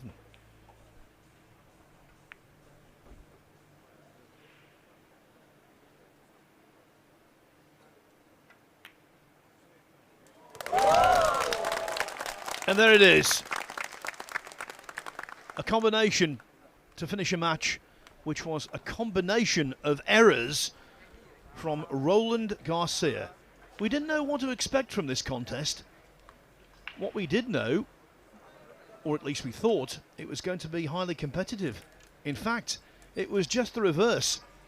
Duong Kwok Wang coming through very comfortably indeed by taking advantage of one mistake after the next from Roland Garcia. In fairness, though, to Duong, especially in the second half of the match, he did pull off some spectacular shots, including the one to cross the line. So, Duong Kwok Wang into the single elimination last 64 of the Mansion Sports Hanoi Open. He's defeated, nay, he's thrashed Roland Garcia by 9 racks to 1. Coming up next here, centre stage, in the National Indoor Sports Gymnasium, it will be Hong Kong against Albania. In losers qualification, Eklan Kachi will take on Lo Ho Sun.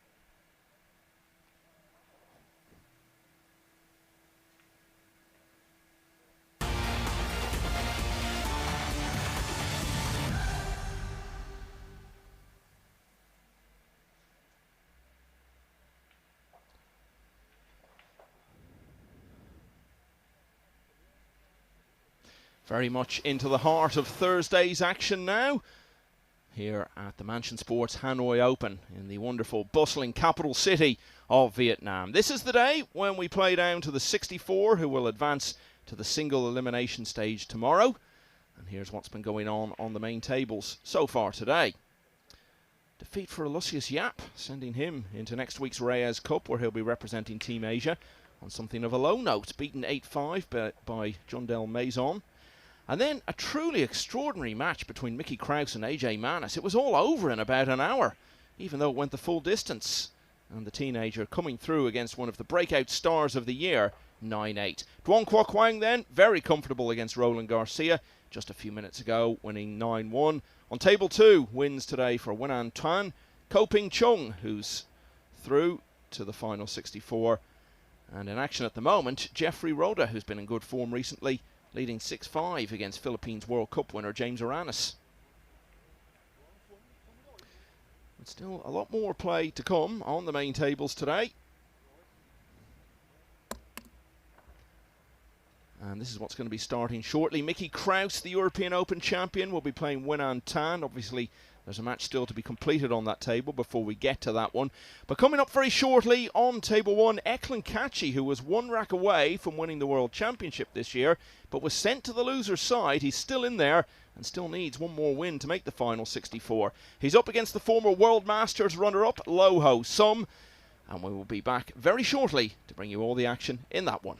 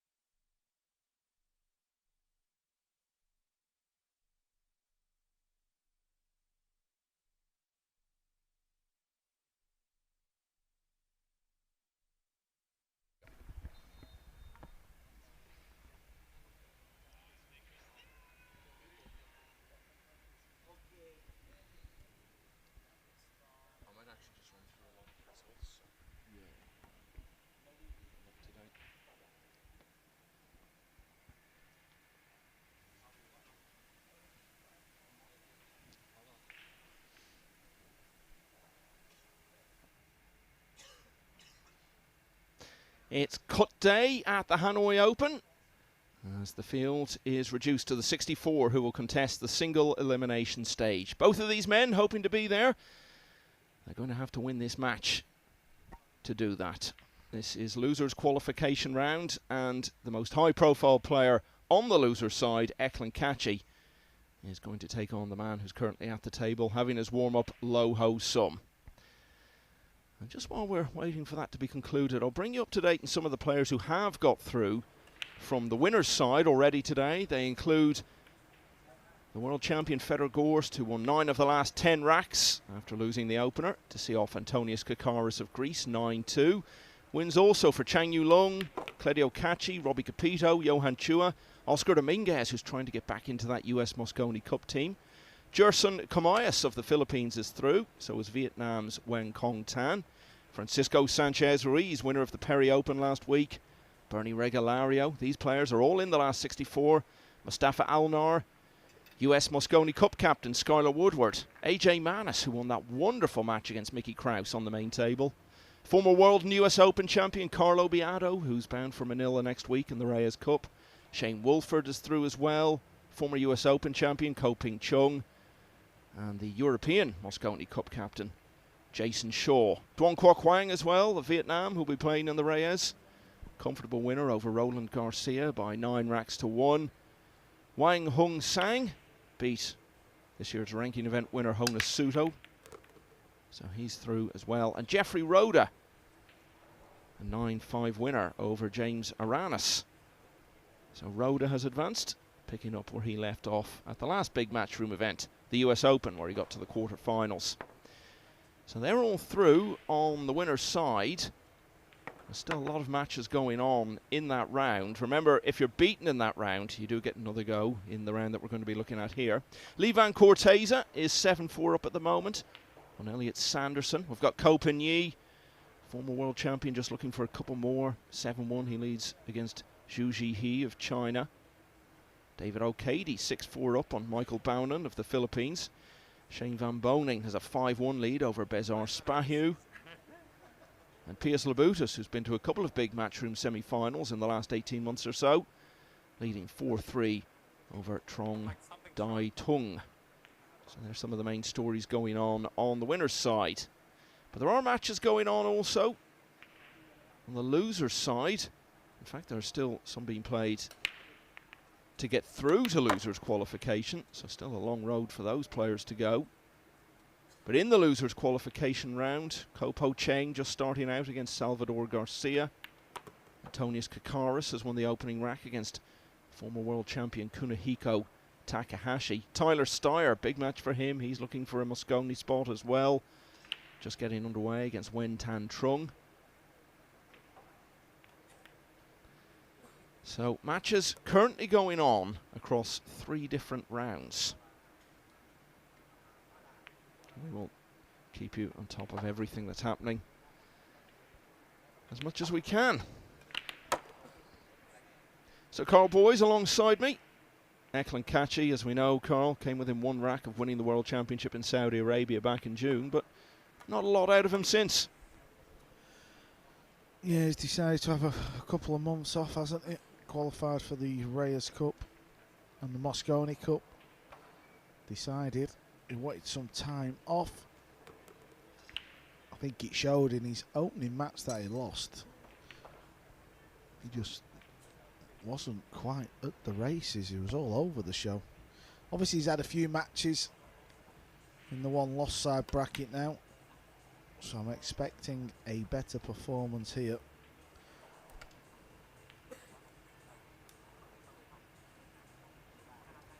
And his opponent, Lo Ho Sum, most notable for that remarkable run he went on about 2.5 years ago now to the final of the World Masters. But if there was any hope that that was going to be the start of him kicking on to become a consistent performer in these events, it just hasn't happened for him.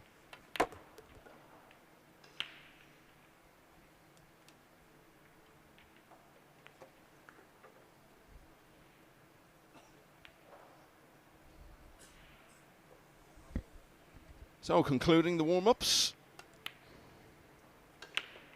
and we will be underway shortly. It's race to 9 in the final round on the loser side, losers qualification round. Race to 8 on the loser side prior to that.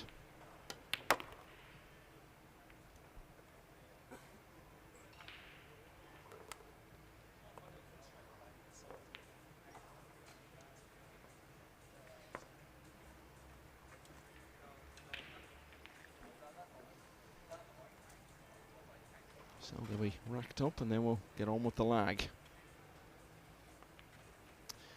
So 32 players will advance as ever from the winner's side, 32 from the loser's side, and then one from each of those groups will be paired together in each of our last 64 matches. And then it's basically 2 rounds a day, last 64 and last 32 tomorrow. Saturday will be last 16 and the quarter-finals. And then we're down to a single table on Sunday, the semi-finals back-to-back in the early session, all leading up to the Hanoi Open final on Sunday evening. We'll have to go some to match what we saw last atmosphere in the deciding rack against Alban Ocean. Here we go.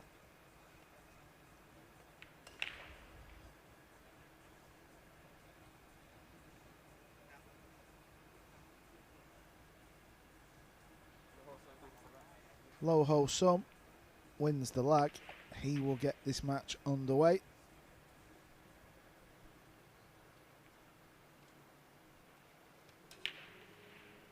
"26 years of age from Hong Kong. Not made a big impact this year at all, so since the start of 2024 he's dropped out of the top 100 in the world rankings. Big outsider in this match. He'll start us off.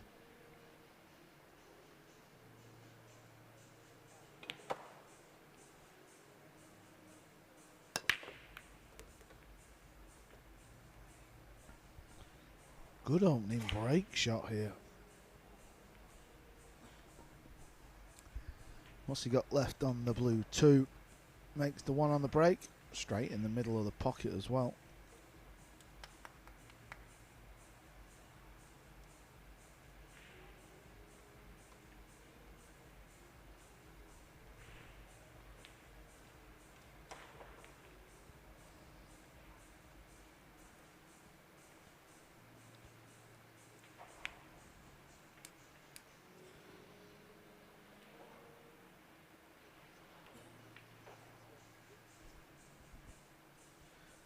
Good effort, good safety. So Eklund Kachi, by far the more experienced, but the younger of the two at 25. Ranked number 2 in the world. Started the year outside the top 10. Did miss a lot of 2023 after a motor accident.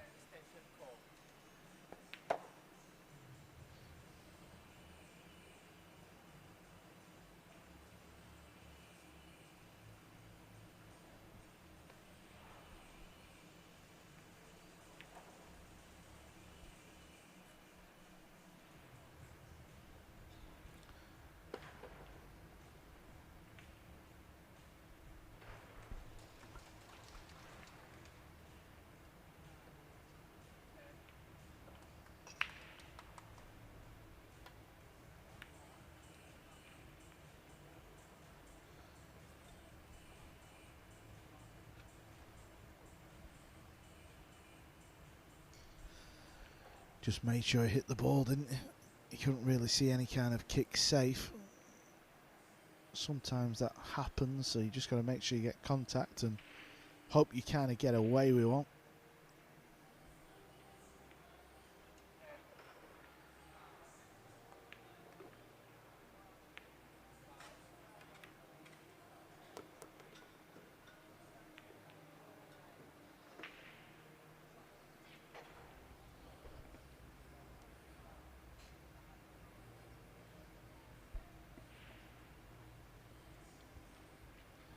Low Ho Sum, unlike Kachi, did make it to the winner's qualification round.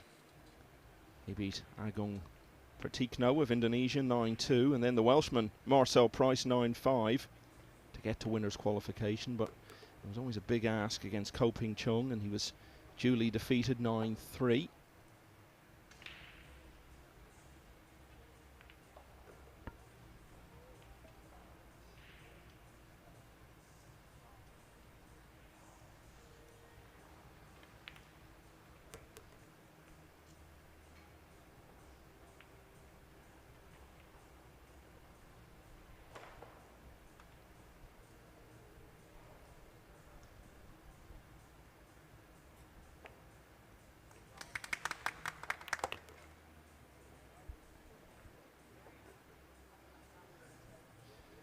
around for some time.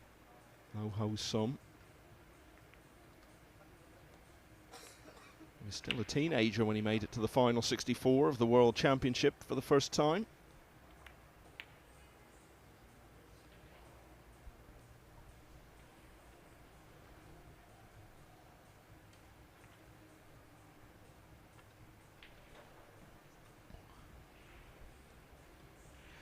Didn't clear the table, played the good hook, but whenever you let your opponent back to the table, you're never quite sure what may happen.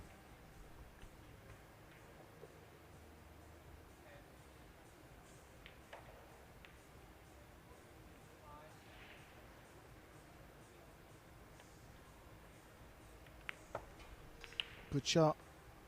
That's exactly how he played it. Hit the ball full. Try and buy myself another visit to the table.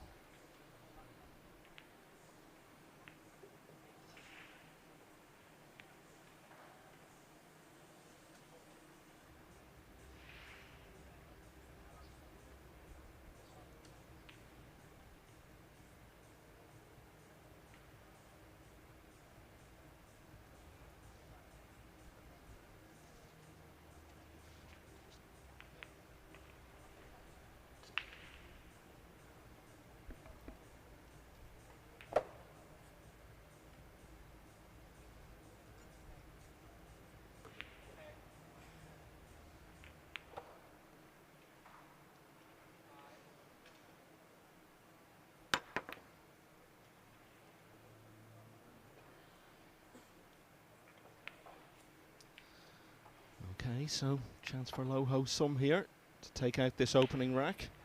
He's got a bit of a reputation for having a good record against big name players.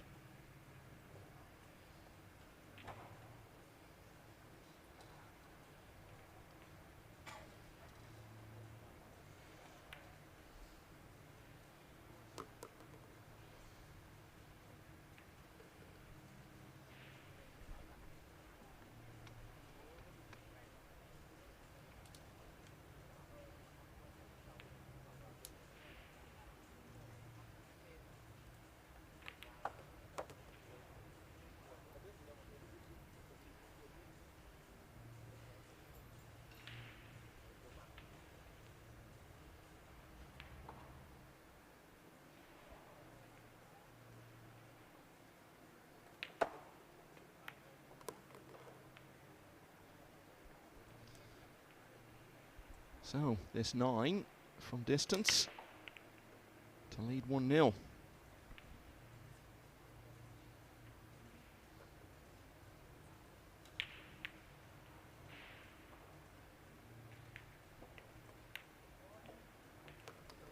And with that, Low Ho Sum takes the early initiative. Now, a couple of players on the hill in winners' qualification. Lee Van Cortese 8-5 up now on Elliot Sanderson. And Ko Pin Yi is leading 8-2 against Zhu Ji-hee. David Al-Kadi still involved in a bit of a tussle with Michael Bownan, but Al-Kadi leading 7-5. Shane Van Boning looking pretty comfortable. 7-1 up on Bezar Spahiu of Albania.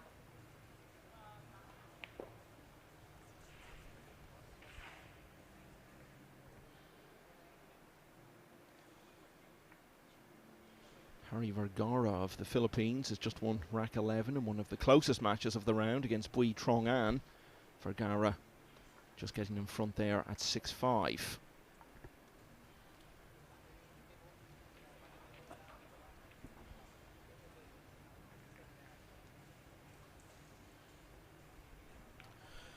I know it's only been one rack, Michael, but Low Ho Sum strat, I just put him in that bracket of play where if he gets off to a good start in the opening, 2 or 3 racks, I think he can keep that consistency up, and I think he could give Kachi a real big game here. So I'm watching with a beady eye over these opening few racks. And it's a couple of good breaks, isn't it? He's made the 1 ball both times. The purple 5, he's going to come and block the 2. It isn't, so the 2 goes.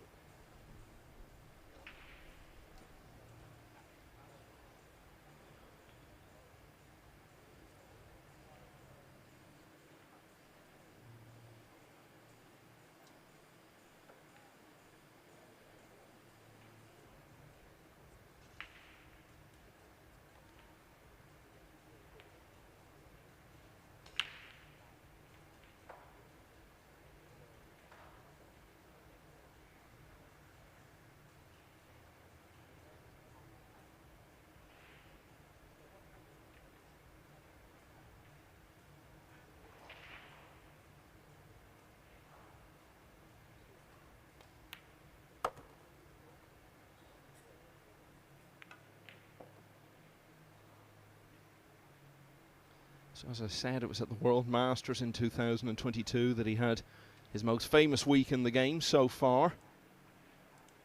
Beat Dennis Grabo of Estonia in the first round, and then the real standout result was in the last 16 against Shane Van Boening, who'd become world champion for the only time so far, just a few weeks earlier. Lo Ho Sum edged him in a hill-hill finish and then went on to beat Abdullah Al Yusuf in another hill-hill. Then a close semi-final against Mieszko Fortunski, 7-5. And all of a sudden he was in the final of one of the biggest tournaments in the game, but Joshua Filler eventually saw him off.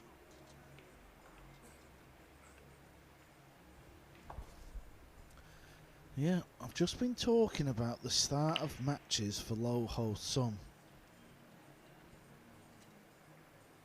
Unexpected miss. At this level, you expect the players to knock them balls in. Hit it too fat. These are always tricky though, when the balls are right in the pocket. Obviously not the pot, but it's making sure you try and control the cue ball.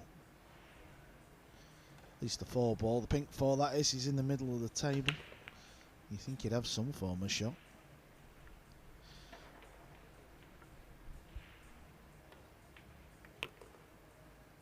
He might have behooked it. No, he's took a gamble and it's not come out so bad.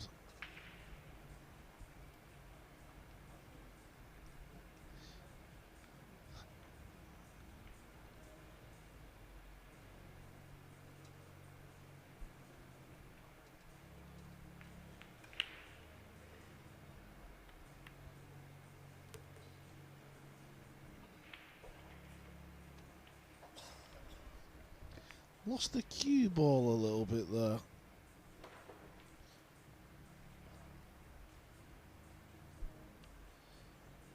It's alright, plays it in the corner. I think he can just play it with left spin.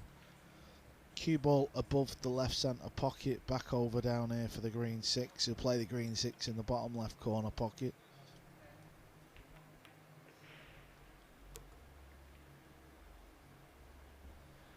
Won his first match comfortably enough against Duong Man Tien by 9 racks to 1, but then was beaten in the next round by Lo Van Swan, 9-7. So he's had to win 2 matches on the loser's side already.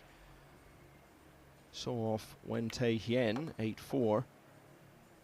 But it was close going for a lot of the way earlier against Britain's Jake Newlove. Catchy finished strongly though for an 8-5 win.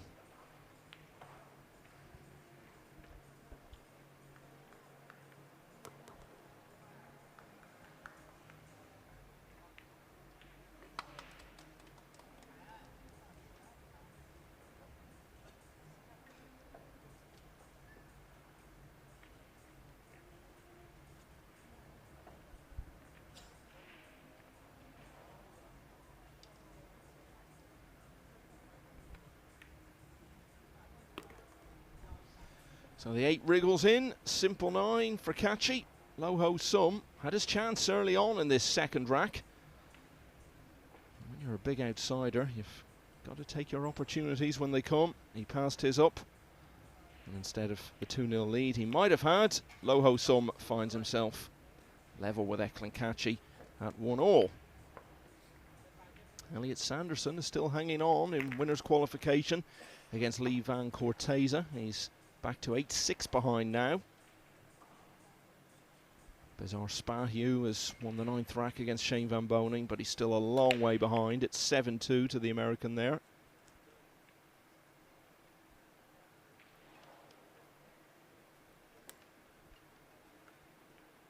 So still not far short of half the places on the winner's side yet to be filled.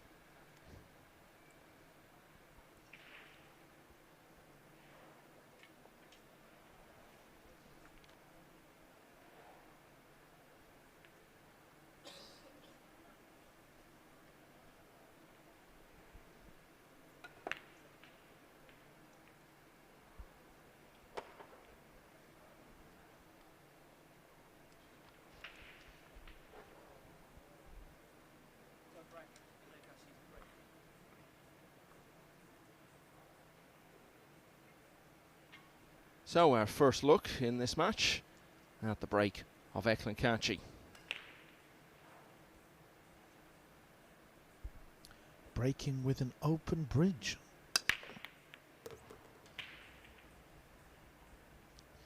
Most players use a loop bridge.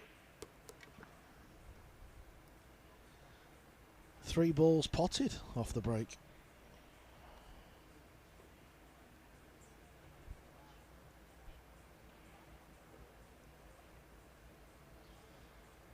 So what would be the technical reason for a player deciding on the different bridge for the break?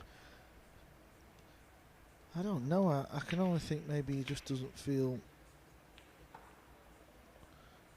maybe 100% comfortable using a loop bridge, maybe because it's a lot hotter here. Is the cue not quite gliding through as much as he would want?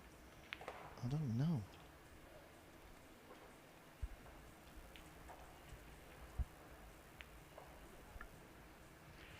Easy enough safety. He's still got to play it well. And play it well he did.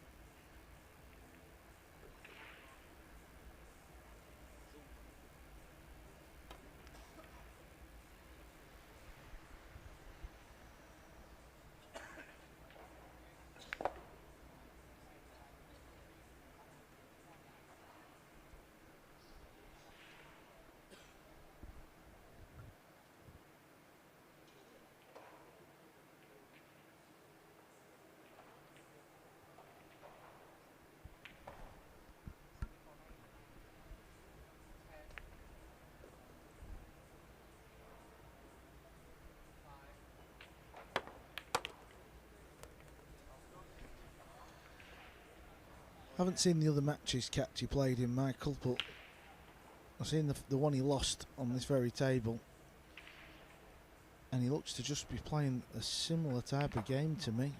I know he's won a rack in this match, but a couple of balls didn't go in clean. That was all a bit swipey. Cue ball straight in the side pocket. With ball in hand, Low Ho Sum looks ideally placed to lead for the second time in the match. It's made very little impact this year, it has to be said.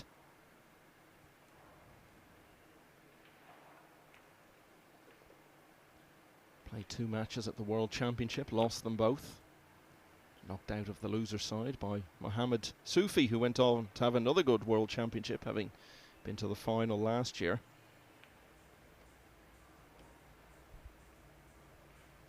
He's gone out in losers round 3 in both of the last 2 big matchroom events. The European Open, he was beaten Hill by Badr Alawadi, and 8-6 at the US Open by Brandon Schuff.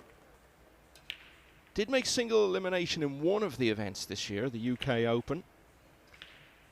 And came up against his fellow Hong Kong player, Robbie Capito, in the last 64. And was beaten 10-4. Capito, of course, went on to win the title. So a very quiet year for Low Ho Sum.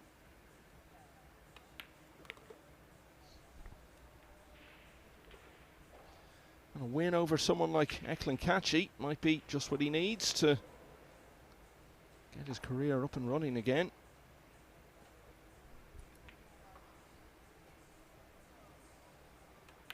He's had the better of the early stages. Ball in hand, capitalised on to the full. Low Ho Sum leads Eklund Kachi by 2 racks to 1. Back to winners qualification. Edward Koyongian of Indonesia leads the New Zealander. Sullivan Clark 6-3. Zhu Zhihe really hanging on. He's got another one back against Ko Pin Yi. So now trails 8-5. And Michael Baunan is rallying against David Al-Kadi, who's still in front, but now by just a single rack at 7-6. Shane Van Boning still looking for that one more he needs. He's 8-2 up on Besar Spahiu. Imran Majid just turned 52, leading Wen Bui Trung 4-3. A close one going on between 2 Vietnamese players, Wen Dang Trien and Lo Van Swan. That one is 6-all.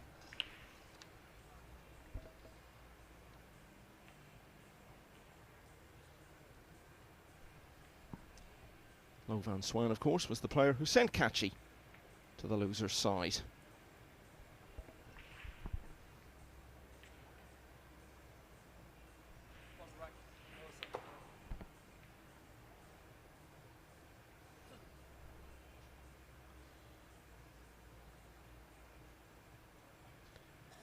Low Ho Sum breaking then. He's carved out an early lead, 2-1.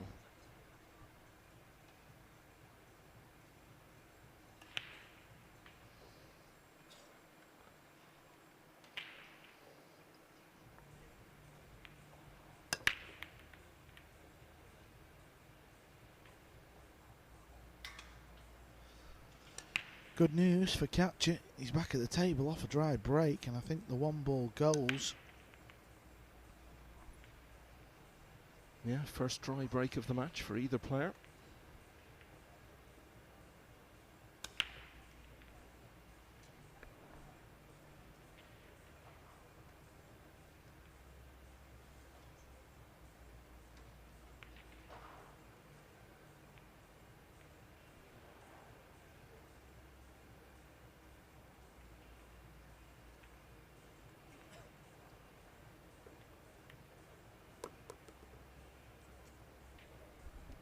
Even that shot, Michael, I know he potted the ball and he's on the 2, but the 1-ball went off the jaw quite thick.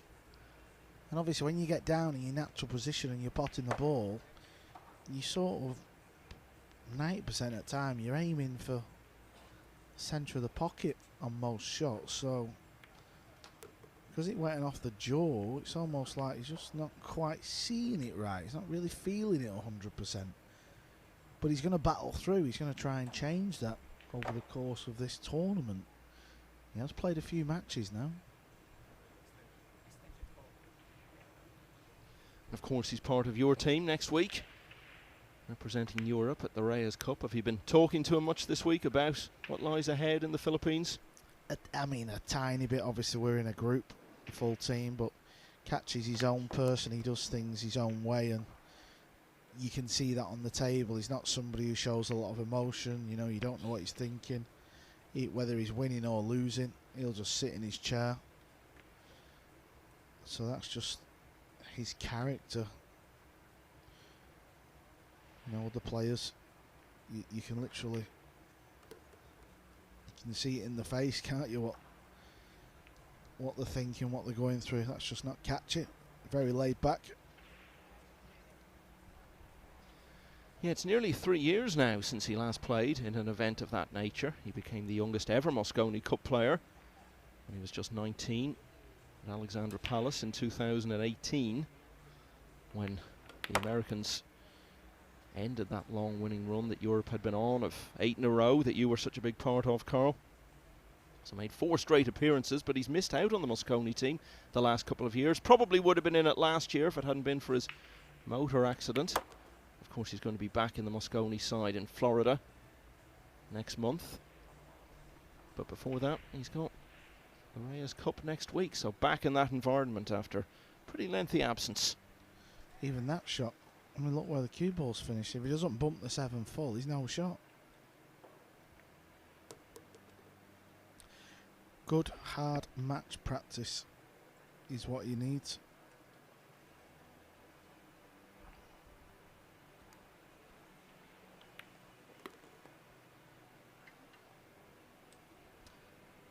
Nothing hard about this one.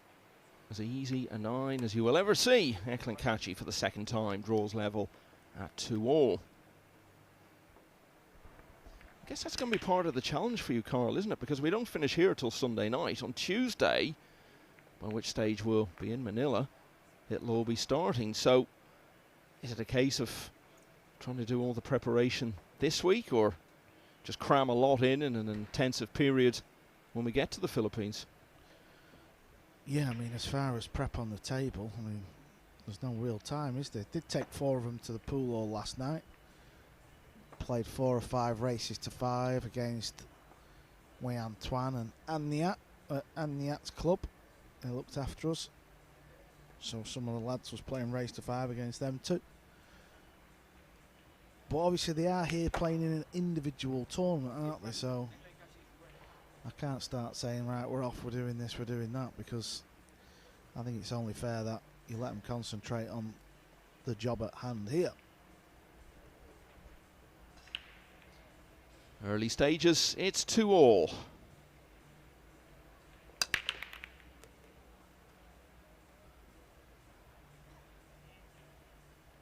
Needs the 7 ball to get out the way. Oh, he's jacked up over the 9 and all, so work to do here. Yeah, if a couple of the players get beat, you know, we've seen Aloysius Yap get beat. He's out of the tournament. He's playing for Team Asia next week. I don't know if Ephraim would be doing anything with his players, though. I think Team Asia's got more of an issue with that than us, because if you look at Jason Shaw, Ruiz and Al-Qaeda, they've played in the last 2 Moscone Cups, so at least they know what it's about. You know, the Asians have never really played in anything like this before. And is Ephraim going to be getting the guys to meet up and practice this week? You would find it highly unlikely.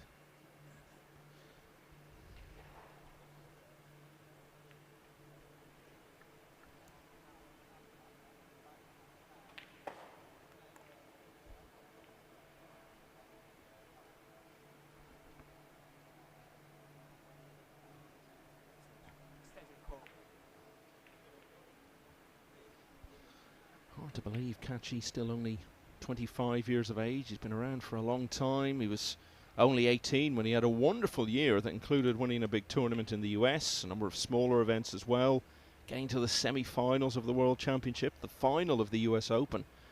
That was all before he'd turned 19. Into the Moscone team, as I was saying, at an early age.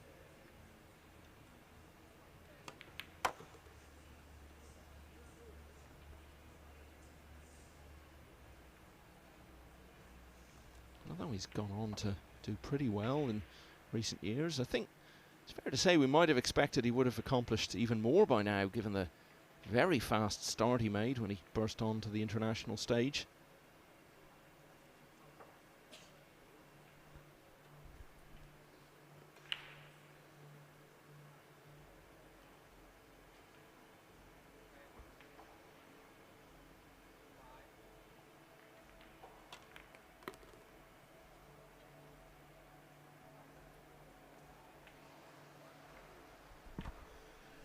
Nice shot that, to leave himself a thin cut here.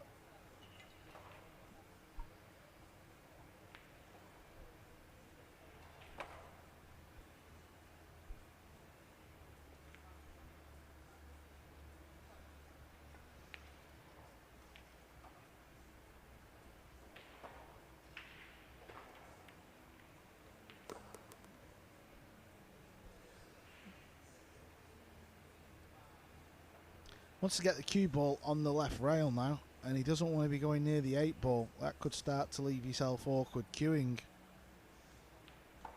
The closer you get to the rail, the easier the pot will be on the brown 7. Let's see where the cue ball finishes up here.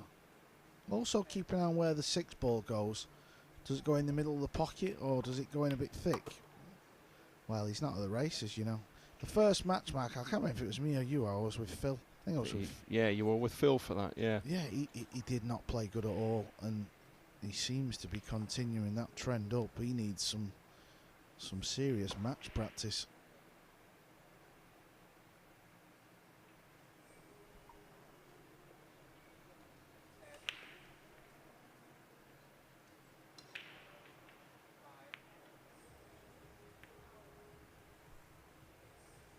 And he's always been a bit unpredictable like that, hasn't he? Throughout his career, you've never really known which version of him was going to show up.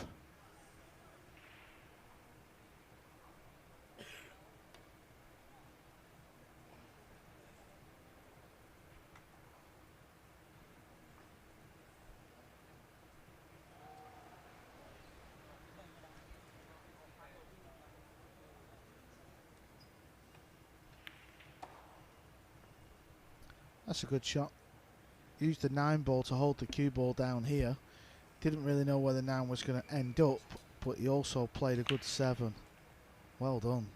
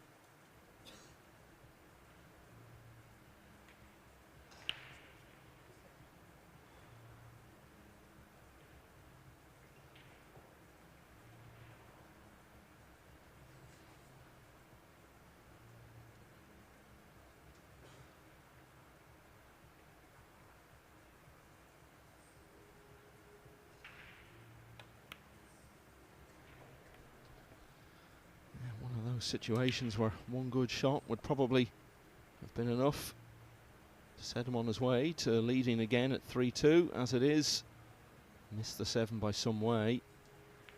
And now it's Catchy's opportunity to lead for the first time in this match.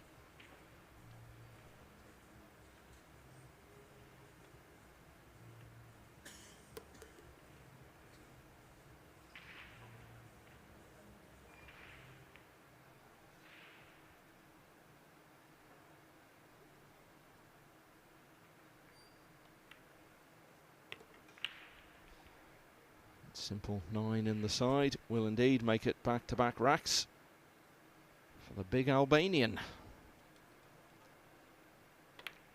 Catchy in front for the first time at 3-2.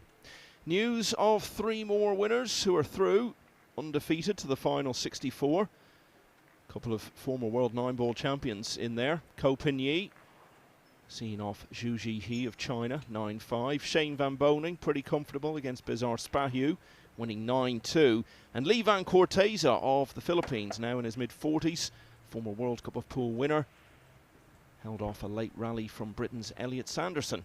Corteza winning 9-7.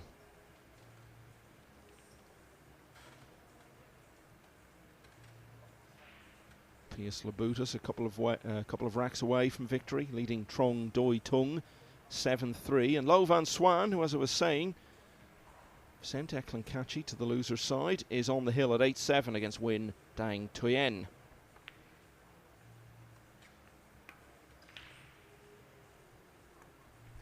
So, I think you'd be hard-pressed to say it's been memorable stuff so far in this match, but Eklund Catchy, despite his own struggles, is leading for the first time at 3-2.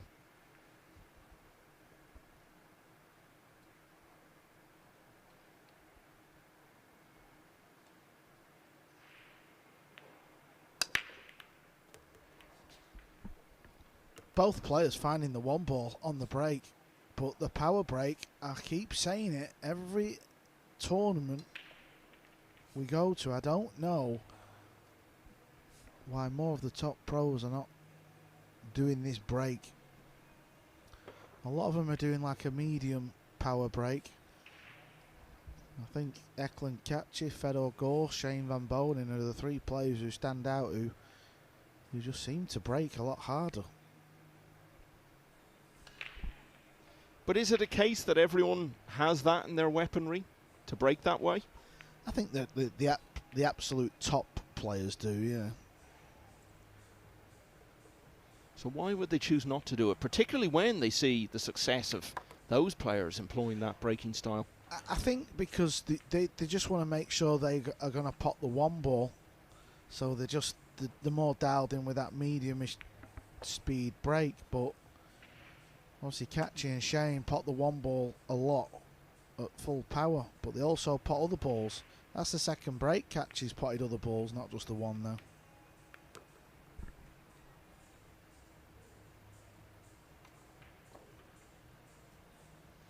Well, I remember Van Boning in the spring of 2022, first at the Premier League, but then at the World Championship a few weeks later, which he won. The amount of times he was making not just 2, but 3, and in some cases 4 balls off the break was really remarkable.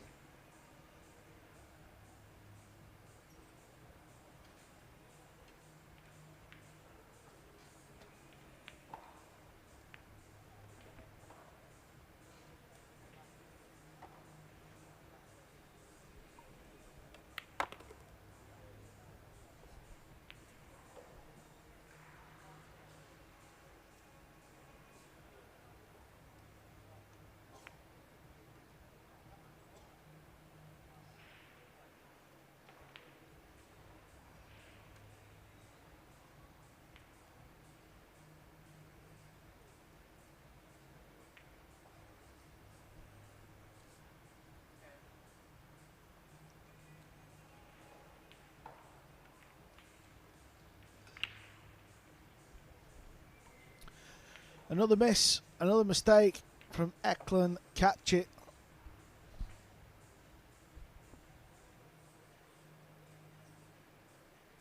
funny what you were saying earlier about him never showing any emotion. I think a lot of players, if they were having the sort of start to the match he's had, see a lot of head shakes back in the chair, but you just never get that from him.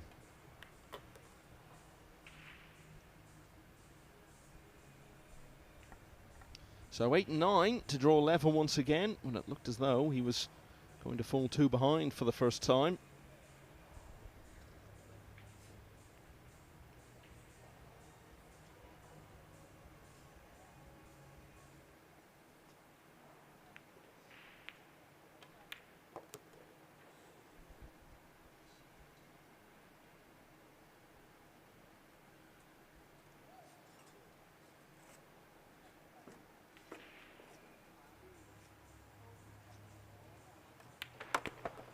So low ho sum clears up, picking up off the mistake from Kachi, and so we're level for the 3rd time in the match at 3-all. Back in the winners' qualification round, Edward Koyongian of Indonesia just ahead of New Zealand's Sullivan Clark at 6-5. David Al-Kadi just with his nose in front against Michael Bownan. That one is 7-6.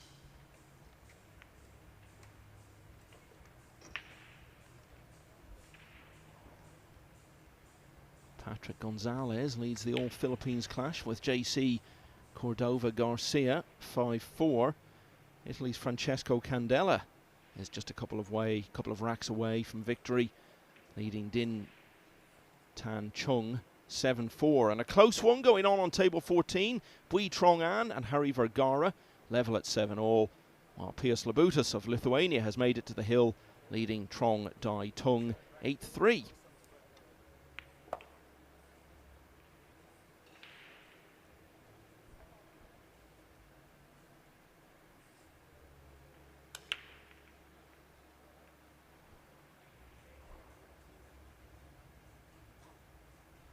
Strange sort of match so far, but it's level at 3-all.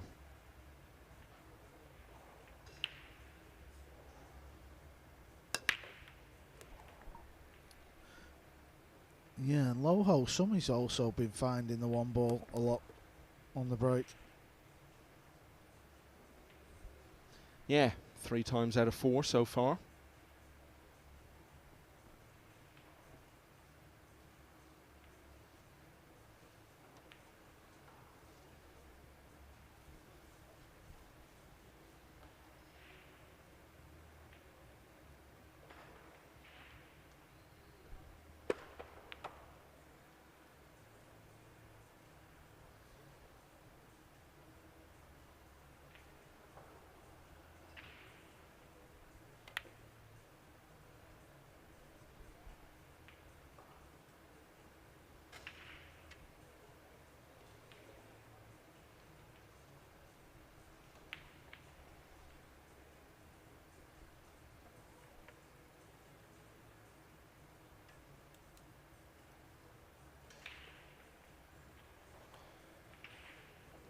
So as we've been saying, Kachi, runner-up in the World Championship this year, also had a good run in another matchroom event around that time of 2024. He was defending champion at the UK Open, beat Shane Van Boning to get through to the quarter-finals again, but went down to a surprise defeat there to Pius Labutas.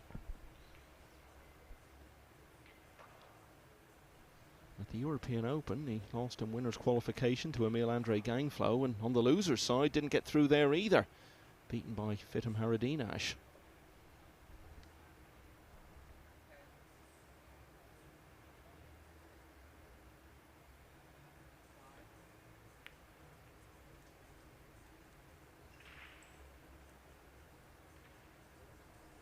Was also in a smaller ranking final in Dubai immediately after the World Championship. Lost a close one to Joshua Filler.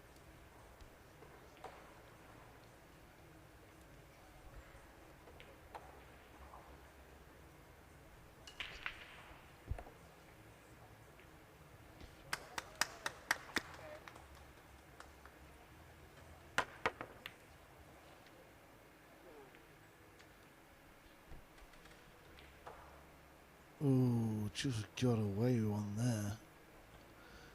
If the red 3 would have just bumped the purple ball, Eklund could have potted this. Now he can't.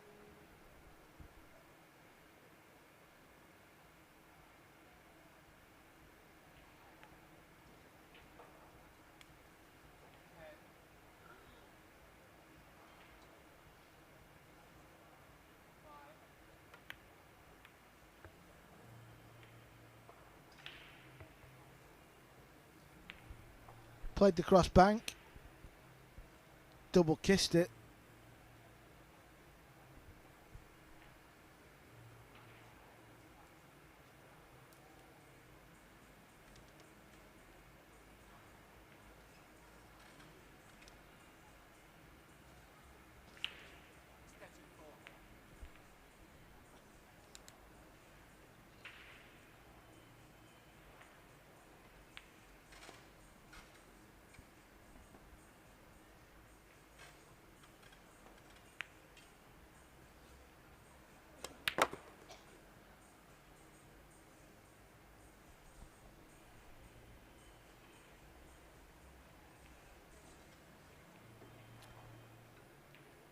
It's catching. Both players are feeling the pressure of LQ. Loser of this is out. Winner advances through.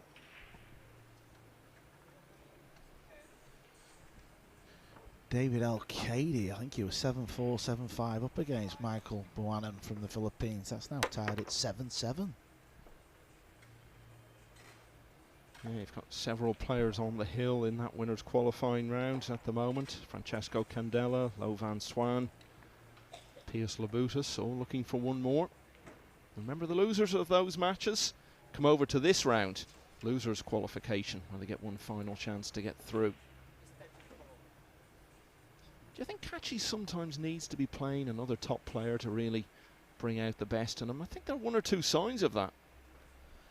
I think just going off the very first match that he played on here, and I was in the com box, and this one, he's just not sharp.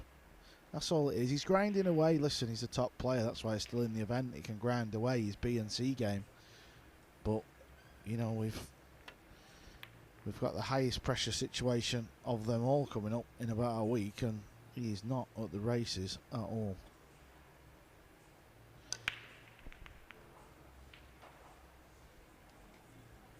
It's hard to just shake it off. The only way you can get out of this is by playing matches. Even practice doesn't really cut it. You've got to practice, don't get me wrong. But there's nothing like winning pool matches against good players.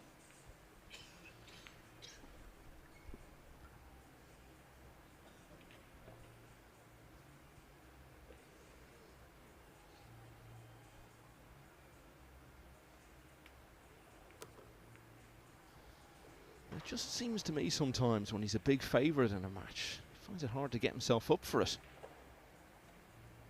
Remember at the European Open, I think it was a couple of years ago, he struggled early on, found himself on the loser side, got through it, but then played Joshua Filler and played really, really well in the last 64 because he was up against another top player. Ended up losing it, but it was a really high quality match.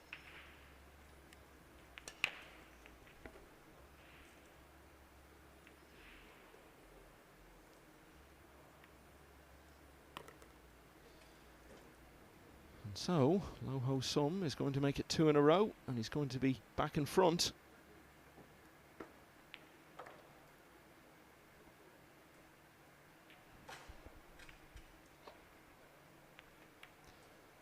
And still quite some way from the finish line, but you have to say, the way this day is going for Eklund Kachi, he's in real danger of an early exit from this Hanoi Open. He now trails once again at 4-3. Francesco Candela, the Italian World Cup player, will be in the final 64 after a 9-4 win against Din Tan Chung from the host nation. Elsewhere, it's now 6-all between Edward Koyongian and Sullivan Clark. Wen Van Hine is 5-3 up on Wen Van Seen. Patrick Gonzalez just needs a couple more, leading the All-Philippines clash with JC Cordova Garcia. That's 7-4. As Carl was saying, it's 7-all between David Al-Kaidi and Michael Baunan. when Bai Trung of Vietnam has turned it around to lead Imran Majid 6-4. 7-all between Bui Trung An and Harry Vergara. Pius Labutus still looking for one more. 8-3 up on Trong Dai Tung. And Lo Van Xuan of Vietnam has advanced 9-7 against Wen Dang Toyen. Now that match you can see on the right hand side of your screen there is in losers qualification, and Mickey Krauss, who was sent there by AJ Manis earlier, as you can see, is on the brink, leading 8-3. You can watch all the Table 2 action on Matchroom Multisport YouTube. Back here on the main table, Lo Ho Sum is currently the main man, leading 4-3 and breaking in rack 8.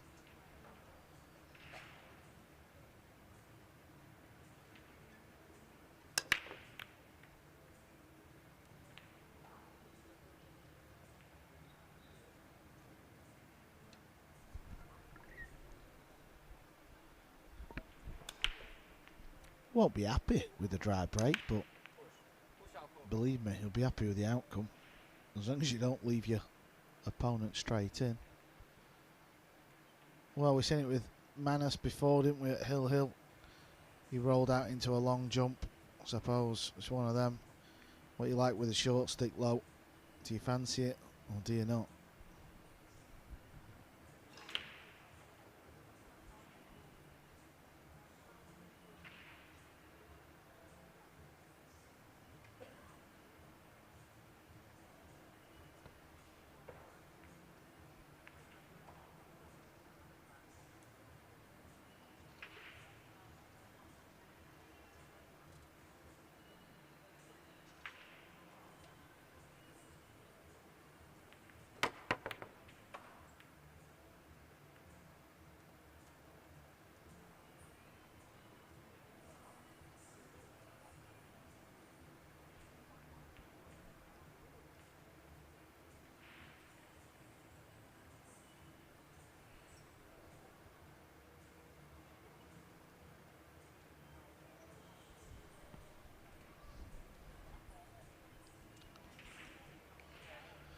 Tricky for us to see from here.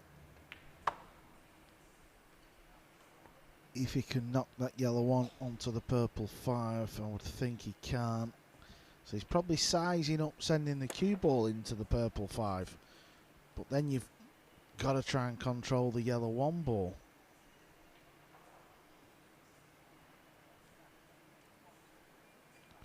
That's what he's played. He's trying to use the pink 4. Well, he's all over the show, Michael. He is a man struggling with his form.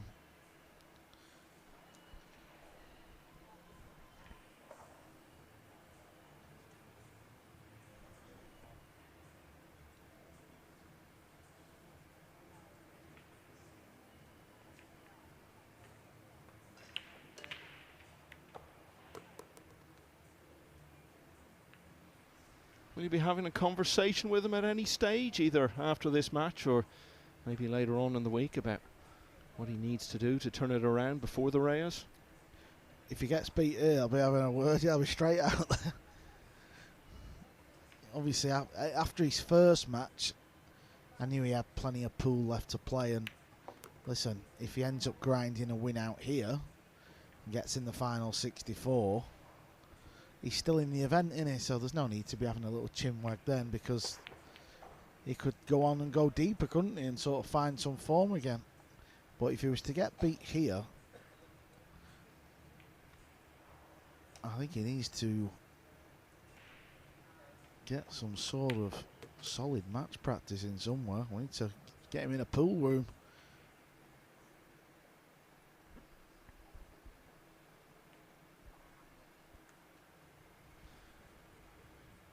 You were never involved in a losing Mosconi, were you? Because I know you won all 4 as a player, and then was it 2 as assistant? Yeah, 2 with Alex Layla. Yeah. In Coventry and then in London. It was those 2, wasn't it? Yes. So 6 out of 6.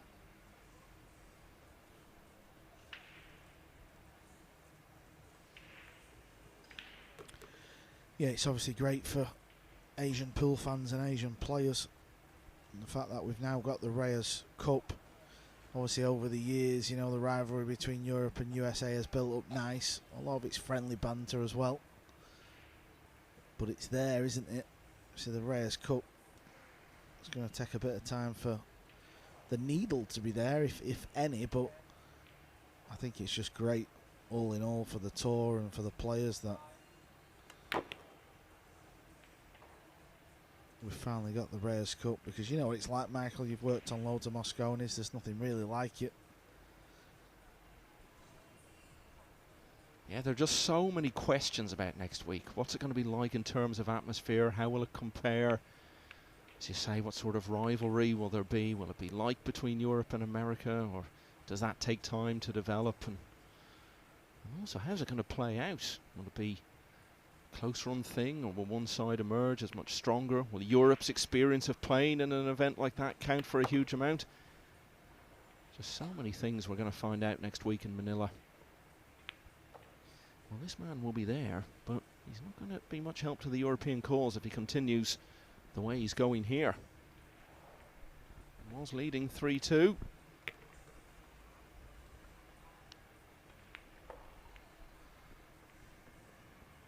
There's never been more than one rack in it either way so far in this match. Until now, Low Ho Sum makes it 3 in a row, and he now leads Eklankachi 5-3.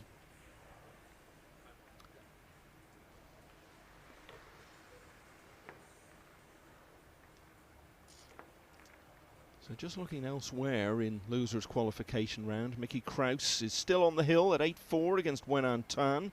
Jundel Mazon, who beat Aloysius Yap earlier, is also looking for one more. Leads Zhang A Bao of China, of Vietnam, 8-3.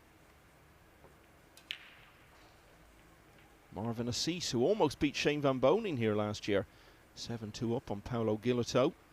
Victor Zielinski is 1-0 down to Max Eberle.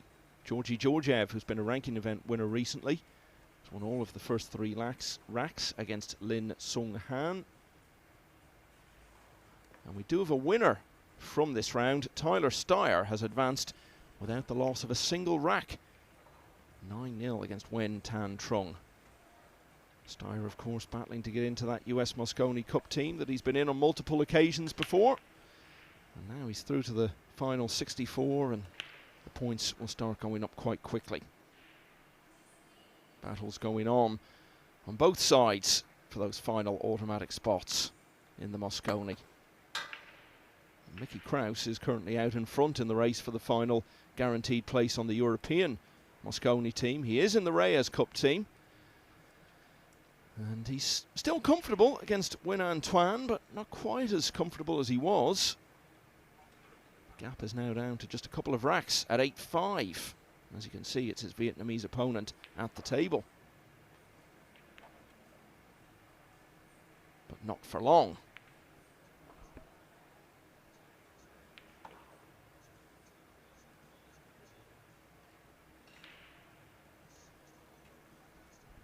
So just waiting for both players to return. It's been a bit of a struggle for both of them, really, particularly so for Kachi. So taking the opportunity to regroup.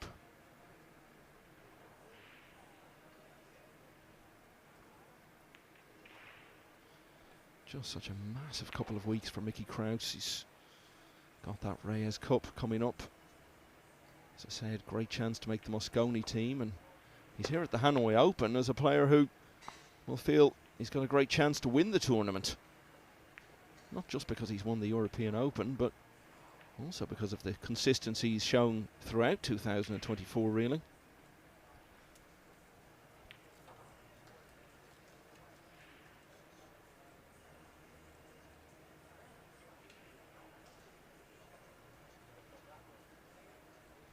I think if there was a Most Improved Player of the Year award, it'd be pretty much no contest in favour of Mickey Krauss in 2024.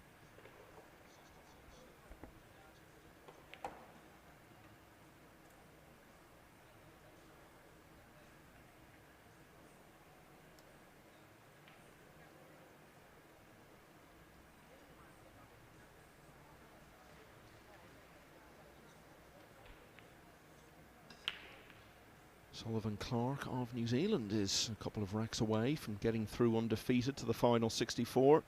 7-6 up now against Edward Koyongian.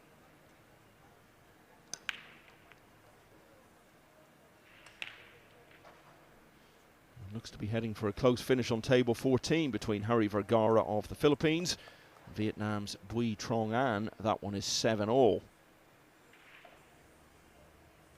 Just 7 places left to be filled from the winner's side.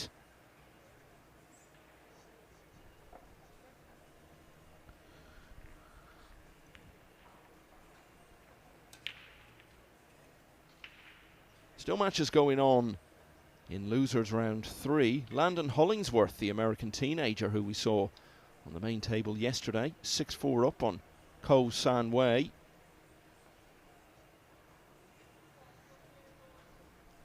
Yeah, many people tipping Landon as the next big American thing. So we'll keep a keen eye on that young man. Yeah, he's only been playing full time for about 6 weeks, but in that time he's already done well in a couple of the smaller ranking events in the US. Do you know what job he was doing before he went full time, Carl? You're looking at me like you're trying to make a guess. Believe me, you're not going to guess right. He was working in a nuclear power plant.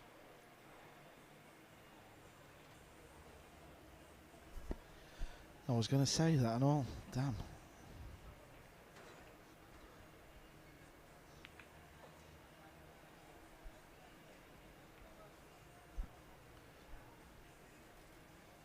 Jundel Mazon of the Philippines continuing a really memorable day here, making the final 64. Just beaten Zhang A Bao of Vietnam by 9 racks to 3.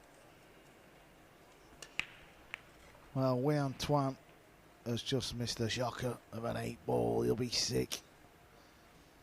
Because that's all she wrote there. Mickey Krauss wins 9 racks to 5. Yeah, so if he gets one more win, then that will mean that nobody can knock him out of the automatic spots on the Mosconi team without winning the whole tournament. So a significant result. After a long wait, we're finally on with rack 9.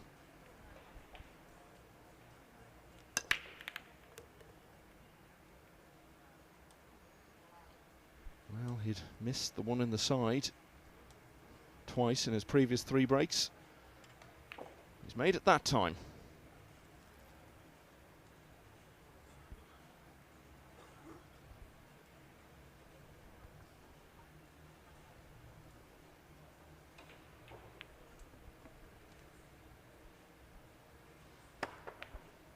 Harry Vergara of the Philippines, incidentally, is now on the hill in that match in winner's qualification. 8-7 up on Bui Trong An.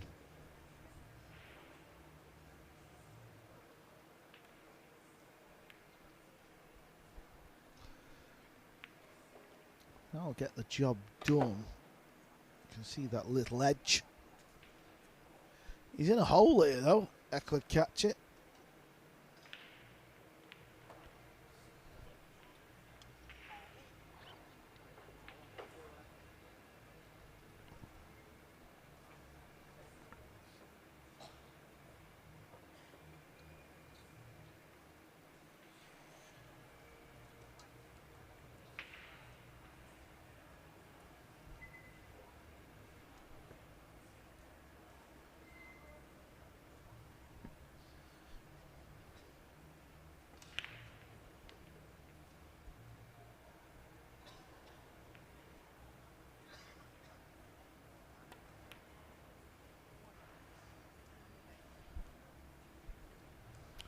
Yeah, even that, he's gone for a super difficult cut into that top left pocket. And even if you pot it, where's the cue ball? Now the patch has come off, it's all going on here.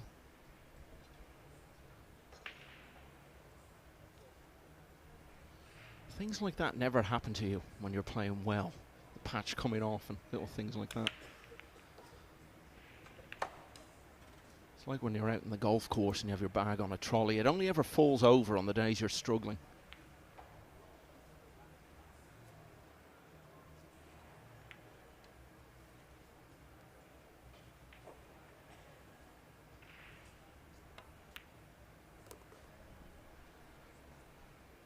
That's where the difference is. Loho Som, he's finding the middle pocket. Part of a big Hong Kong Q Sports tradition in both snooker and pool. A lot of that is down to the state funding that's been there for a long time, but the noise is coming out of Hong Kong in recent times, suggesting that funding may be drying up.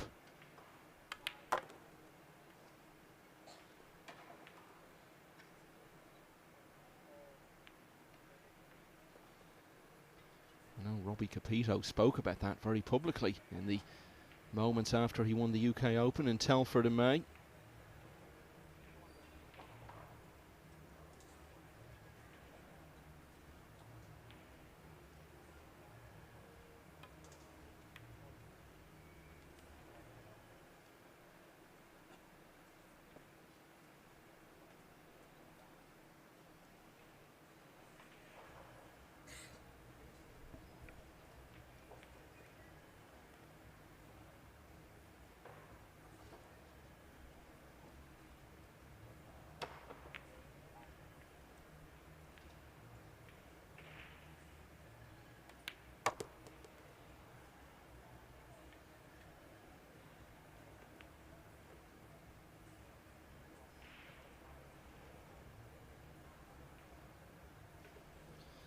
Well, got to get something going here.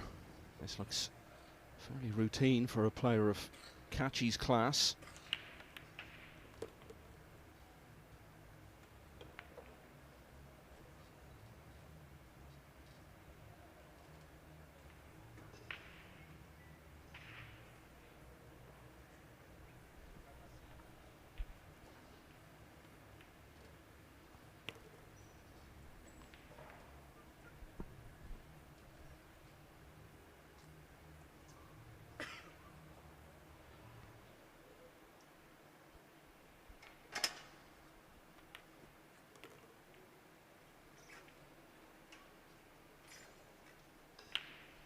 So even though it's been quite a struggle for him from the start of the match, really, it looks as though Catchy, at around the midway point of the contest, is going to be just one behind. Really needed this after losing all of the last three.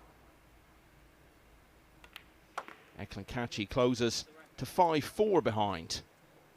Pius Labutus, a semi-finalist in the Spanish Open last year and the UK Open this year, is through to the final 64.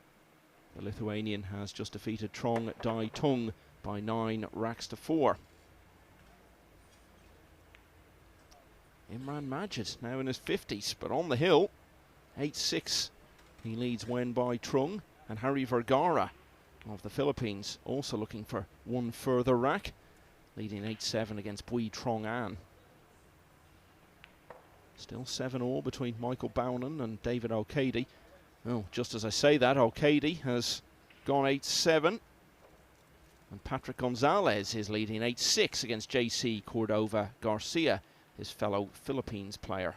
Sullivan Clark leading Edward Koyongian 7-6. And Wen Van Hein has a 7-3 lead over Wen Van Seen.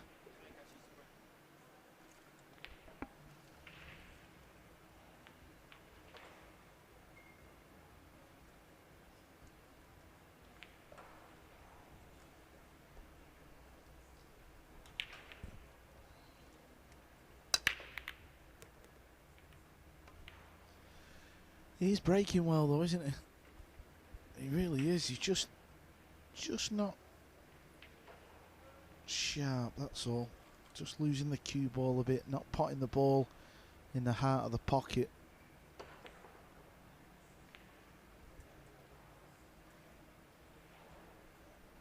I think he's on the wrong side of this blue 2 and all, so he's got to start moving the cue ball round.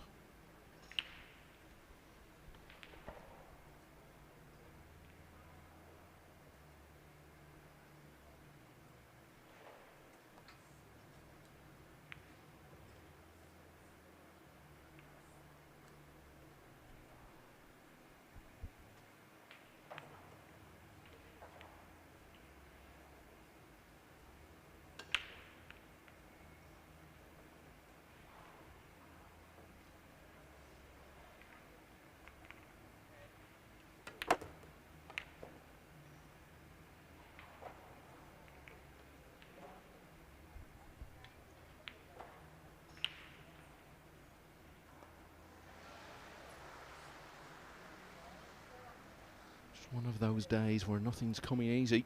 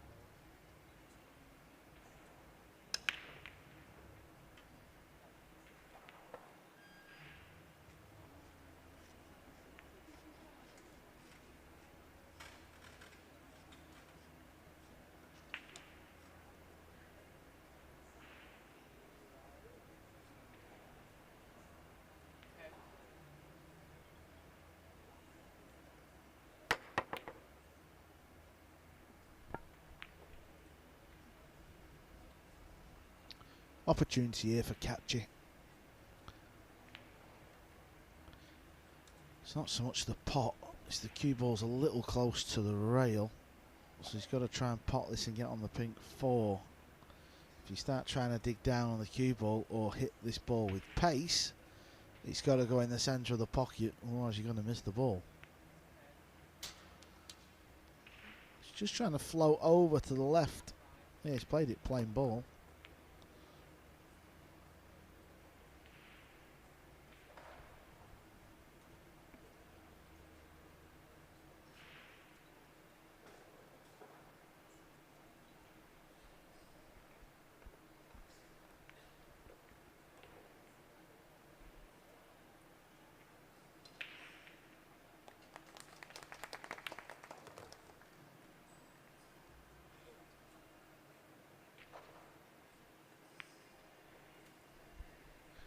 Sometimes you have to win ugly.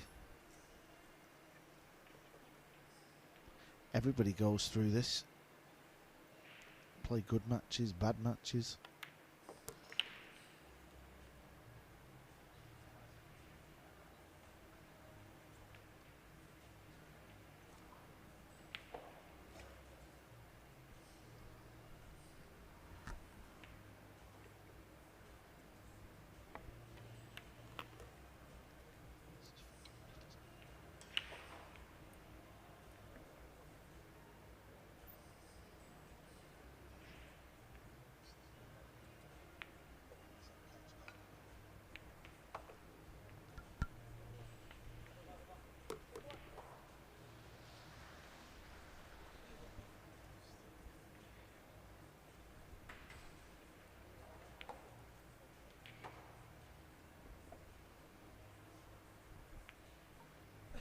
Two rails with the cue ball. Play for the 9 in the bottom right corner pocket as we look at the screen.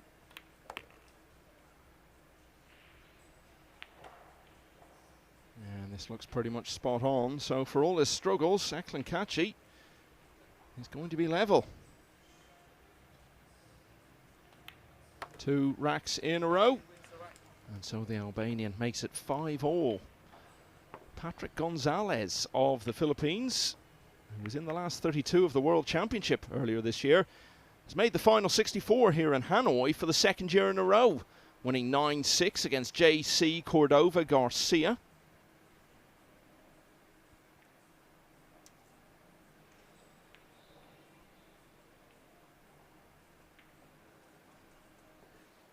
And it's gone hill-hill on table 14 between Bui Trong An and Harry Vergara.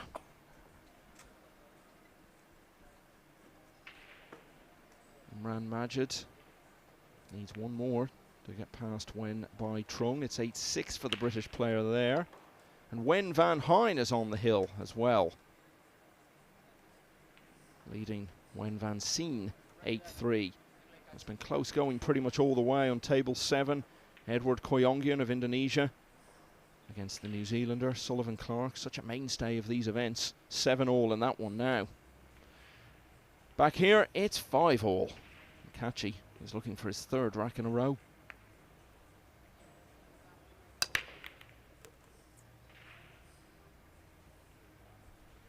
This will work out very handy. And Sedgwick's been breaking well. And now he's been rewarded with a look at the lowest ball.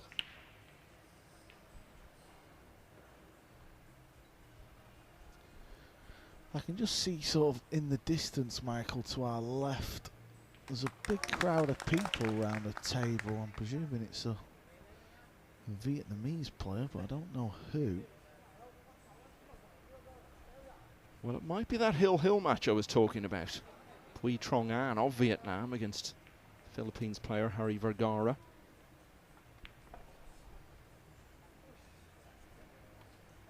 Yeah, it is. It's An Niat. That's whose club we was at last night. So, Hill battle. Yeah, that's the thing with the early days of these events. The crowd, when you look at the main table, might not seem that big, but that's because they get dispersed all around the arena watching different matches. Just wait till the weekend when they're all focused on 2 tables and then down to just 1. That's when you'll really see the masses coming out in Hanoi.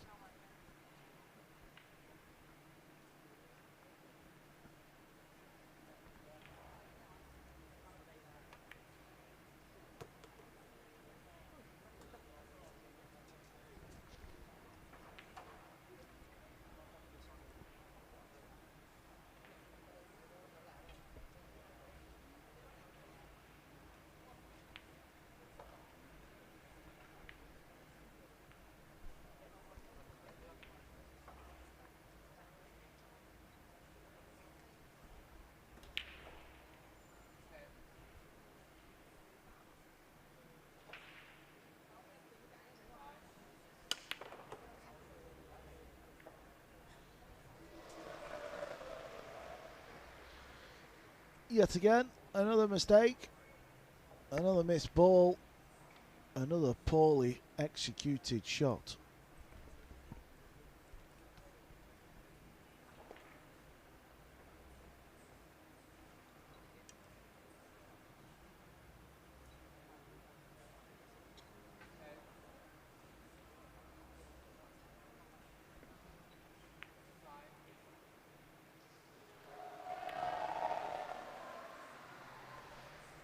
You might hear a big cheer behind us. Don't know if you can see, Carl, what's going on. Well, you can't really from there, can you? I think it was the Vietnamese player, An Niat. Yeah, but was that to win the match, do we know? Yeah, I believe so. I'm sure it'll flash up in a moment.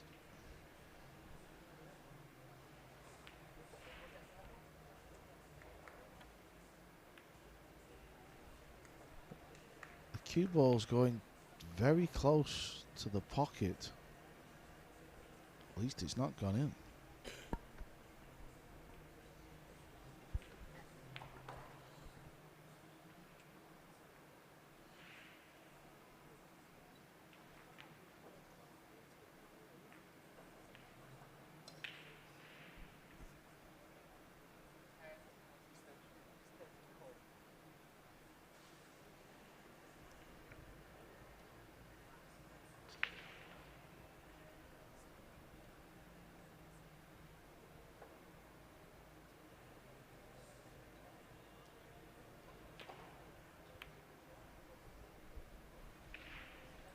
One Vietnamese player who I can tell you is through is Nguyen Van Hein, who's seen it out at 9-3 against fellow Vietnamese player Nguyen Van Sien.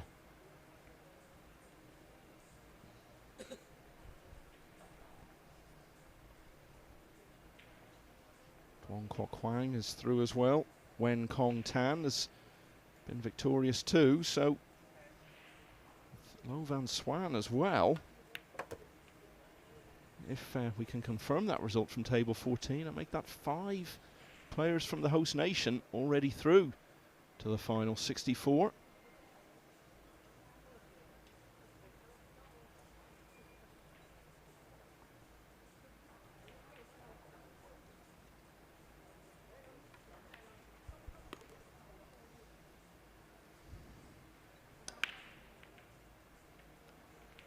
Meanwhile, back here, Eklinkachi. There's just a few balls left to lead for the first time since it was 3-2.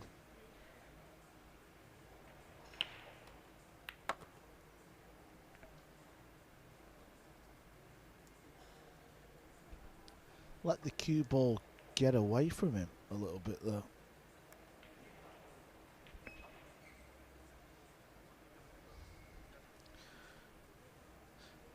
I know this is still very easy, but just because of the way things have been going, we're not exactly sat here with confidence, are we? But he's knocked it in. Yeah, it was indeed victory for the home player in that hill finish on table 14 against Harry Vergara. He's officially listed as Bui Trong An, but what were you saying he's more commonly known as, Carl? An Niat. He's the player whose club we was at last night. He's got 11 pool halls in Hanoi alone.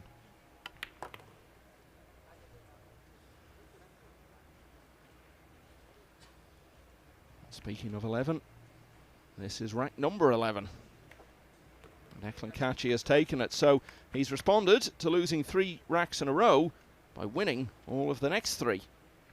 Catchy now leading 6-5. If he can win 3 more, he will be in the draw later. So let's see what's left then in the winners' qualification round. It's 7-all now between Edward Koyongian and Sullivan Clark. David O'Cady has won. He's defeated Michael Bownan 9-7. O'Cady was a quarter-finalist here in Hanoi last year.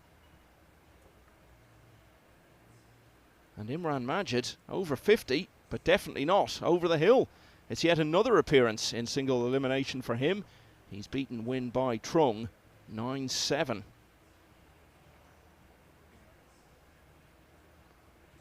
So there is just that one match still going on now on the winner's side.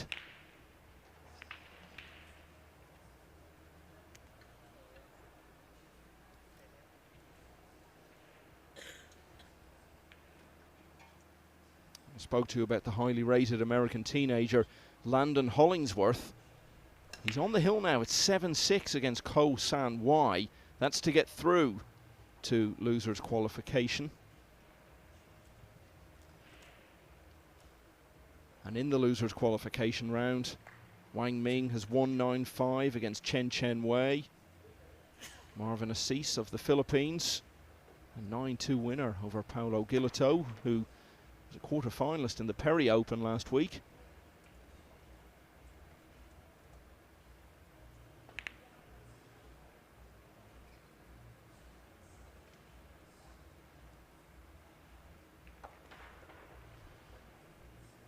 Michael Feliciano 4-2 up on Chu Hung Ming, but Victor Zielinski in a bit of danger of missing out on single elimination. The Polish player is 4-2 down to American Max Eberle. Georgi Georgiev, who's been a ranking tournament winner recently, 6-1 up now against Lin Sung Han. Long Duc Tien, one of the leading Vietnamese players, 4-2 up on Pong Nam Pham, who has a bit of an international reputation of his own. Kunihiko Takahashi, the world champion of 26 years ago, is now 5-3 down to Antonius Kakaris. Jonas Suto, the Mexican Open champion, has won the opening rack against Fitim Haradinaj of Kosovo. So back on the main table, Declan Catchy struggling, but at the moment he's on course to struggle through because he leads 6-5.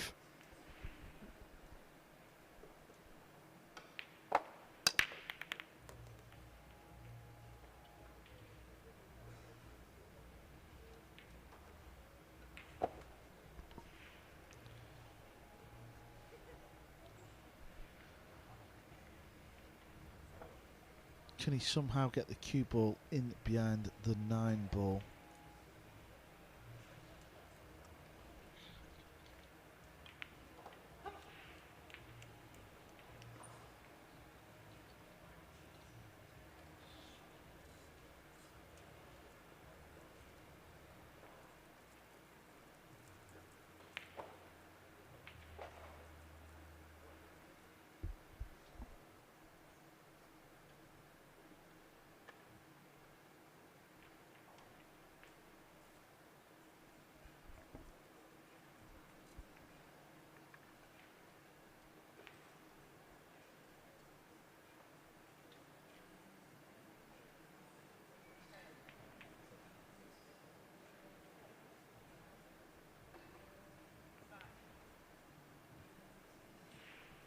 watch out for the scratch. No, it's okay.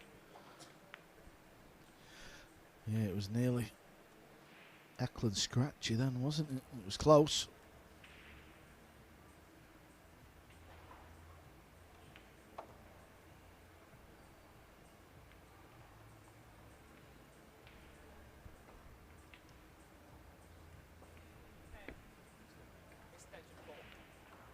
Even if he gets through now, I'm sure Kachi won't be pleased with how he's played. But he always strikes me as someone who probably wouldn't dwell too much on that. He'd just shrug it off and hope to improve in the next match. But you know him a lot better than I do, Carl. What would you think?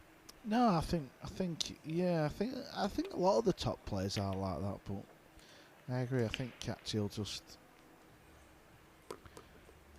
kind of just plod along about his business, but doesn't mean all of a sudden with the click of the fingers your game's just going to improve.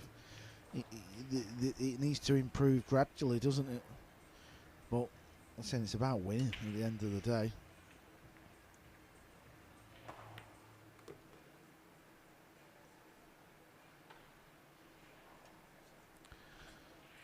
What's he playing here? I think he wanted to come a bit higher, Michael, and then flick off the red and pop the 9. Don't know if he can manufacture that now.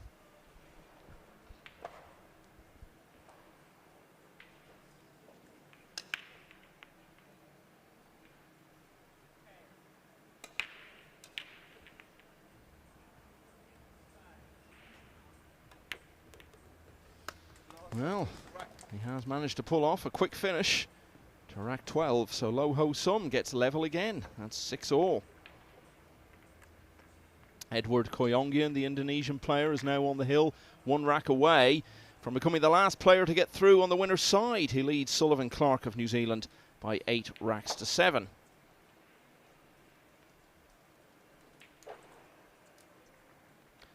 Kuo Po Cheng, former World Championship runner-up, on the hill on the loser's side at 8-5 against Salvador Garcia.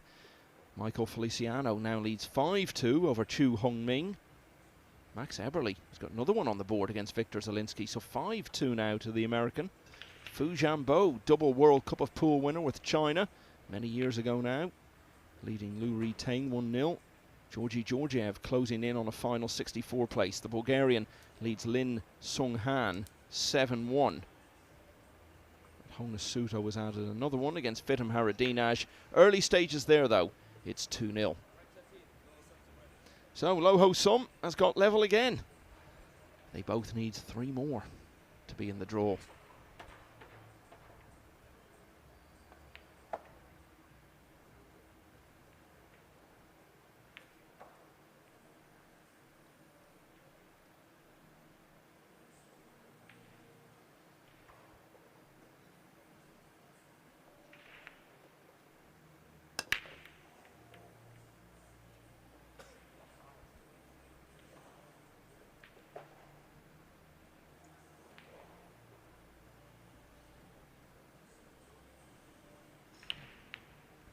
Only 4 out of 7 in terms of making the 1 ball off the break. Kachi though has done it every time.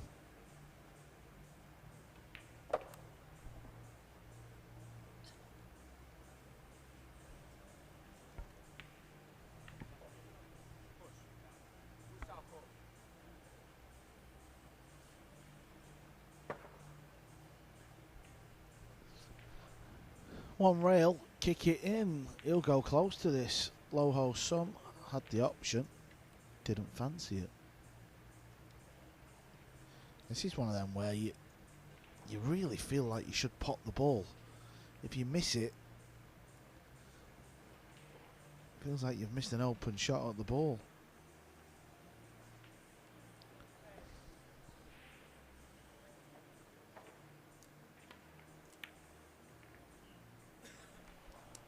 Didn't really get close.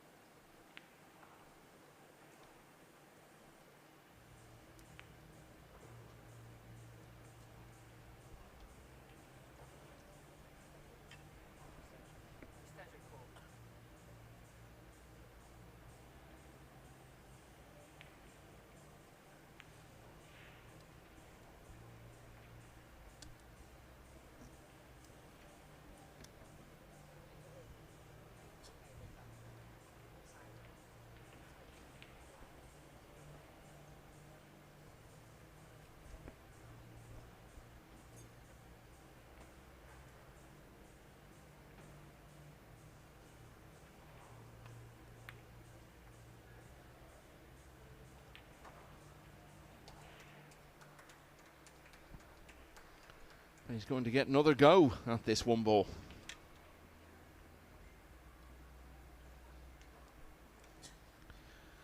Again, it's one of them shots where you don't really like these. Full table, quite thin. It's going at an angle where you've got to pot it clean as well.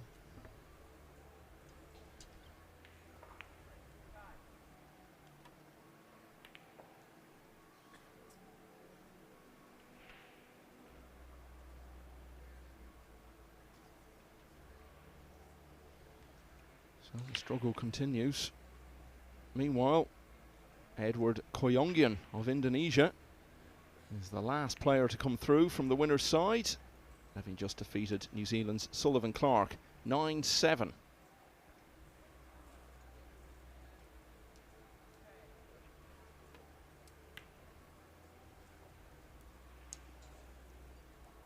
Sullivan Clark will now face another Indonesian player, Andri Januarta, for a place in the last 64.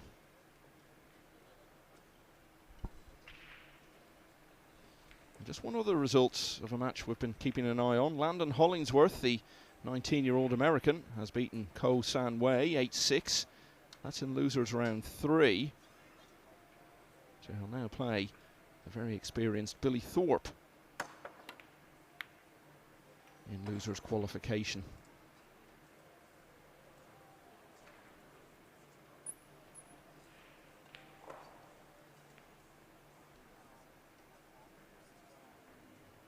There's still one match going in losers round 3, but maybe not for much longer, because Wen Duk Tang only needs one more rack, leading Ramazan Aktag 7-5.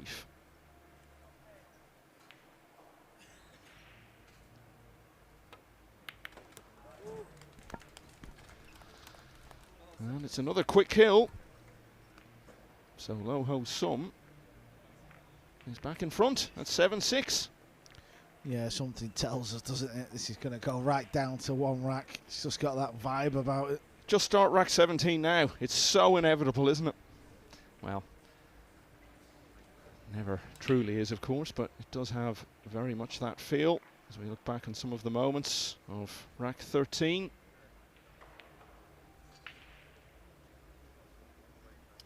So the 1-9 combination gets Lo Ho Sum within one of the hill.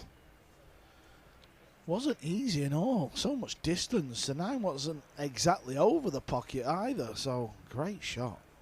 I said earlier, he's got a bit of a reputation for pulling off unexpected wins. Talked earlier about that run to the World Masters final, but it wasn't out of nowhere, because just before that he'd been to the last 32 of the World Championship. And around the same time, when there was a 16-player single elimination stage at the UK Open, he got within one round of that. But since then, 2.5 years on, he hasn't been further than the last 64 of any of these Matchroom Big Field events.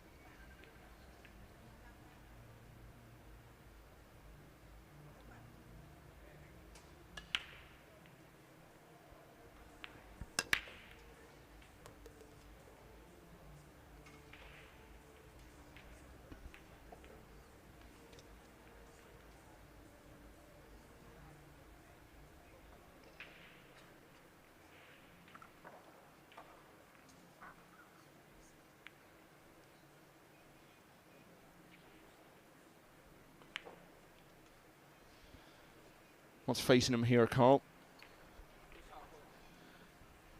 Not a great deal. Hooked on the blue 2. So how do you see the push-out options? Well, there's no ball tied up at the minute. He's just having a nosy if he can do something with a 3 ball. But if he does, it's leaving a difficult kick. But you'd like to tie a ball up. He's playing for the jump shot here. He's tying that up. Okay. Don't know. I don't really know about that. I believe he's tied the red 3 up, but he's left a pot on the blue 2.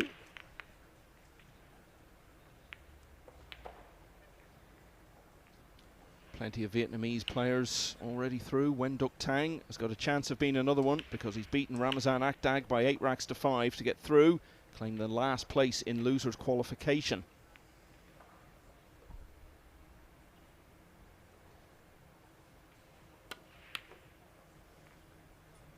Indeed, there will be a Vietnamese player getting through one way or another because Nguyen Duc Tang will play Nguyen Van Hai. So, in a sense, it's all worked out for Lo Ho Sum with that push out. Catchy's missed the 2 and left it on.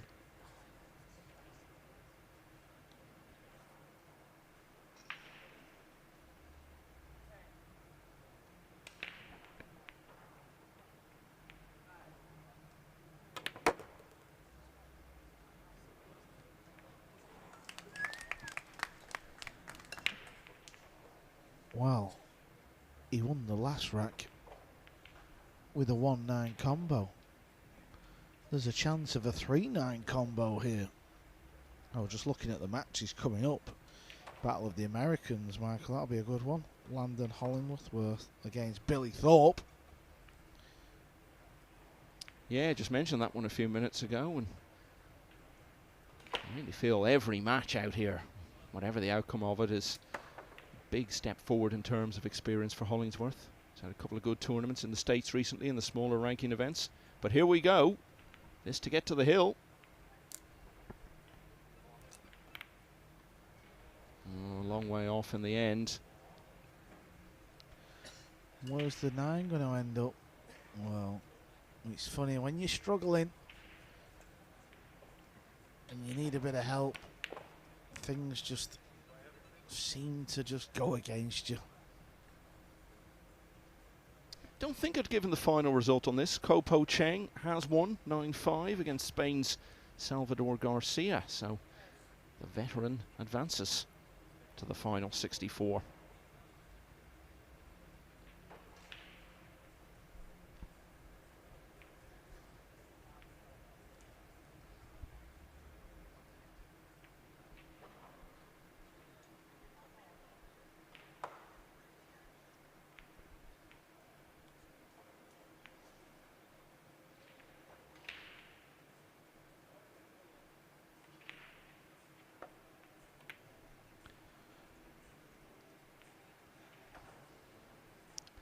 Tried to get the cue ball behind the purple ball. That didn't happen, fortunately. The green 6 comes to the rescue, but Lo Ho Sum, if he hits this red 3 ball full in the face, he's got a chance of fluking it in one of the side pockets.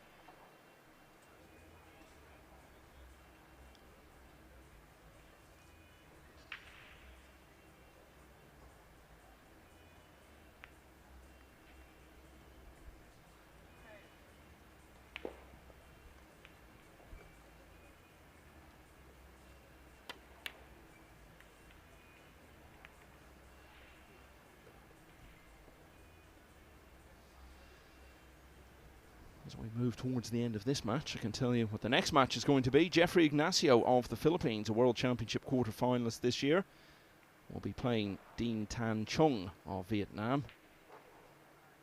And that will be along shortly after the conclusion of this one.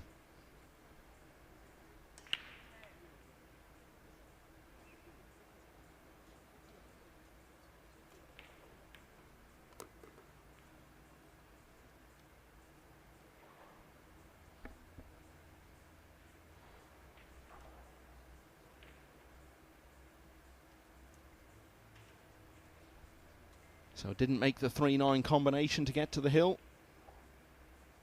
Now he's back at the table with a chance to get there by a much more scenic route.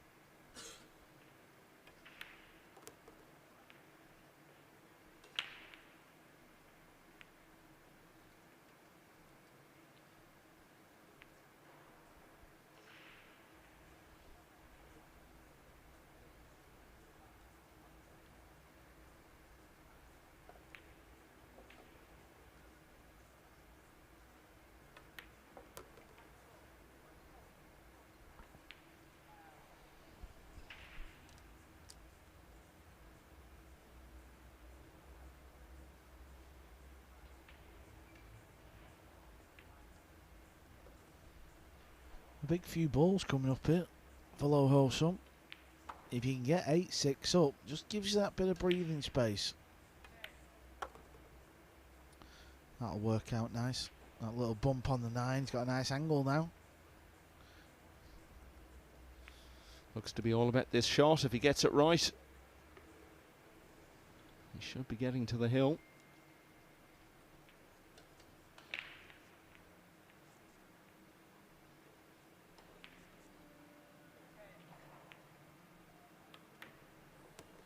And he's done well to get back the initiative here.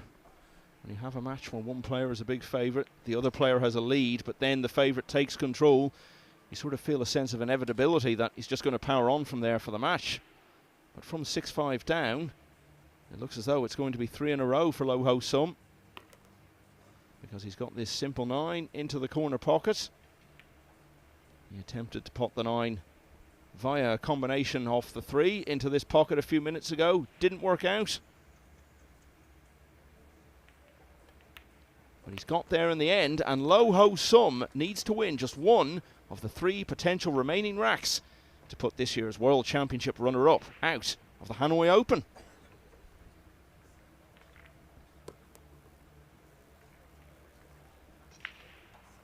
So a quick look before the next rack at some of the other scores going on in this round. Michael Feliciano, he is leading 6-3 against Chu Hong Ming.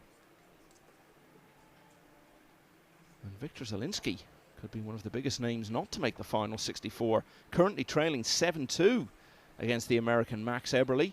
Fu Jianbo, former World Cup winner from China, is now 3-1 up on Liu Ri-Teng. Georgi Georgiev just needs one more. The Bulgarian, who was winner of the Seattle Open just a few weeks ago, leads Lin Sung Han 8-2. And Ko Ping Han trying to make it all 3 Ko brothers in the final 64. Off to a good start against Singapore's Nicholas Tan. Ko leading there 2-0. James Aranis, World Cup winner with the Philippines last year, has won the first against Do Van Kai. And Jonas Suto of Spain has a 3-2 lead over Fitim Haradinaj.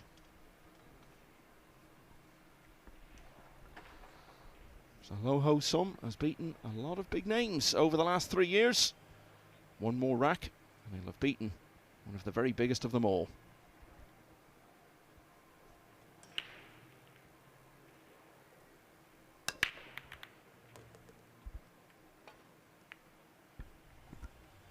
Has he got a look at something? He hasn't. Eklund Kachi still in this match.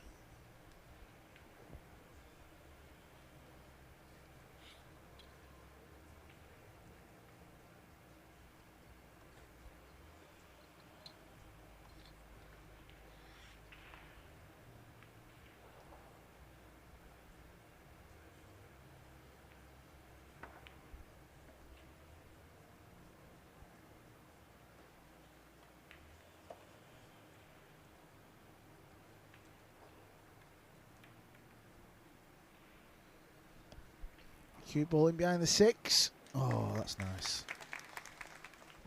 As acknowledged by Kachi, who now comes to the table knowing one wrong move could end his Hanoi Open hopes.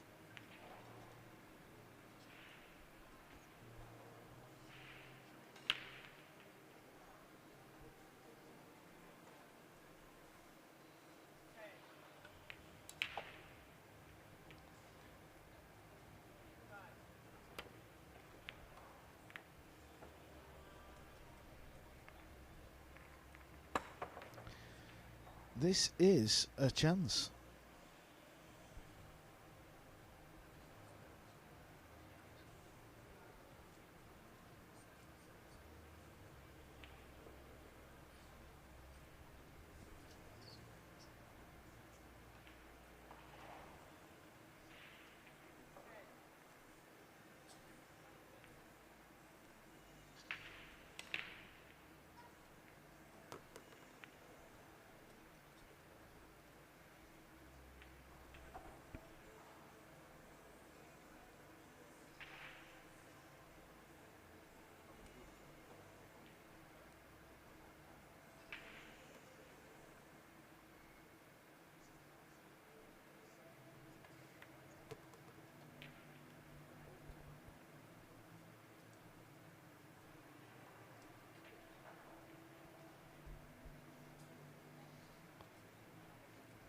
made it to the single elimination stage in one matchroom event in 2024. This would be a very nice route to take back to that stage. If you could beat the player who's officially ranked number 2 in the world.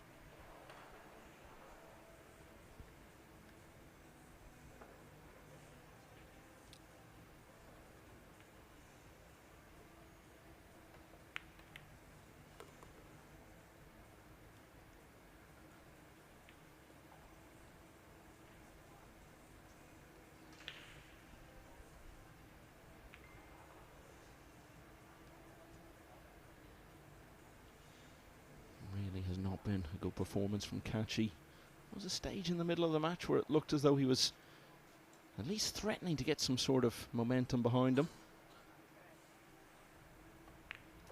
Lo Ho Sum has taken over again. Just as I say that though, oh well, it looked as though the door might be open for Kachi to possibly get back to only one behind. As Lo Ho Sum has acknowledged there, the 8-ball has been very much his friend on this occasion. Yeah, obviously Kachi's just trying to stay alive, but you know this match is not going to be decided on a bit of rubber the green here and there. It's just been poor from the get-go, hasn't it, from Eklund. Now he's got jump cue in hand. How are we coming to near the end of this match? Well, the end of this match, the end of the tournament for Kachi, because back against the wall, he's trying to cut this ball in. Oh, wow, okay. He's not out of the woods yet, though, is he? Look what he's faced with on the green 6.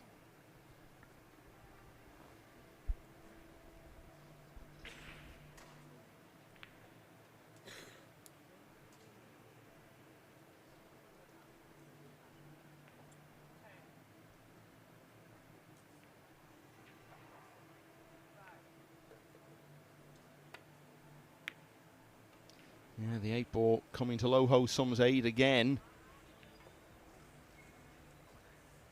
So it's another chance to get over the line.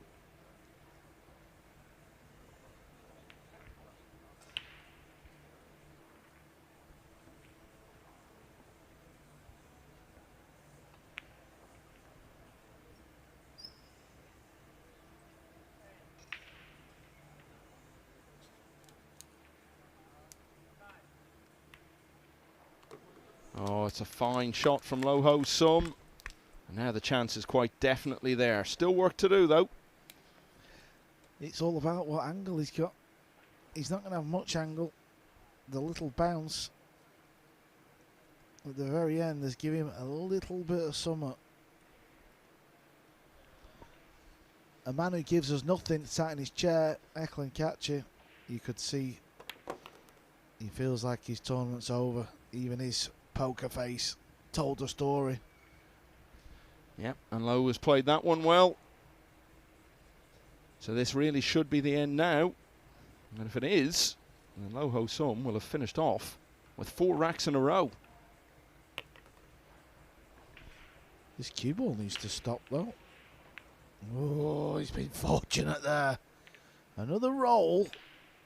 He couldn't pot it. Instead, he's on this.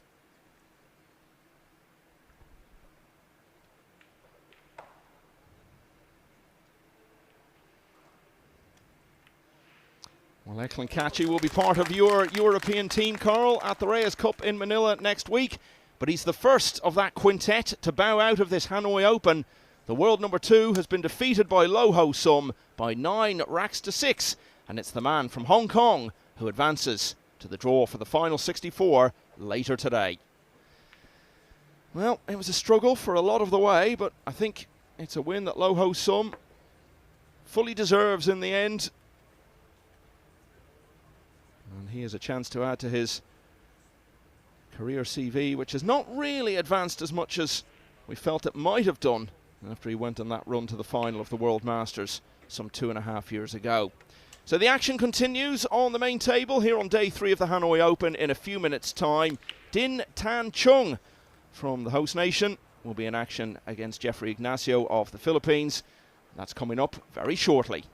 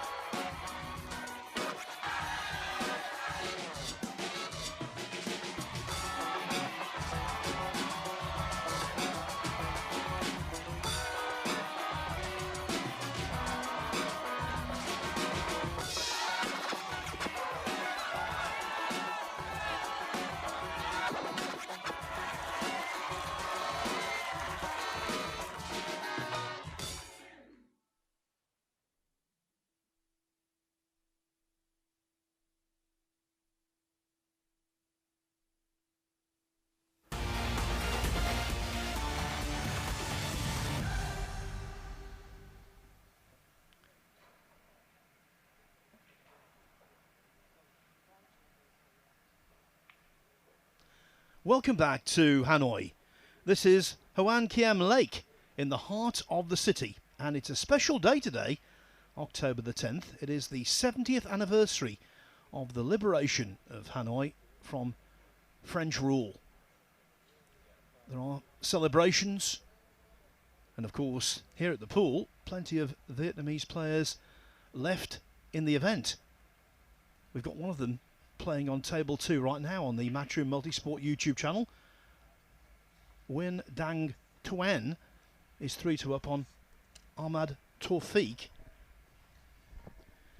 And on table 1 coming up next, it is Jeffrey Ignacio against Din Tan Chung. And I'm very pleased to say Carl Boyes has been replaced by a proper player. Not just a has-been, a current, a world champion, a US Open champion, and the recent Perry Open champion. Welcome to the commentary box, Francisco Sanchez-Ruiz. Thank you so much. Yeah, I'm here. I'm ready. Goodo, goodo. Carl might never get his seat back after this. Although I think he might be engaged playing a little bit later on in the week, the way you're going. So how is the form so far this week, Francisco? Yeah, it was amazing feeling playing in Da Nang for the Perry Open. It was really good, really excited, so many people around. So it was something what I need to win something big, you know, for my confidence, especially for the next week for the Race Cup. And what about that match you played earlier on against Do Kai, who's a very funny individual, always laughing around, isn't he? Was it difficult for your concentration? Yeah, absolutely. Especially in the beginning, I was leading 1-0. Then I missed you in the able in the second rack, and he was laughing. I was like, "Oh my God, it's gonna be difficult." I tried to be serious, but finally I was leading 3-1, 3-2. Then I was leading like 7-2. So I think I played good safety on the match. So I'm really happy about the performance. Yeah. So you're still going nicely here, obviously in the draw for the last 64, which will be made after the conclusion of play this evening. But one player who isn't in the last 64 is Eklund Kachi. Yeah. Clearly not in the best of form going to the Reyes Cup. Yeah, I mean, Kachi is one of the best players in the world. I mean, yeah, but now you have a lot of good players around, so I think for sure it's going to be ready for Reyes, for sure. I have 100% confidence on Kachi. And of course, you're joined at the Reyes Cup by your best pal, David Al-Kaidi. Yeah, it's a nice feeling to play with David. 2022 was my first Mosconi. We played together, so I think it's going to be the same Reyes Cup for the first time, so I can't wait, to be honest. Good. Oh well, let's turn our attention to this one now. It is the Philippines against Vietnam. What do you know about Jeffrey Ignacio? Have you played him very often? Yeah, I played with him in the beginning of the year. I played one semi-final. He played really good. He played really fast as well. So I think it's very dangerous. He finished on the wall Nineball. I think he finished he lost in the quarterfinal. So he's a really good player. Yes, he's won tournaments in Indonesia this year, and also more recently he won the All Japan Open. So clearly he's a threat. Mind you, he did play on the main table earlier this week, and even though he won the match, he played extremely loosely and made an awful lot of mistakes. I think he's that kind of player, isn't he? Inconsistent. Yeah, also the table is really tough, you know. I mean, the 4-inch pocket, you know, it's not the table is not running like the first day. So I think you must play good in this table. Yes, we've seen some really good performances on the table, but we've also seen some very poor ones. The last match I commentated on, I could not believe how badly Roland Garcia played against Duong Kok Wang. Duong played nicely at times, but Roland had an absolute nightmare. Lost 9-1. This is a man, of course, who got to the final of a World Nineball Championship. Yeah, it was a nice win for Duong Kok Wang. He's getting ready for the next week for Reyes Cup. But yeah, for sure, Roland is a really good, strong player. But I think he's going to have another chance now. So tell us about the fan interaction here in Vietnam. When you're walking down the street, do you get people stopping you and asking for autographs? Yeah, it's amazing. I mean the feeling is crazy because it's not even here in the venue. It's around in the street. Every fans recognize me. Not only me. I mean all the players. So it's amazing feeling, to be honest. Yeah. Well, it's recognition that you deserve, because apart from being an absolutely brilliant player, you are a model professional and a great ambassador for the game. Thank you so much. Right, let's turn our attention to this, the final match of the day. Centre stage, Jeffrey Ignacio against Den Than Chung. It is a loser's side pool, but because it's a loser's qualification, it is first to 9. I know this is not your commentary debut because you do some snooker, don't you, for Eurosport Spanish language? Yeah, commenting in Spain, in Spanish, of course. Yeah, but I love commenting in snooker. I really watch like every matches. But yeah, pool is gonna be different. Yeah, looks like no shot on the 2-ball, right? Oh, he make it! Wow. That's Ignacio all over. He just plays Yeah. a different brand. That's why I like to watch Ignacio, because sometimes he play a crazy shot. He go for it like every times. And now 3-ball. Oh, he's gonna play safety. I'll tell you who he reminds me of a little bit. Jeffrey De Luna. Yeah, something similar. I think Ignacio have he play really fast. I think faster than Jeffrey De Luna.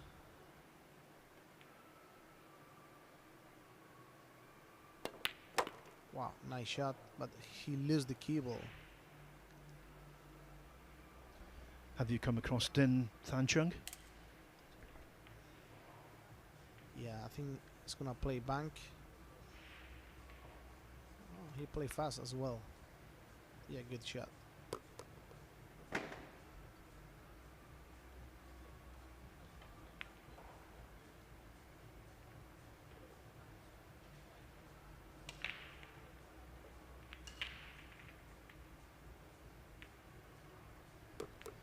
I've been saying all week, Francisco, the overall level of Vietnamese pool, you can see, is vastly improved just in the years since we were last over here. Yeah, of course.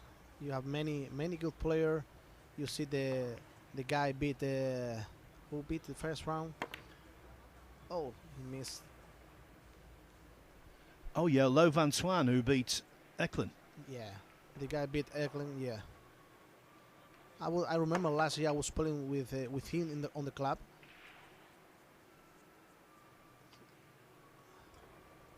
You see, Jeffrey Matthews so fast.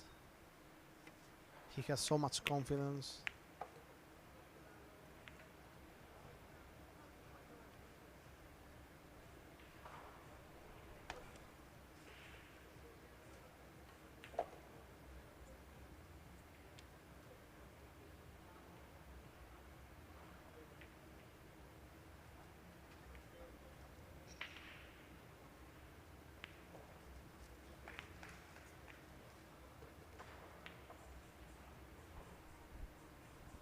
You might think in a race to 9 the first rack isn't that important, but sometimes it can be. It sets the tone.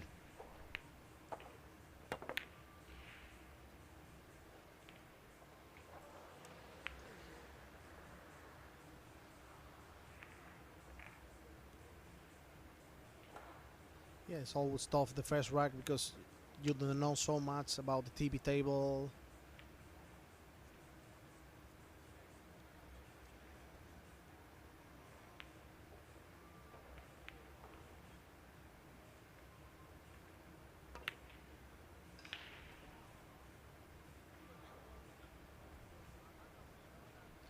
Yeah, pool's very different from snooker in that regard because the usual suspects always get to play centre stage in big events in snooker, Judd Trump and obviously Ronnie O'Sullivan, whereas centre stage, those opportunities are spread out more. Good shot.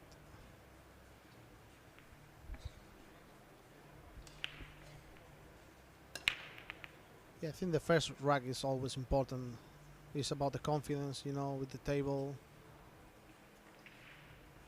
Gonna play 3 rail out. That's.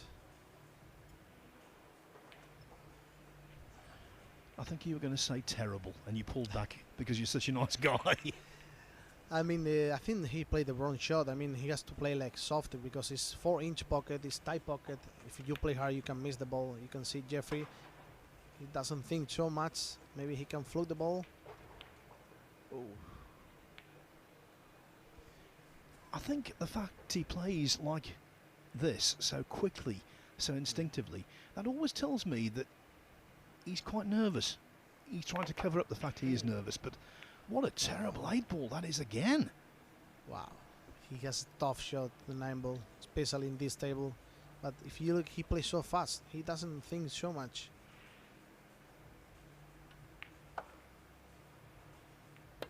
Wow, so hard.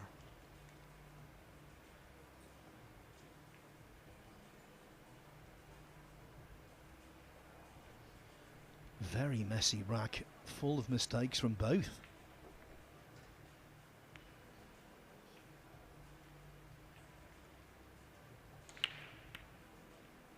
Oh, wow.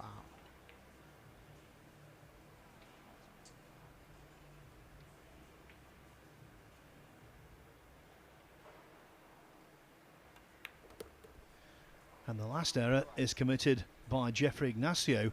So Din Than Chung, after making 2 real blunders on the 8-ball, gets away with it. He draws first blood.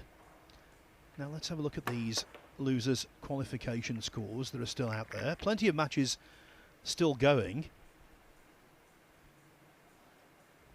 Chu Hung Ming in trouble against Michael Feliciano, who's on the hill at 8-5. Li Shikai 5-4 up on Liu Young Cheng. Max Eberle on the hill against Victor Zielinski at 8-4. Fu Jianbo, blast from the past, part of 2 winning World Cup teams for China. With his partner Li He-wen, he can still play the game. 6-1 up, make that 6-2 now over Liu Riteng. And in an all Vietnamese clash, Luong Duc Tien 7-4 up on Phuong Nam Pham. I'll give you the others at the end of this rack.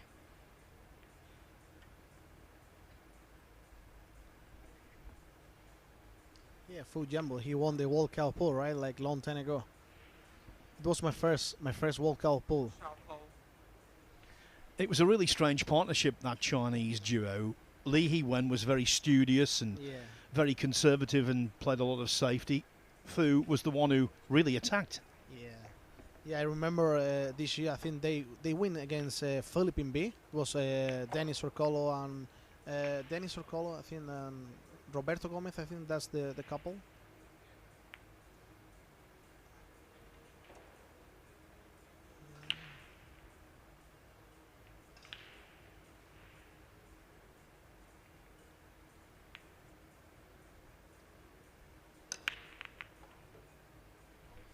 It's an absolutely smashing tournament, the World Cup of pool, and we're led to believe it's going to return next year, so I for one can't wait.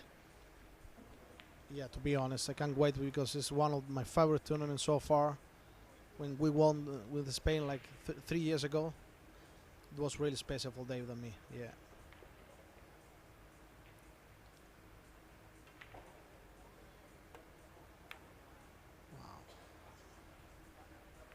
Nothing special about this match yet, apart from a bucket load of mistakes.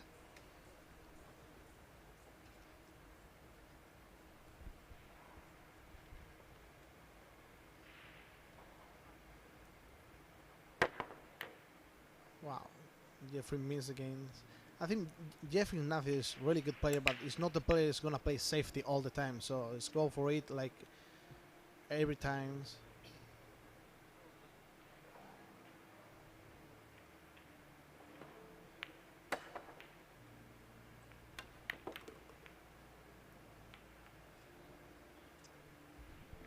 Well, they got the 9-ball in motion there, but no shape on the 2.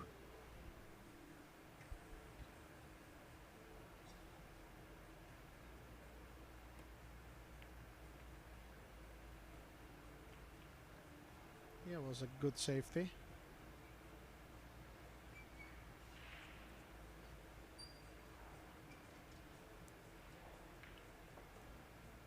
Yeah, you can see Jeffrey don't stay so much time.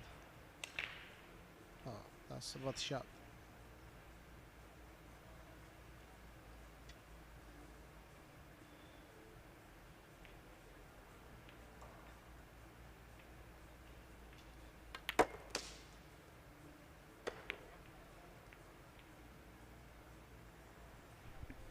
bags of check side on the cue ball there to find the gap between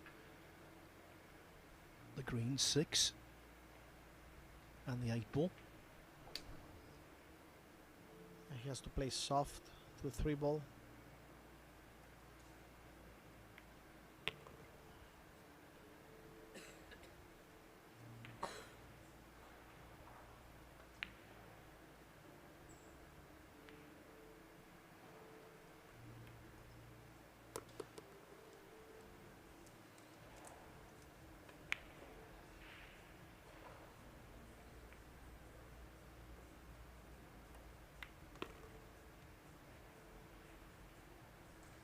Yeah, I think he need more angle to the 6 ball. Now he has to play like hard to get position to the 7 ball, and also the 9 ball is on the way to the 8 ball.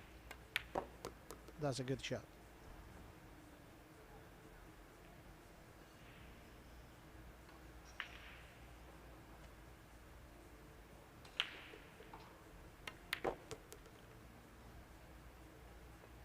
Wow.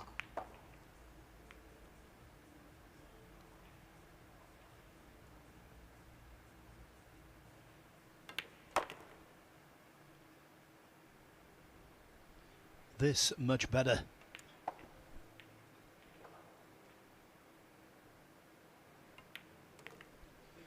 Jeffrey Ignacio might well have his hands full.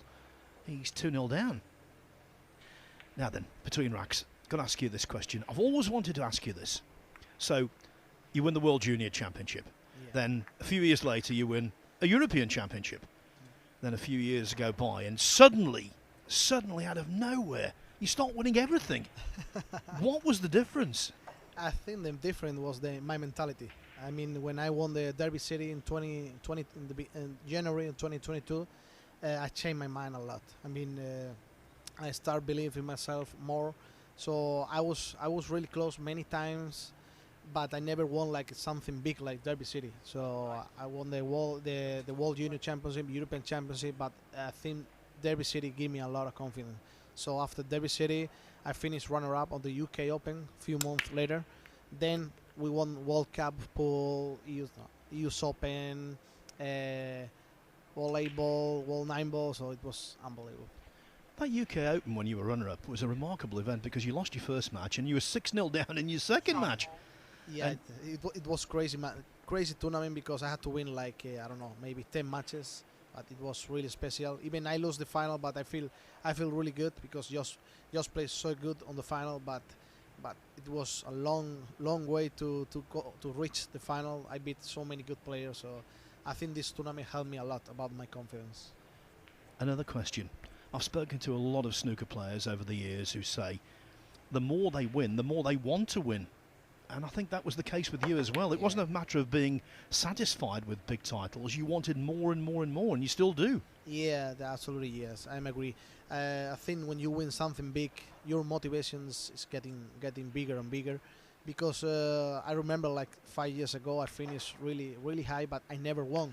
But when you taste like a win, it's like tastes so good, to be honest. Wow, he go for it. It's strange because both players, they go for it all the time.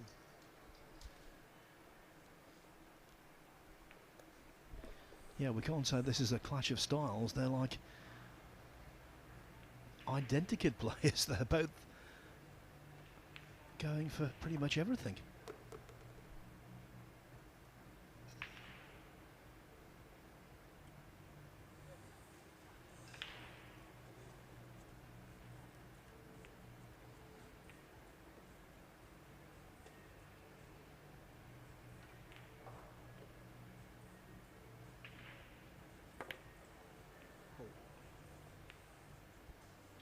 Jeffrey Ignacio. This is a man, of course, who got to the quarterfinals of the World Championship in Saudi Arabia this year.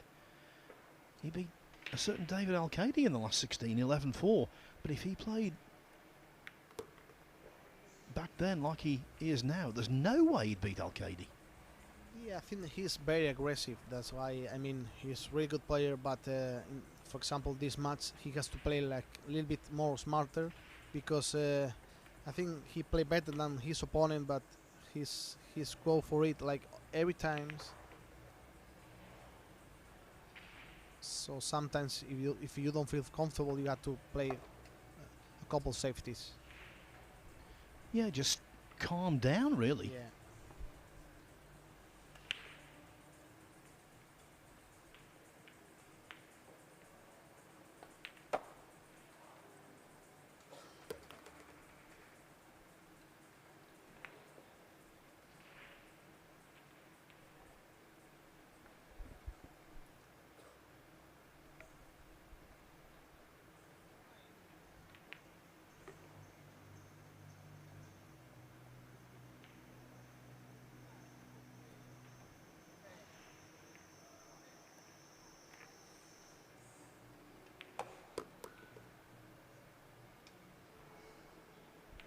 Played that at a nice, quiet pace, which helped it to drop. Yeah, the speed was good, but now he has a tough shot to the 7 ball.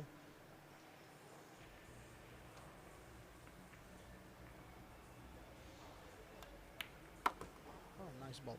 Yeah. Also, I think he has the good angle. Go for the 9 ball. Yeah.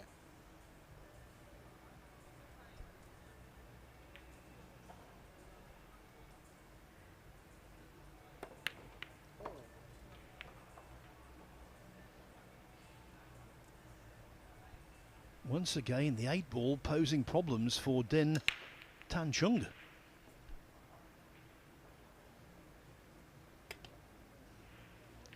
Now let's see Jeffrey, because he has a tough shot. He can make the 8 ball, but he's not gonna get position to the 9 ball. He's gonna play 3 rail with the cue ball, but wow, that's a good shot. That's a good shot. Wow. After so much bad, that was brilliant. Ignacio all over. Yeah, he's back. And that could be the spark he needs, because up until then, he just wasn't performing. That could be the turning point. The missed 8 ball from his opponent, and then we saw that Ignacio style.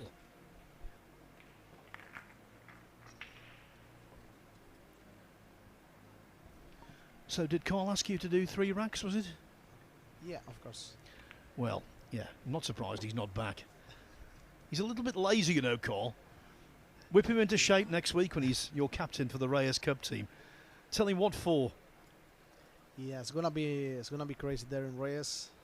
Carl's making a good job. We had a good practice yesterday with the team. Yeah, if you can't get good camaraderie with Carl Boyers, I think he's the perfect person for the task. I think he'll gel everyone together and make it a really good spirit there. Oh, the cue ball. Oh, he is unlucky. A scratch. Oh, look at the 2 on 9 ball. Maybe he can play combo.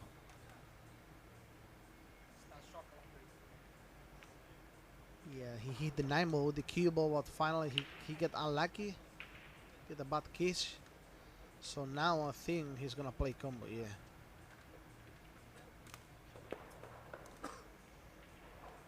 It's not easy because the 9 ball is not frozen.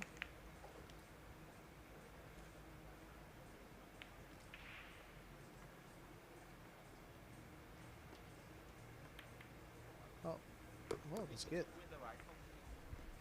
Another rack quickly goes to Din Tan Chung. So after the brilliant 8 ball from Jeffrey Ignacio in the 3rd, immediately comes the scratch on the break, and once again the Filipino finds himself a couple of racks adrift. Could we have all 3 co-brothers in the last 64? Well, it's looking that way, because Ko Ping Han 5-2 up on Nicholas Tan of Singapore. Landon Hollingsworth 4-2 up on Billy Thorpe. That's a must-win match for Thorpe in terms of qualification for the Moscone Cup. Thorpe's just won rack 7 actually to make it 4-3.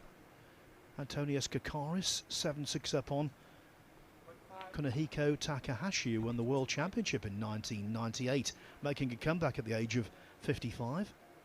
Windang Tuen 6-2 up on Ahmed Tawfiq. And James Aranas 7-3 over Do Van Kai. Well, FSR, Francisco, thanks very much indeed for filling the gap left by Carl Boys. I think he deserved a short break after a 3-match run, but now he's back, and we can wish you all the best for the rest of this tournament, and indeed for Manila next week. Thank you so much, Phil. Enjoy.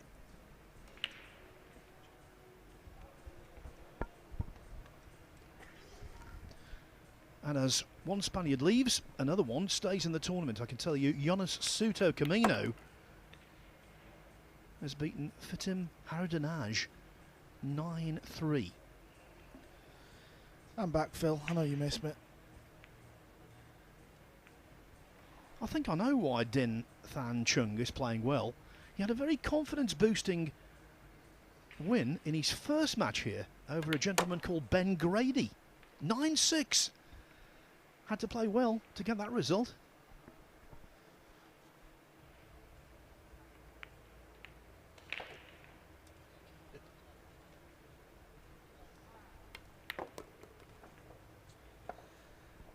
That has gone wrong.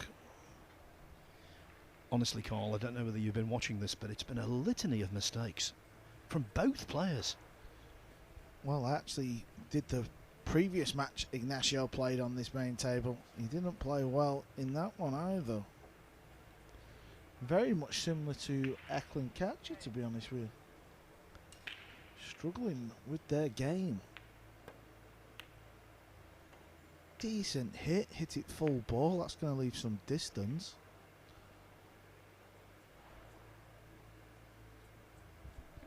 Yeah, so Din Than Chung beat Ben Grady 9-6. Then he beat GG 9-2 before losing in winners' qualification 9-4 to Italy's Francesco Candela. As for Ignacio, he lost his second match, but then bounced back with a couple of wins on the loser's side. But in this, the man they call the Cobra hasn't had an awful lot of venom yet. Apparently Jeremy Jones is on his way back to the venue. He's been out doing some filming with the GOAT, Efren Reyes. I hope you give Jeremy some stick when he comes back, Phil. I hope you don't let him off lightly. I think I'll pass.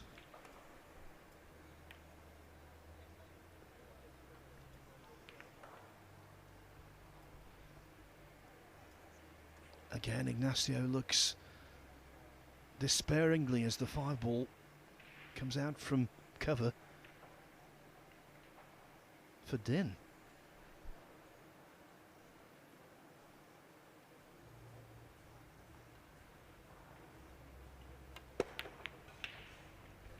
He's played the 2-railer. If he's played that, I'm walking home.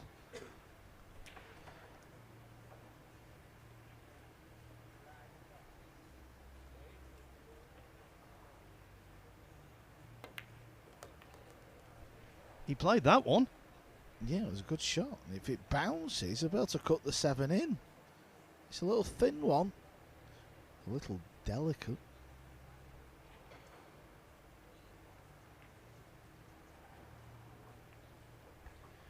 Can't believe he tried to reach it. It was obvious the bridge was required.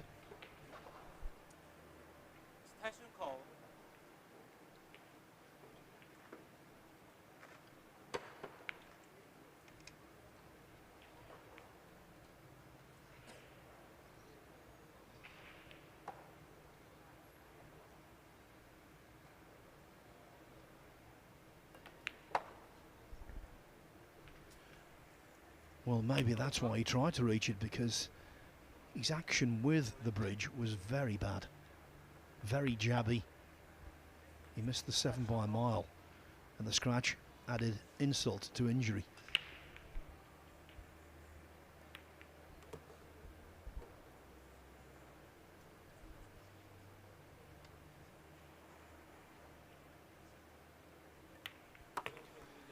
In both of the racks he's won, Jeffrey Ignacio has spotted the last 2 balls.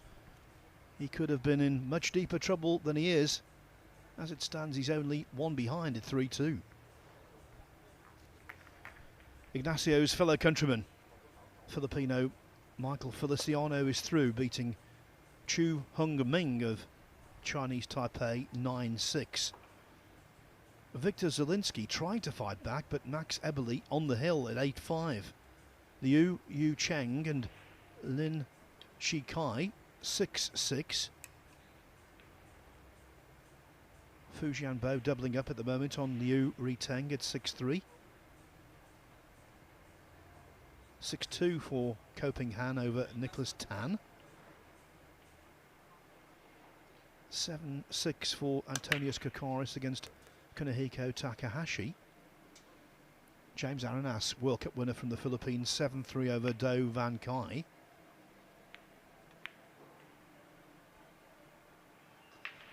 And after that, well below par performance in his previous match, Roland Garcia back to something like.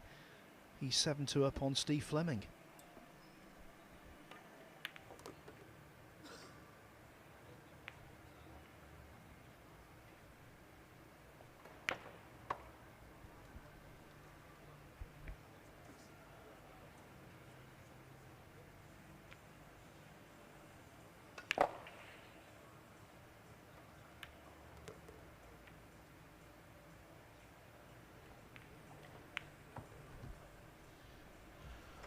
Well, these are all sat nice. They all just connect up, don't they?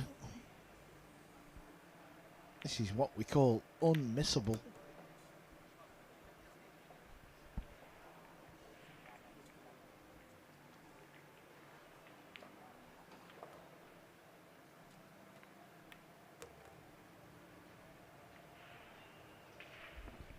At the end of this rack call, I'm going to draw a comparison between Jeffrey Ignacio and a certain player, and I'll see if you agree.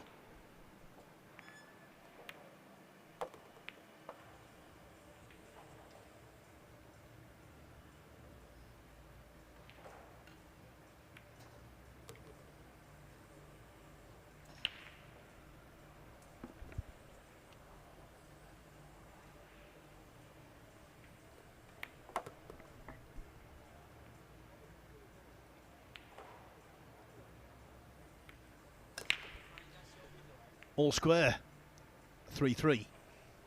Yeah, the way Ignacio approaches the game, the way he plays so quickly and so attackingly, I'm not saying he's an identical player to this person, but I think that aspect of his game is really similar. Tony Drago.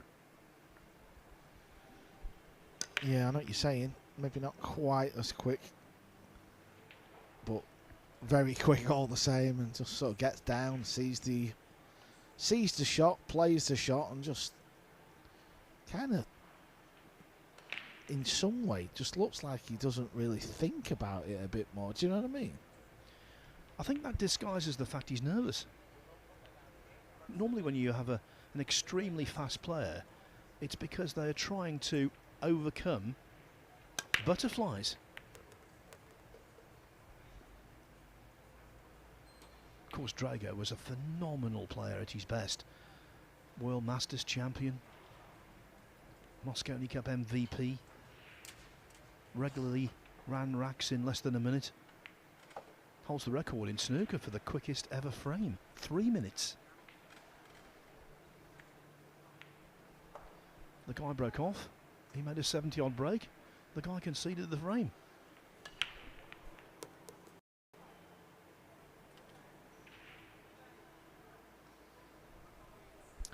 I would imagine he's got the quickest century and all, right? Probably. I think that would be a better stat in snooker as opposed to the quickest frame. I mean, what if someone just concedes straight away after the break-off? Yeah, quickest completed frame. We've had some in snooker where players have got annoyed about missing a ball and conceded when they're in front.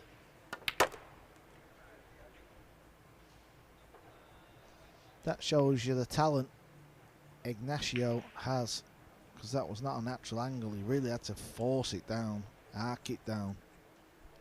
Yeah, just before you came back, when he won the third rack, his first of the match. He knocked in an absolutely blockbusting 8-ball. Came round off multiple cushions, perfectly for the 9.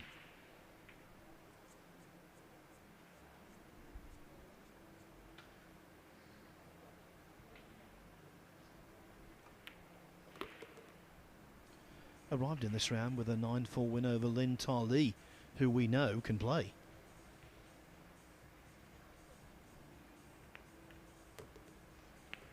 I think Ignacio is one of those players, the difference between his best and his worst is massive.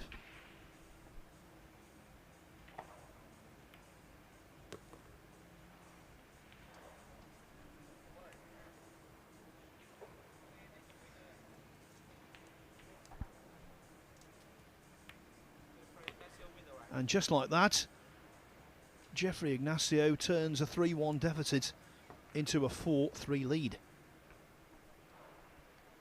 Tell you what, Carl, we've seen some rapid pool on this table today, most notably that wonderful match between Mickey Krauss and Albert Manis.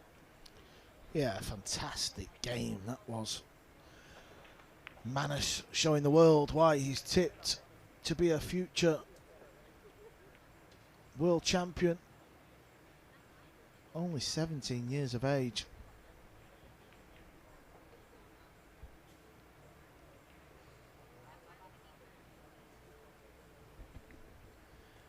Sports always need an infusion of youth with genuine talent, and there's no doubt AJ Manis fits that bill.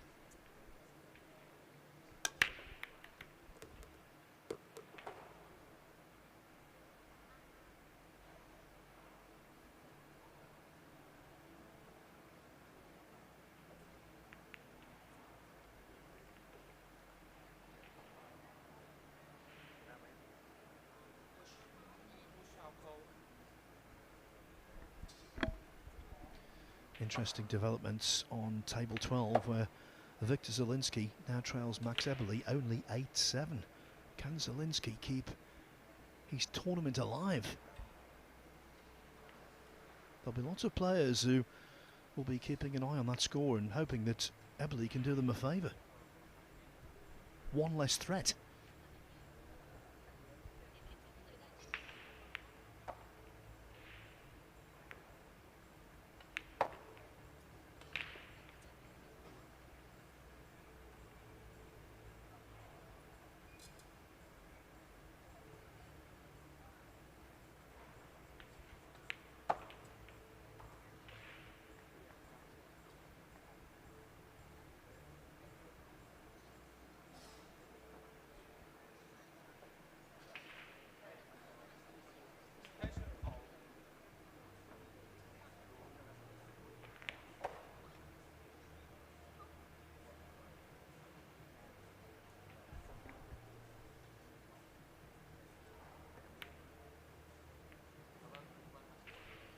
Well, there, Ignacio couldn't make up his mind, so he called his extension. You don't see that too often.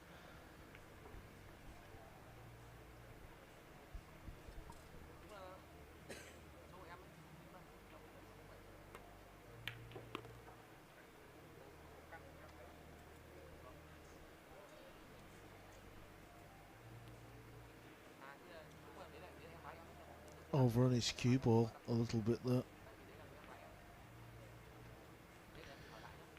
Maybe able to play in the top corner.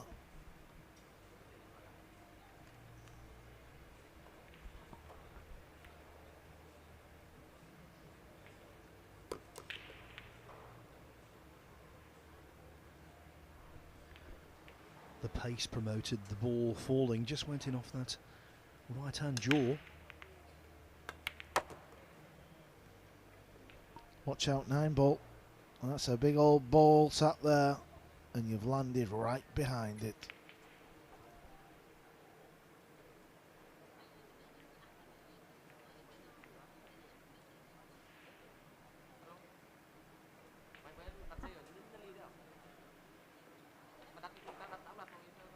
Could fluke this though. If you hit it pretty full, this could go in corner pockets.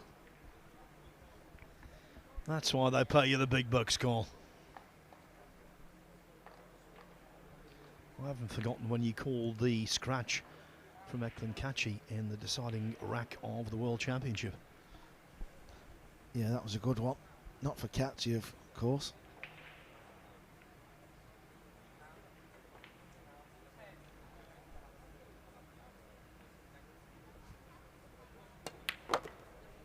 Oh, look at this shot. How about this shot? Where the 8-ball is touching the rail, that is the worst spot on a pool table.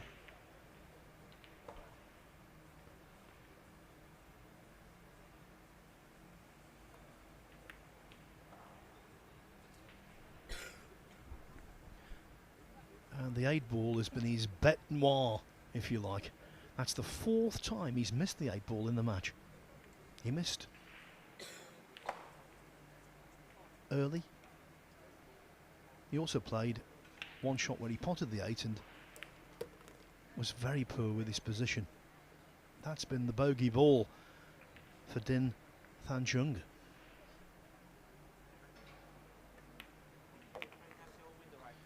And that's why Jeffrey Ignacio extends his winning streak to 4 racks. He's more than halfway to victory at 5-3.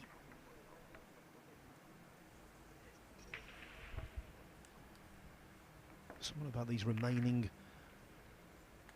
losers qualification matches? Liu Yun Cheng and Lin Shikai 7-7. Fu Jianbo on the hill against Liu Riteng at 8-3. Luong Duc Tien has beaten Fuang Nam Pham 9-5. Going well for Ko Ping Han, 7-2 up on Nicholas Tan. Billy Thorpe, after a slow start against Landon Hollingsworth, he was 4-2 down, now he's 5-4 up. And James Aranas on the hill against Do Van Kai at 8-4.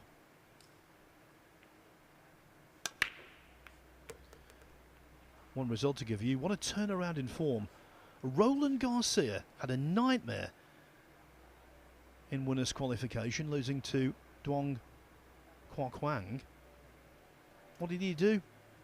Brushed it off and then beat Steve Fleming 9-2.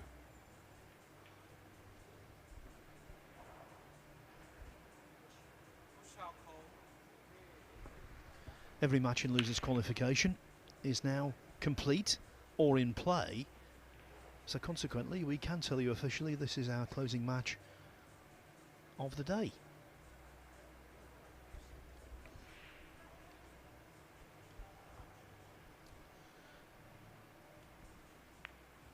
Bit of a conscious look there as he played that shot.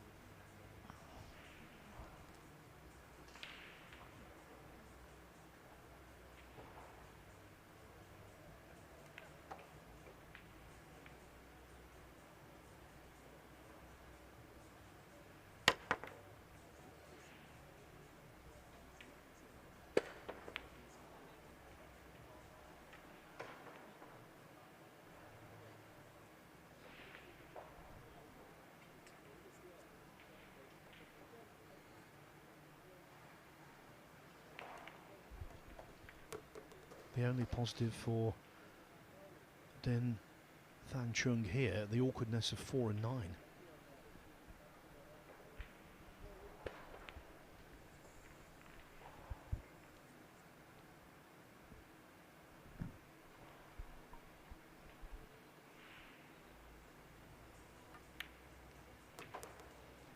Wobbled its way in. I don't know if he can sort of go rail first, yeah, into the pink 4 and then try and contact the 9. That may slide down the rail and go in. In the end, it wasn't awkward at all because of Jeffrey Ignacio's ingenuity, predicted by the genius that is Carl Boys. So it's 6-3. Just the way he got down and played it though, Phil. So nonchalant, weren't it? Real clever, smart shot he played. I think that's one of his secret weapons, actually, Ignacio. He's so nonchalant. It's as though he doesn't really care, but we all know he does. And I think sometimes he lulls his opponent into a false sense of security. Yeah, and I think when you get players that play quicker, they have the ability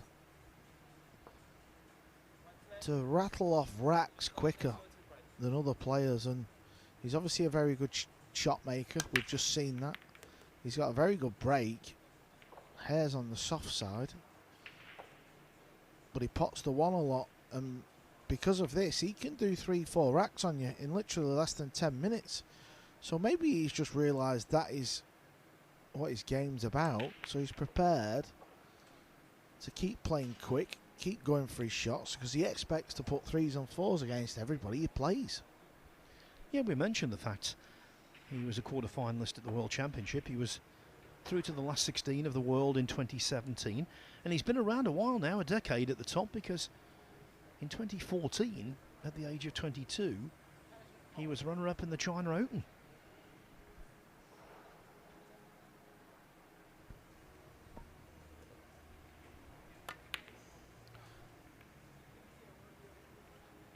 That was quite some far away.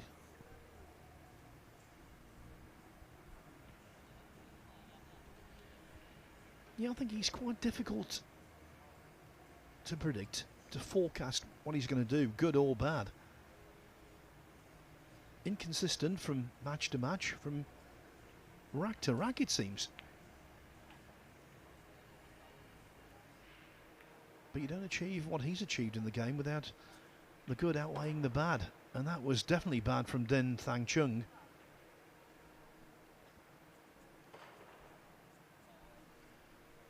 Big result. Max Eberle of the USA has beaten Poland's Viktor Zielinski 9-7. So Zielinski joins the likes of Aloysius Schaap and Eklund Kachi by surprisingly failing to make a single elimination.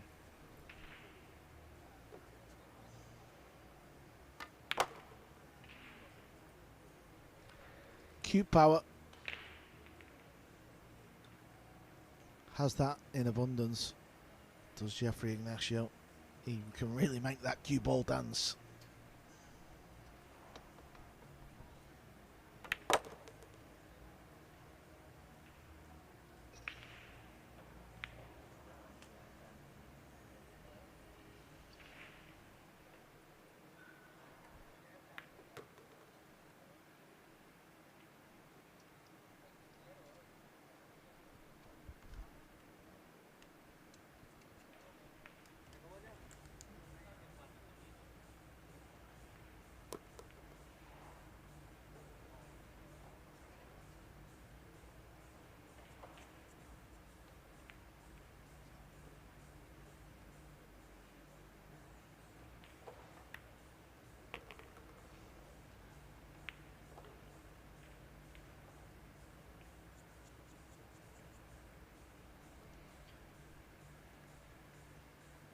On the threshold of taking a 7-3 lead and winning half a dozen racks on the trot.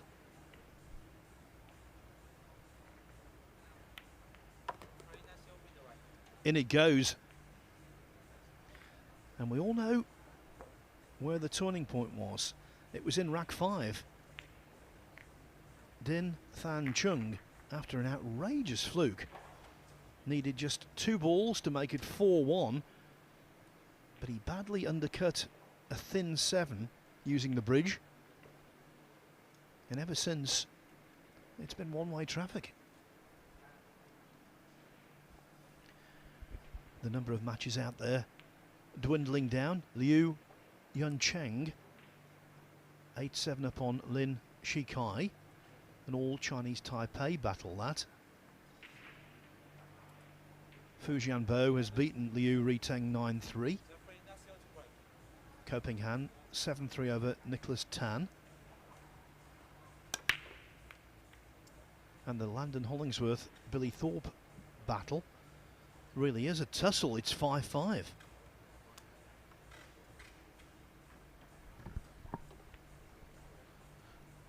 Got close to the one on the break.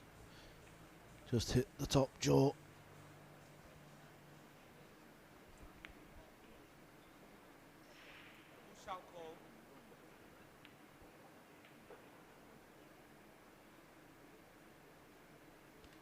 Here comes the push out. That is completely legal after the break. Jeffrey Ignacio will have the option. He'll play the shot or give it back.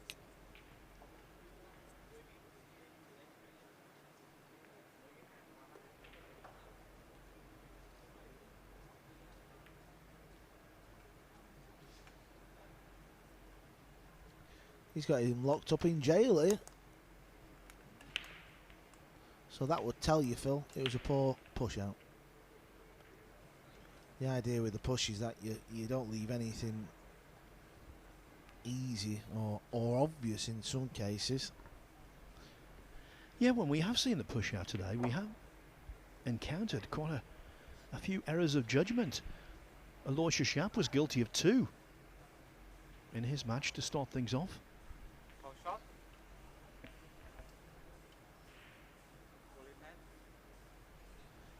3-1 down it was when I come in the com box for this match. Completely turned this game on its head as Ignacio.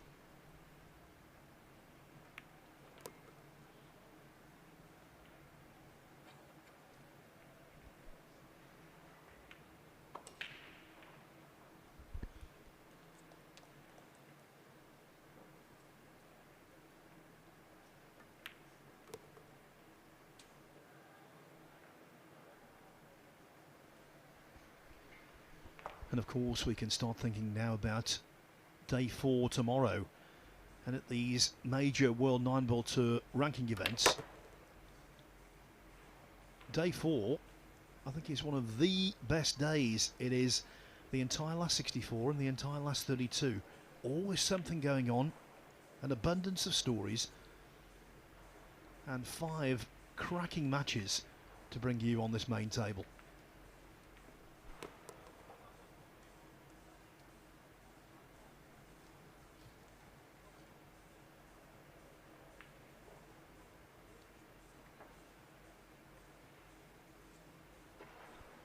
Of course, we can't tell you what the matches are because we don't know the draw yet. It won't be made until the conclusion of play this evening.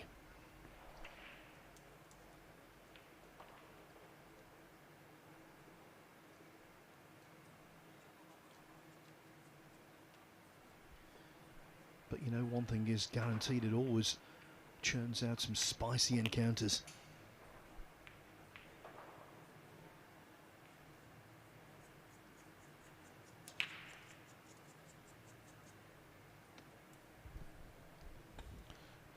Looks like Ignacio's name will be in the hat. And he'll be a player that people will want to avoid. I know if you tuned in today and watched him, you're probably thinking he's not much cop, but he is.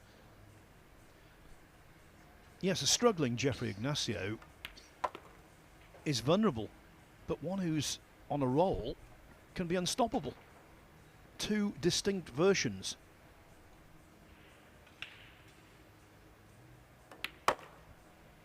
Here, the beat carries on. Jeffrey Ignacio, having been 3-1 down, finds himself on the hill without further loss. It's double hill on table 24. Liu Yunchang and Lin Shikai, 8-8. Ko Ping Han on the hill against Nicholas Tan at 8-3. Billy Thorpe's back in front against Landon Hollingsworth, 6-5. Antonius Kakaris of Greece on the hill against a former world champion, Kunihiko Takahashi. Wen Dang Tuen, he's 7-5 up on Ahmed Tawfiq. Raymond Farion and Truong Du Tung, 4-4. And Chien Chingju on the hill against Win Bui Trung at 8-4. Also on the hill, Albania's Besos Spahiu, 8-4 up on Assis Tadik of the Philippines.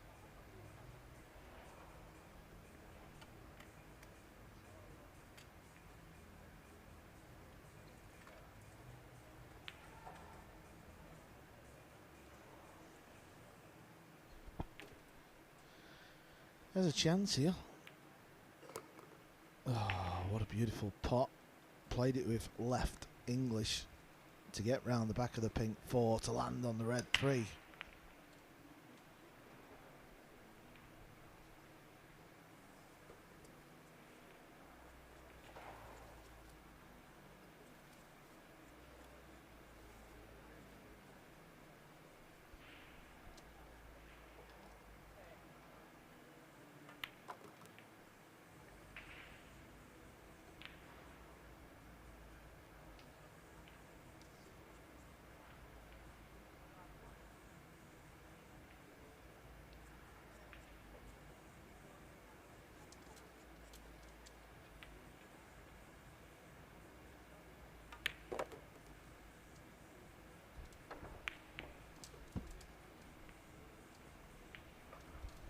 Needed to get past the 9 call. Yeah, he might try and pot the green 6 with the cue ball now.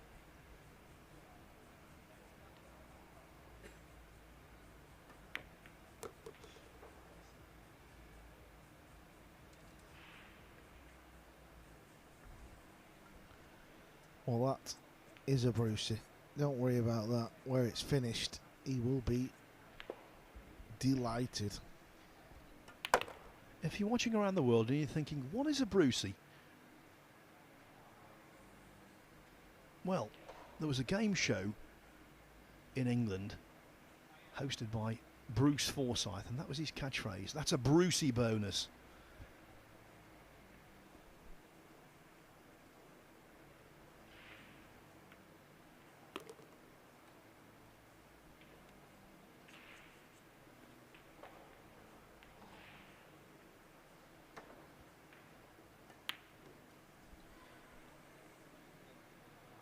And so is that. What a fluke. What a fluke on the 8 ball. You've never seen anything quite like it.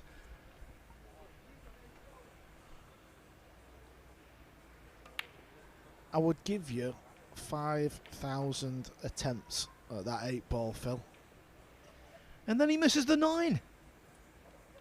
Truly a crazy match.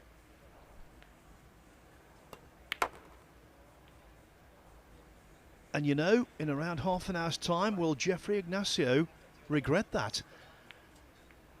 There's no room for guilt in 9-ball pool. Okay, it was an outrageous, outlandish fluke, but he should have steadied himself and knocked in the winning ball. As it is, the match remains alive.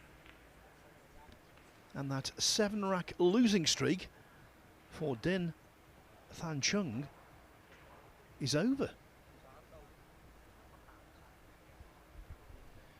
We don't normally miss seeing the attempt on the 9-ball, but that fluke was so out of the ordinary.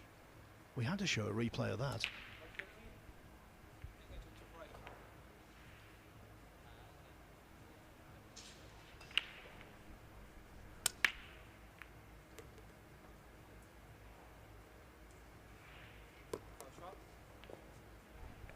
Maybe the missed 9-ball won't matter in the slightest.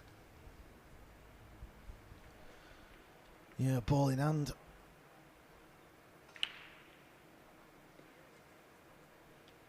Purple 5 ball. If that's stuck, if it doesn't pot anyway, he's going to have to play a breakout. It might go in the bottom corner, actually, bottom right corner.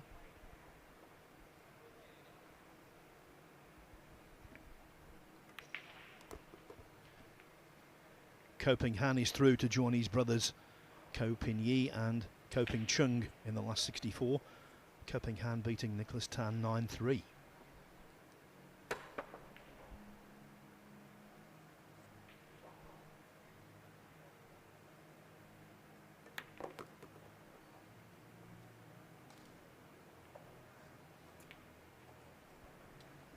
Or was that a Brucey bonus?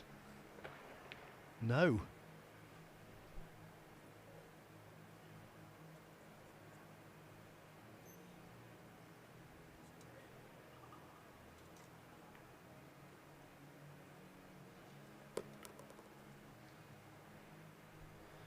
He's an extraordinary player, isn't he?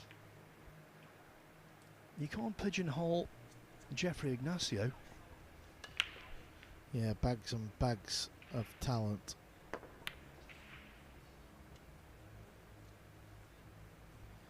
but also, one has to say, bags and bags of errors.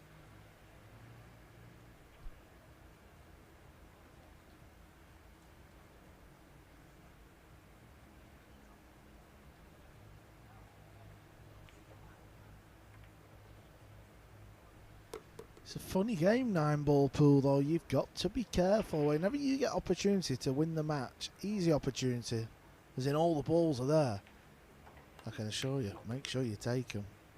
Because this game has a knack of coming back to get you. Yes, those mythical pool gods get involved, don't they?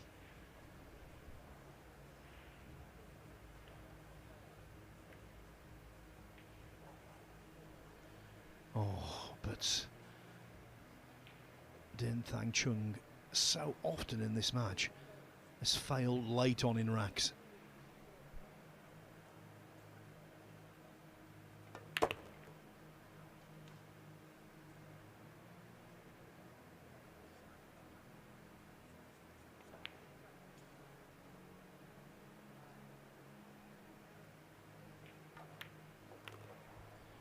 Ignacio has missed 1 9-ball for victory. Can't imagine this one will be missed.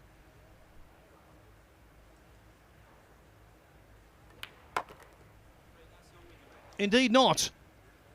Jeffrey Ignacio defeats Din Thang Chung by 9 racks to 4. That was after being 3-1 down. Over on table 2, Wendang Tuen on the verge of beating Ahmed Tawfiq until that miss. As for this one, well, Ignacio is through again, and he will be a wild card in the last 64 tomorrow. That was the pools version of A Tale of Two Cities. It was the best of times and the worst of times. He needs to tighten up. We know he's brilliant, but he needs to cut out all of those mistakes. If he does that, he could well be a threat for the $30,000 first prize and glory in the Mansion Sports Hanoi Open.